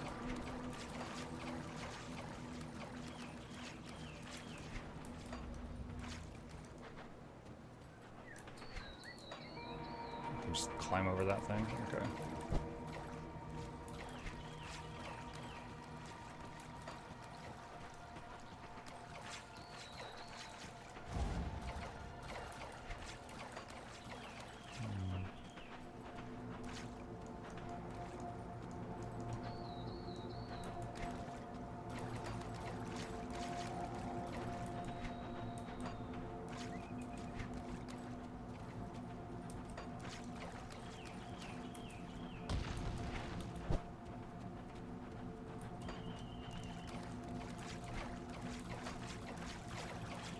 I'm not sure where this quest is.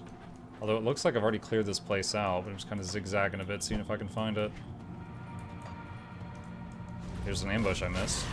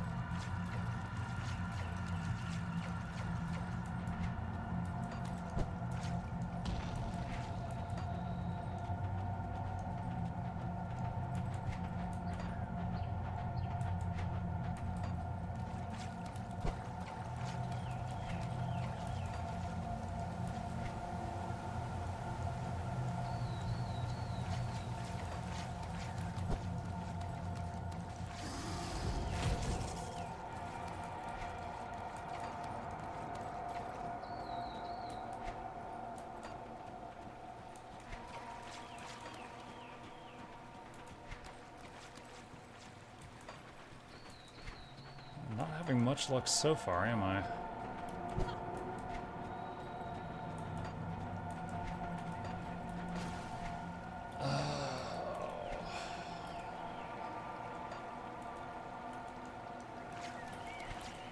There is... Oh my god. H? H.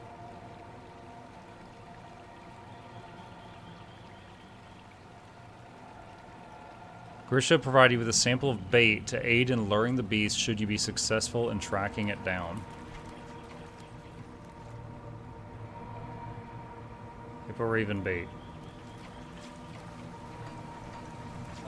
I know there was a spot where it popped up and said you found some like purple plumage. I think it was up there. But I didn't see any, I mean, can I like right click the bait? I don't think so. This game usually you would have a spot on the ground you click on and then it places the bait or something is how it usually would work in this. There's not much quest items you click from your inventory in this game.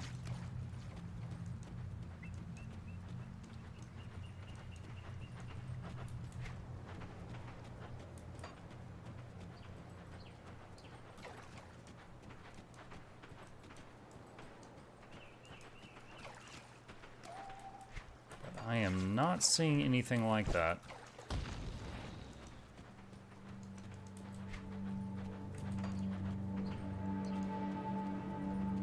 Any of y'all find this bird yet?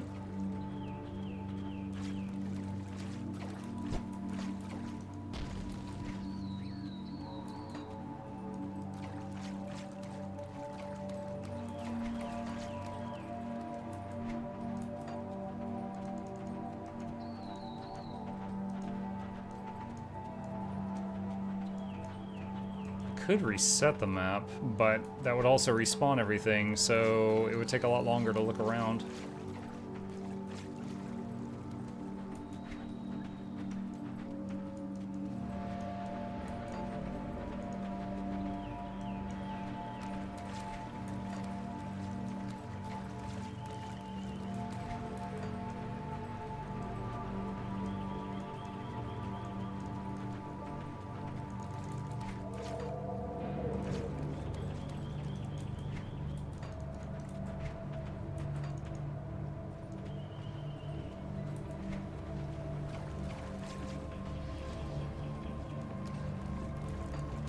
Lost Karen Grotto entrance. I think that was just like a side boss and nothing else.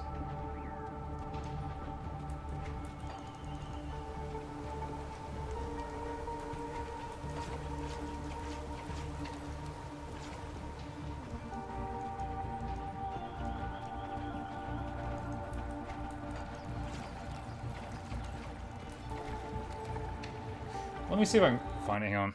Grim Dawn, the Night Hunt. Let me see, because I know I saw a pop-up earlier about the plumage, and I can't find it again now, or it won't pop up again.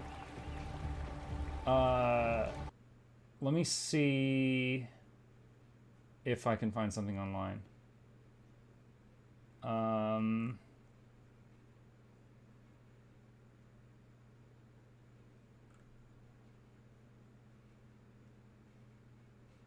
Look for more feathers nearby, perhaps some carcasses.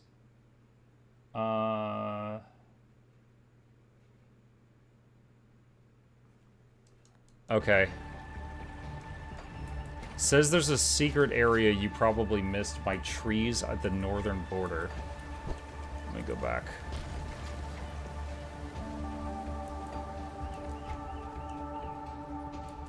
Was it Grisha that gave me the quest?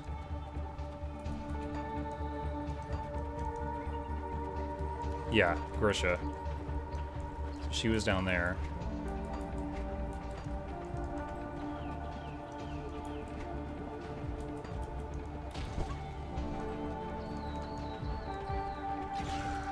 Okay, there's the pop-up, and we're off the map now. So this is the track. Purple feathers litter the ground here and lead deeper into the valley. Oh my gosh, dude, they were sneaky with this one, chat. Look at this. The screech of a hipporaven draws your attention to the sky overhead. A flat stone covered in dried blood is surrounded by the picked clean remains of prey. Violet feathers scattered about are similar in shape to those of hipporavens found in Ulos Springs. These match the description of the creature Evernight. Place the bait.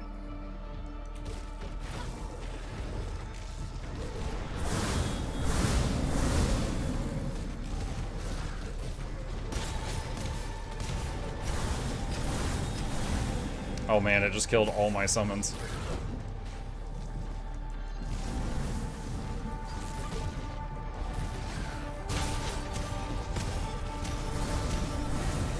And killed one again.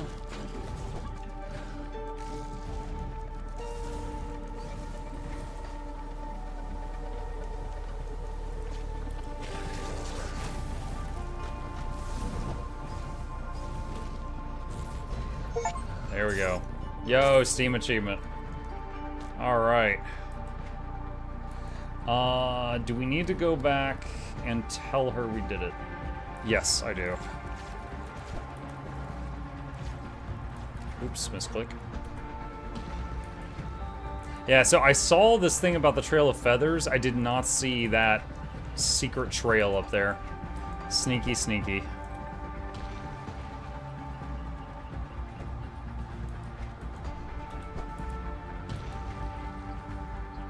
she's down here somewhere.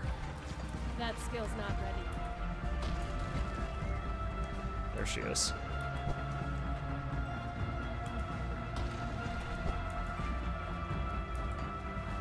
I can recognize a kindred spirit. Lose something, Lowlander? Evernight is no more. Is that what all the commotion up north was? I could hear his screeches echoing across the springs. I admit I'm disappointed the kill wasn't mine, but you've proved to be the superior hunter. Many families will sleep soundly tonight. Well done. I enjoyed the thrill of the hunt. Cool. Alright, that one's checked off. What's next? The Black Legion. No, that's pre-expansion. Restless Dead. Fallen heroes have currently been laid to rest. Speak with Veilwalker Utaro at the ruins of Utak-Kunar. Alright, I think he was just north of this portal.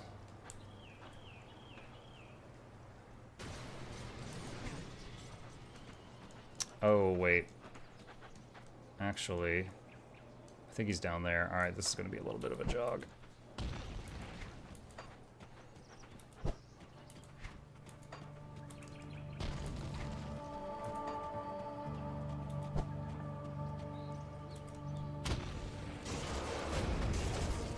Oh, here's some mobs I missed.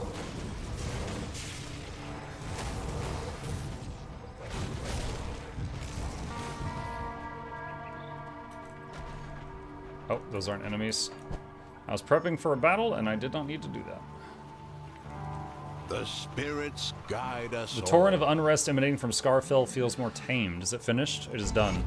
I thank you, Lowlander, for aiding me in this. Time is finally catching up with me. I cannot offer much in thanks except this draught will help you forget some past ills. Used to reset attributes. Okay. Sweet. Alright, what's another one? Keep it in the family. Home in the Utak-Kunar. I don't think I'm there yet. I can't fight with the cold. All the hunters running themselves here are not outright hostile. They were still hesitant about your arrival. One of them said that you can help. Another suggested you bring some bristlehorn meat to share by the fire. An elder bristlehorn called Rugru roams just to the north of the camp. And I never found that. Okay. Let's... here. Alright, so... and where was this at? Frostvale Highlands. Oh god, that was way back here. Alright. Let's take a look.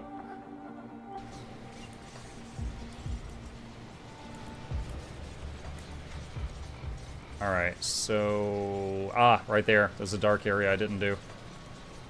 Alright, let's go down one.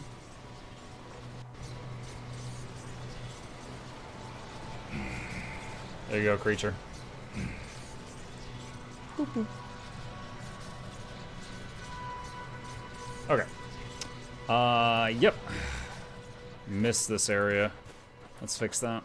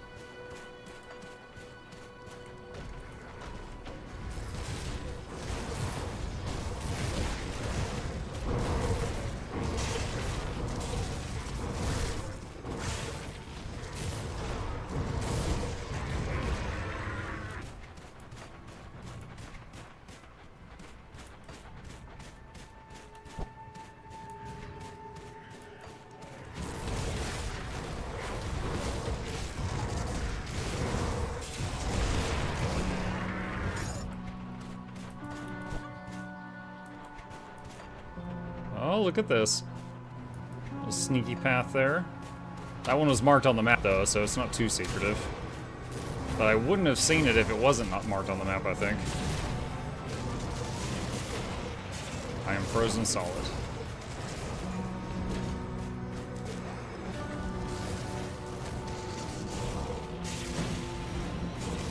Who dat? Texan. Thank you. Appreciate the sub, Texan. Welcome back.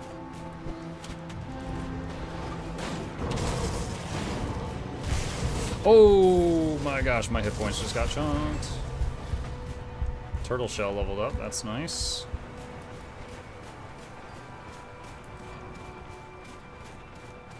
Exalted stash.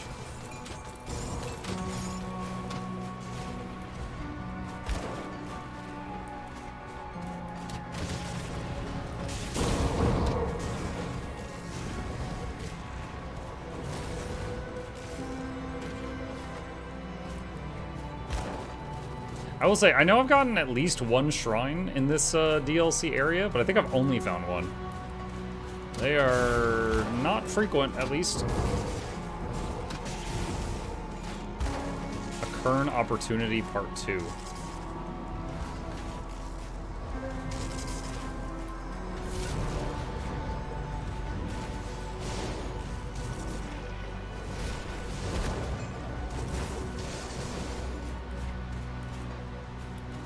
Is this game worth getting into coming from D4 players? I don't want to deal with people abusing ladder, and is the learning curve difficult? What's up, Austin? This game has been around for over 10 years, but they just released their final expansion for the game. If you like action RPGs, which, you know, Diablo is the prime example of that, I think you would like this. Really quickly, to tell you what's different in this game, when you start the game at, like, level 2, you pick your class, and there are 10 classes. For example, I picked Shaman, so I've got this talent tree right here for Shaman, okay? Then, at like level 10, you get a second class, and again, there's 10 class options. You pick 2, so there's dozens and dozens and dozens of combinations. I picked Demolitionist for my second one, so I get a second talent tree for that, and I can choose where to put my points whenever I get them. So I could go 50-50, 90-10, 60-40, whatever. Additionally, on top of that, there is a thing called the devotion system, and this is the same no matter what class you pick, but there's these constellation-looking things, and you get points whenever you cleanse a shrine, which are scattered around the world, and you can fill in these constellations. And the constellations will give you stats or abilities. For example, the Scorpion gave me a skill called Scorpion Sting, which poisons enemies and shreds their armor, but you attach it to an existing ability. So you pick one of your abilities, and it attaches to that. I picked this little thing that looks like a tornado. So every time this tornado hits an enemy, they get hit with the Scorpion Sting also, and they're poisoned and their armor is reduced. So because of the dual class system, where you pick 2 out of 10 classes, and that whole devotion thing, there's a lot of customization without it being too insanely complicated, like, you know, like the Path of Exile skill tree, which is infamous. And then, just like every ARPG, there's unique items that can change your build entirely and stuff like that. Thank you for the membership, by the way. Something else maybe worth mentioning is the game doesn't ever really get to, like, in Diablo and Path of Exile, in the super endgame, there are those builds that could just, like, teleport, clear a whole screen, teleport, one-shot kill a whole screen, repeating. This game doesn't really get to that point. So, I mean, I guess you could say it's slower paced, but it feels like a bit more normal to me. So, I like it, but it's worth mentioning.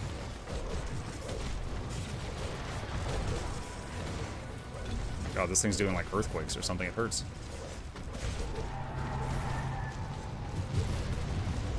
Like dropping meteors or something.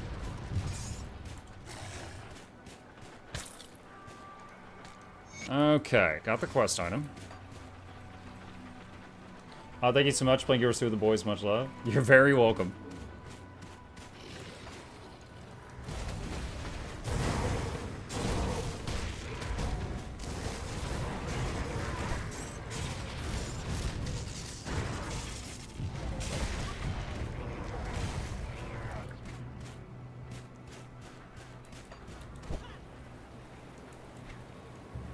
Looks like there's also something over there I missed.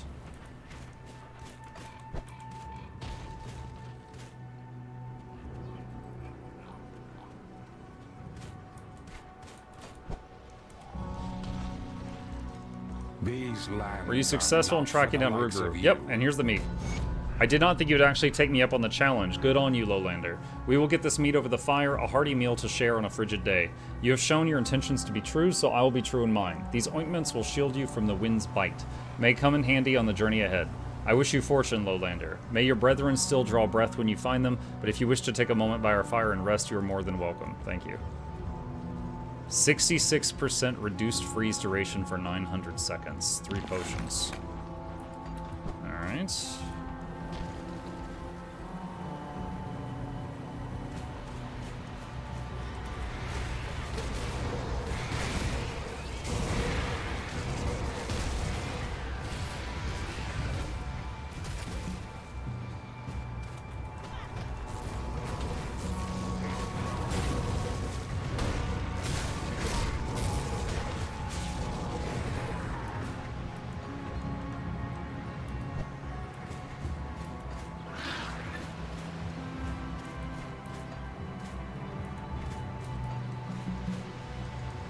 It's windy up here.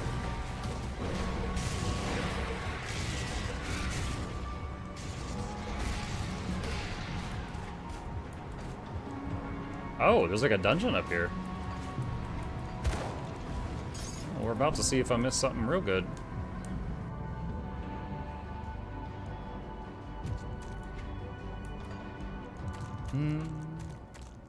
What is the Loyalist Pack DLC? Is it just cosmetic or is it in-game content? Grunson said cosmetic packs. I'm glad Grunson knew the answer. I did not know about that one. We've got a boss. Ice Howl. Alright, so I'll pop everything then. So summoning the Primal Spirit, my strongest cooldown.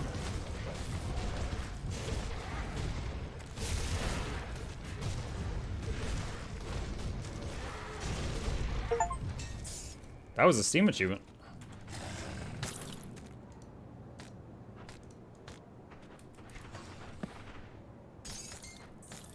Dead body with some loot on it.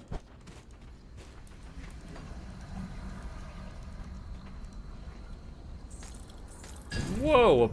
This is the second purple item that we have found on this entire run, and it was just on a body. Is there anything else here? Oh, I saw something. Oh, there. Alright, what was the purple? Life Blaze Mantle. +2 to Decomposition, +3 to Hungering Reach. I do not know what those are. Decomp sounds like a Necromancer ability. I don't know what Hungering Reach is. A lot of these stats don't affect me. Like, boost to Vitality damage. I don't have any Vitality damage, so boosting it doesn't do anything. 21% to all elemental resists is always nice. My current ones have 16, so it's an upgrade. My current stuff has 22 lightning damage, 24 electrocute damage, and 25 burn damage, which helps me. But these have 41 to all LE damage, then 35 burn, and 48 electrocute. So yeah, even though half the stats on this don't affect me because they're more necromancer-oriented, it's still an upgrade. Oh god, I've got like giant torches on my shoulders now. That'll help keep my face warm in this cold, I guess. You haven't spent attribute points? I have a lot of them. Yeah, basically anytime I get gear that requires something and I don't have enough, I spend the points to be able to equip that piece of gear. It might sound silly, but it's been working for me. That's what I've been doing. Okay, alright. So, next up, Dirge of Night. You stumbled across a strange collection of personal affairs in Ulo's Springs. Among the items is a piece of a poem written by the owner. If you follow the clues, you'll ultimately find their creator, and to what end, who can say? Okay, so that's right here. I am the night. I bore witness to the birth of the stars and the passage of the moon. My heart swelled when eyes first gazed upward and drank deep of my splendor, and I wept silver tears when those same eyes closed for the final time, but I do not mourn. Sleep drowns thoughts with dreams of eternity. In a blink, a heavenly beacon fades, only blackness in the wake of its memories, but I do not mourn. I mean, that just sounds like the sun going down.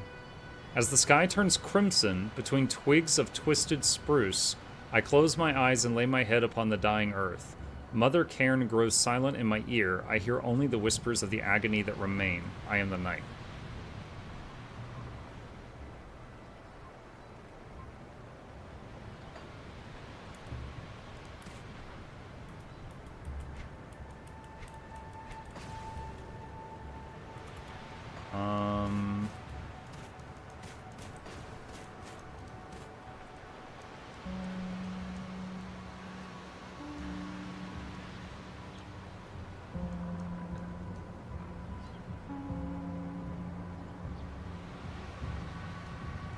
I wonder if that's going to be something that's still further ahead of us.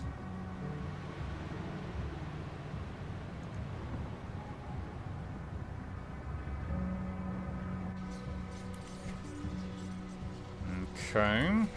Alright. For now, we've gotten a lot of those quests behind us cleared up.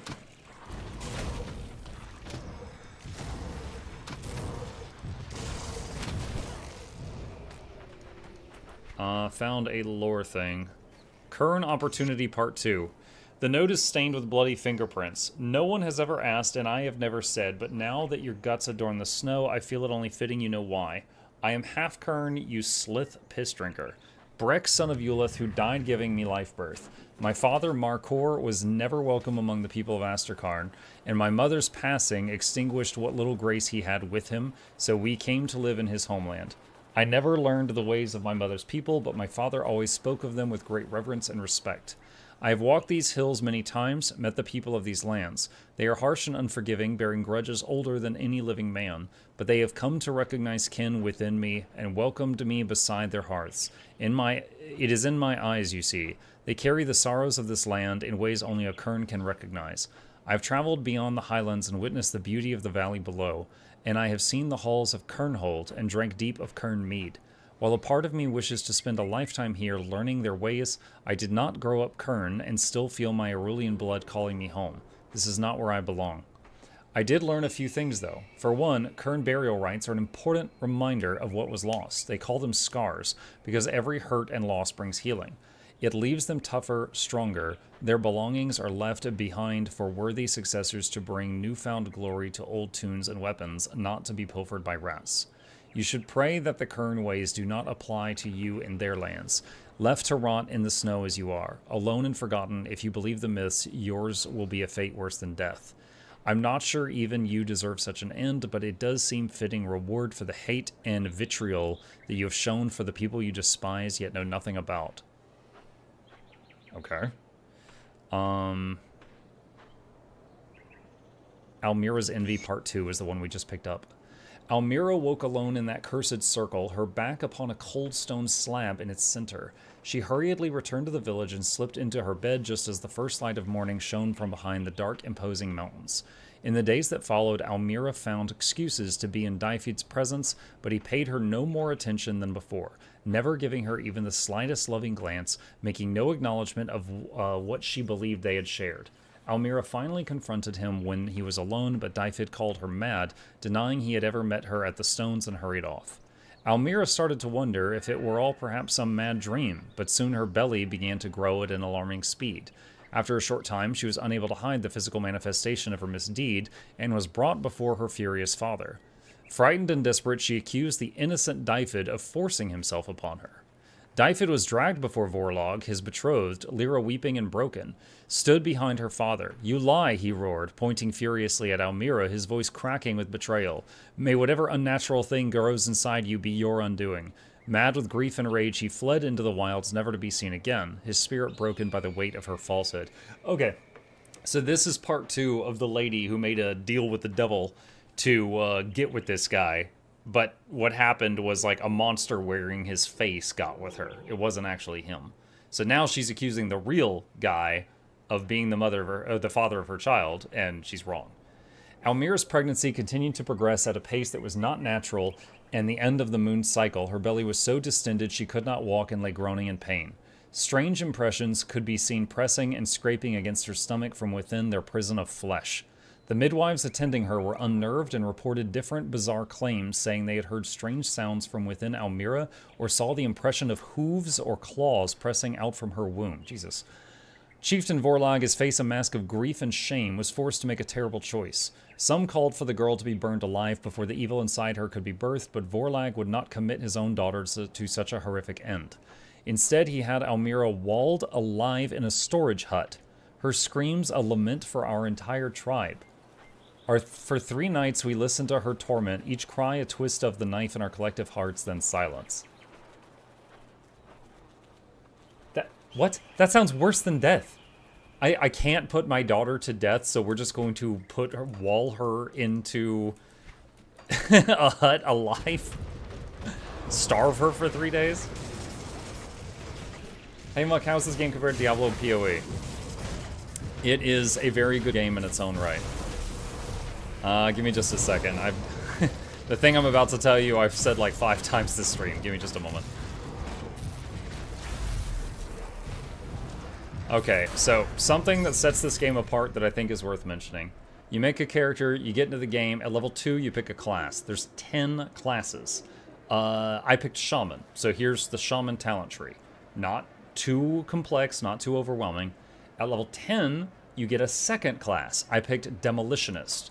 There's 10 classes, you pick 2, so there's dozens and dozens and dozens of combinations. It's awesome. Additionally, every character has access to this thing called the devotion system. Occasionally you find shrines in the world, and when you cleanse them, you get points and you can spend them on this tree and get abilities that can modify your existing skills. For example, the Scorpion gives you Scorpion Sting, which chance on casting an ability, it will poison the enemy and shred their armor.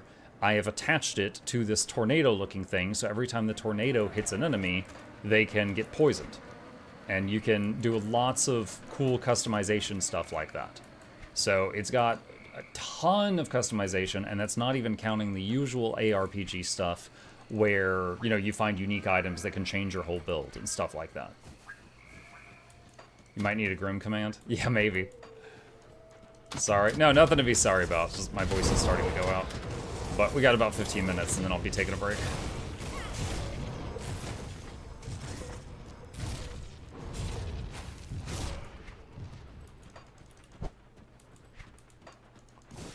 What if someone clips it and links it? Also possible. Got an ambush from behind us.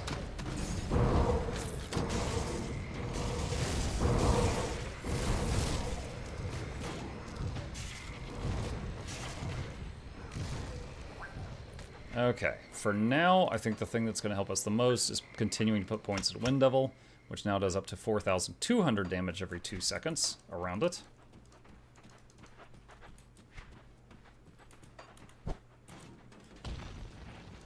Oh, we gotta resummon them.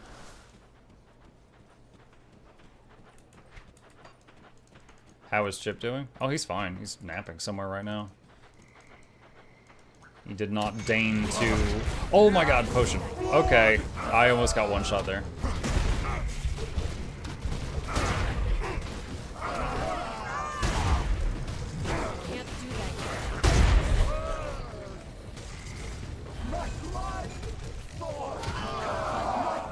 Yikes. Golder family shield. Oh, that's right. I remember the lady that wanted me to find her family shield. So we just killed her zombie family. Nice.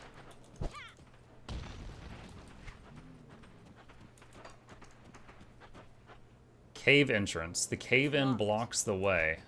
Okay, so that's for something later.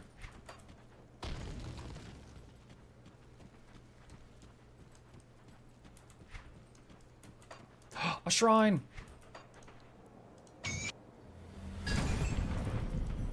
Okay, so that gives us another devotion point we can spend. We also got a purple item. Devil Tongue. +1 to all skills in Demolitionist. Nice. 81% fire damage. 80% more burn damage. 12%... Dude, this is literally all the stats on my current weapon, plus more stuff. It just needs purified salt added to it. Okay, so... Go back to town. Where is it? Kernhold. Alright. Nope, not that. Where's the crafting guy?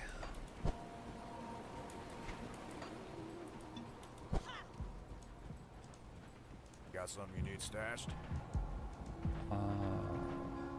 You. Oh, an outsider.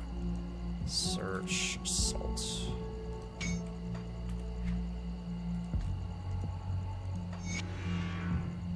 Okay. Alright, cool. We got that going now. This guy has a quest for us. Ah, it's you!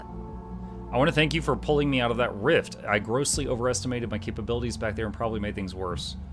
You mentioned your services. Of course, as I said, I specialize in altering the arcana of magical objects. With the right catalyst, I can not only reattune the fundamental aspect of an enchantment, I can manipulate its very nature, change it to something completely different, though with somewhat unpredictable results.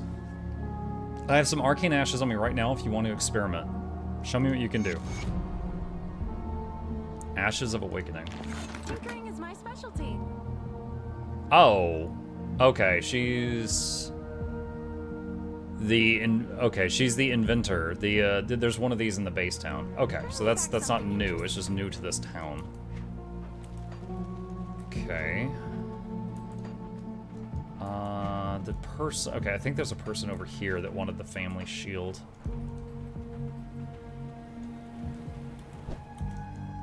She's different. Wait, is she?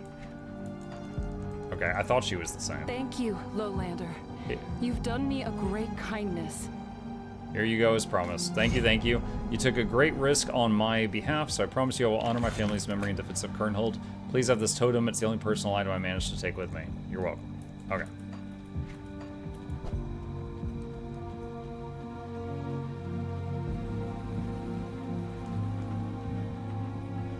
Do they still force you to do normal and then other difficulties, or can you jump straight ahead to higher difficulties? When you make a new character, tell you what, I'm in town right now, so... Oh, wait. My portal will close. You know what, that's fine. We're close to wrapping things up for the night, so I'll take this chance to answer your question in detail.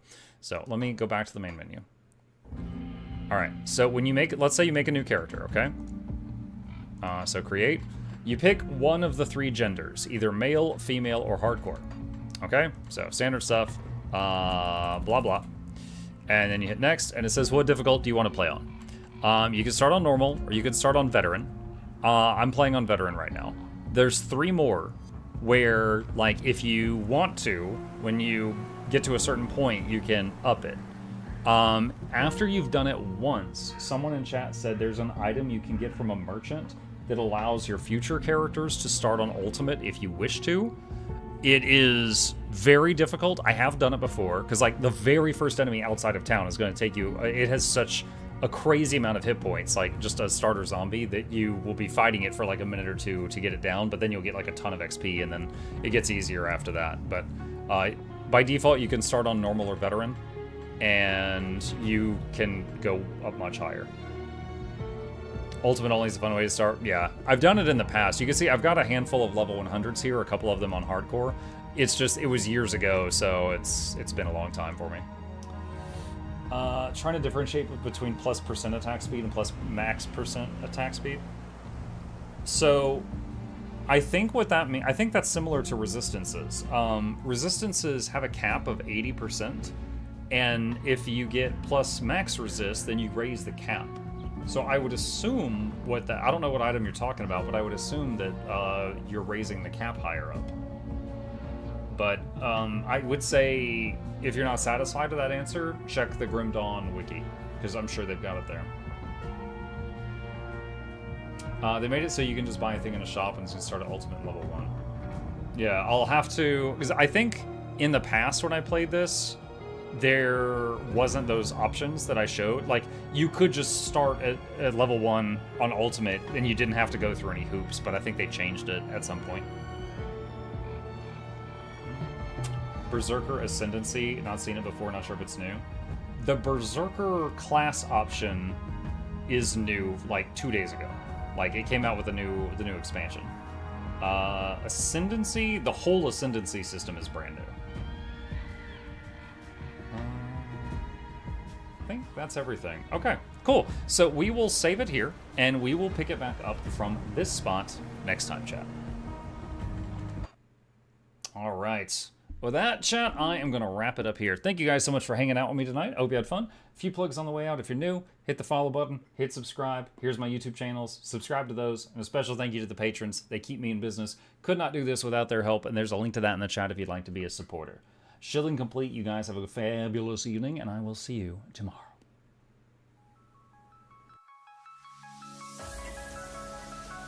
Say it backwards. edge the need only you'll but see to take, please. Week every giveaways, beakers, the touch don't speakers, the up crank, way the on is entertainment, stay the enjoy. You hope we lab the two viewer, dear you welcomes, third the Snuffles, Van Chauncey, Sir, and fourth the Esquire, Reginald Bartholomew, Douglas, Mukluk. The words pour from his mouth, nearly tripping over themselves in their haste. My name is Zunikai. I used to be a slave here, but then I worked hard and they made me an overseer. I kept a good eye on the slaves, and if anyone slacked off, I whipped them hard.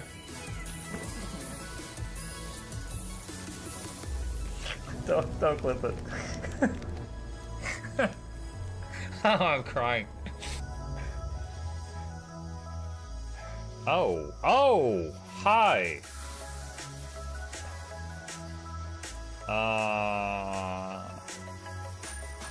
You stay there. I'm going that way.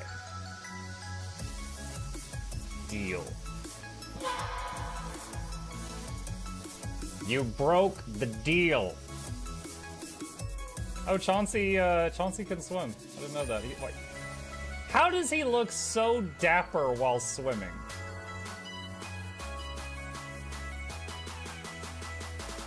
I've never seen a cat look that dapper while swimming. Like, look, his chest is out. He's just like,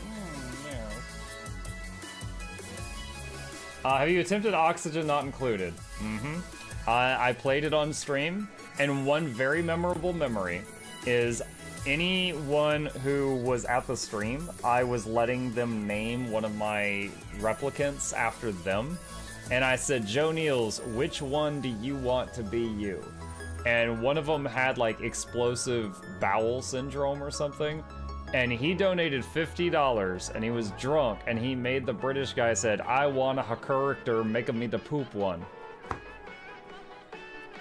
I don't know if anyone on Twitch has ever spent $50 to say make me the poop one, but that day Joe did, and it burned into my mind. The flashlight that we picked up earlier was in hand now.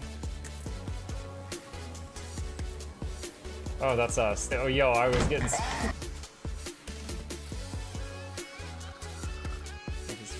The cardboard, this is not going to go well. Run an update. I'm running software updates. This is true horror, chat, because I was a tech support. I can't get away from it. Updated. They just left bread on the table. That bread's gonna dry out. The bread is gonna dry out. There's so much bread. You don't, like, there's the baby's not eating bread. There's 2 of us. There's like 3 loaves of bread there and another 4 right here. What are you doing? Put some saran wrap on it. It's gonna dry out. New oh my god, a freaking patron sound. Oh, yeah, just like, a new arrival, and then Ed Wolf was sure to follow. Oh, hello, welcome, page. Sit down, you. Oh, Season, good to see you. I use numpad for my mounts. I use numpad for this, and this, and this, and this, and this, and this, and this, and this, and this, and this, and this, and this, and this, and other things. I'm trying to sleep here. Am I too loud? Okay. I love you. I love you too.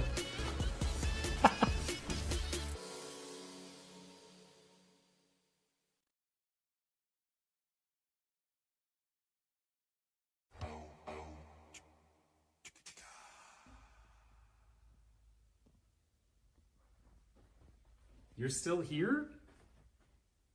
It's over. Go home. Go.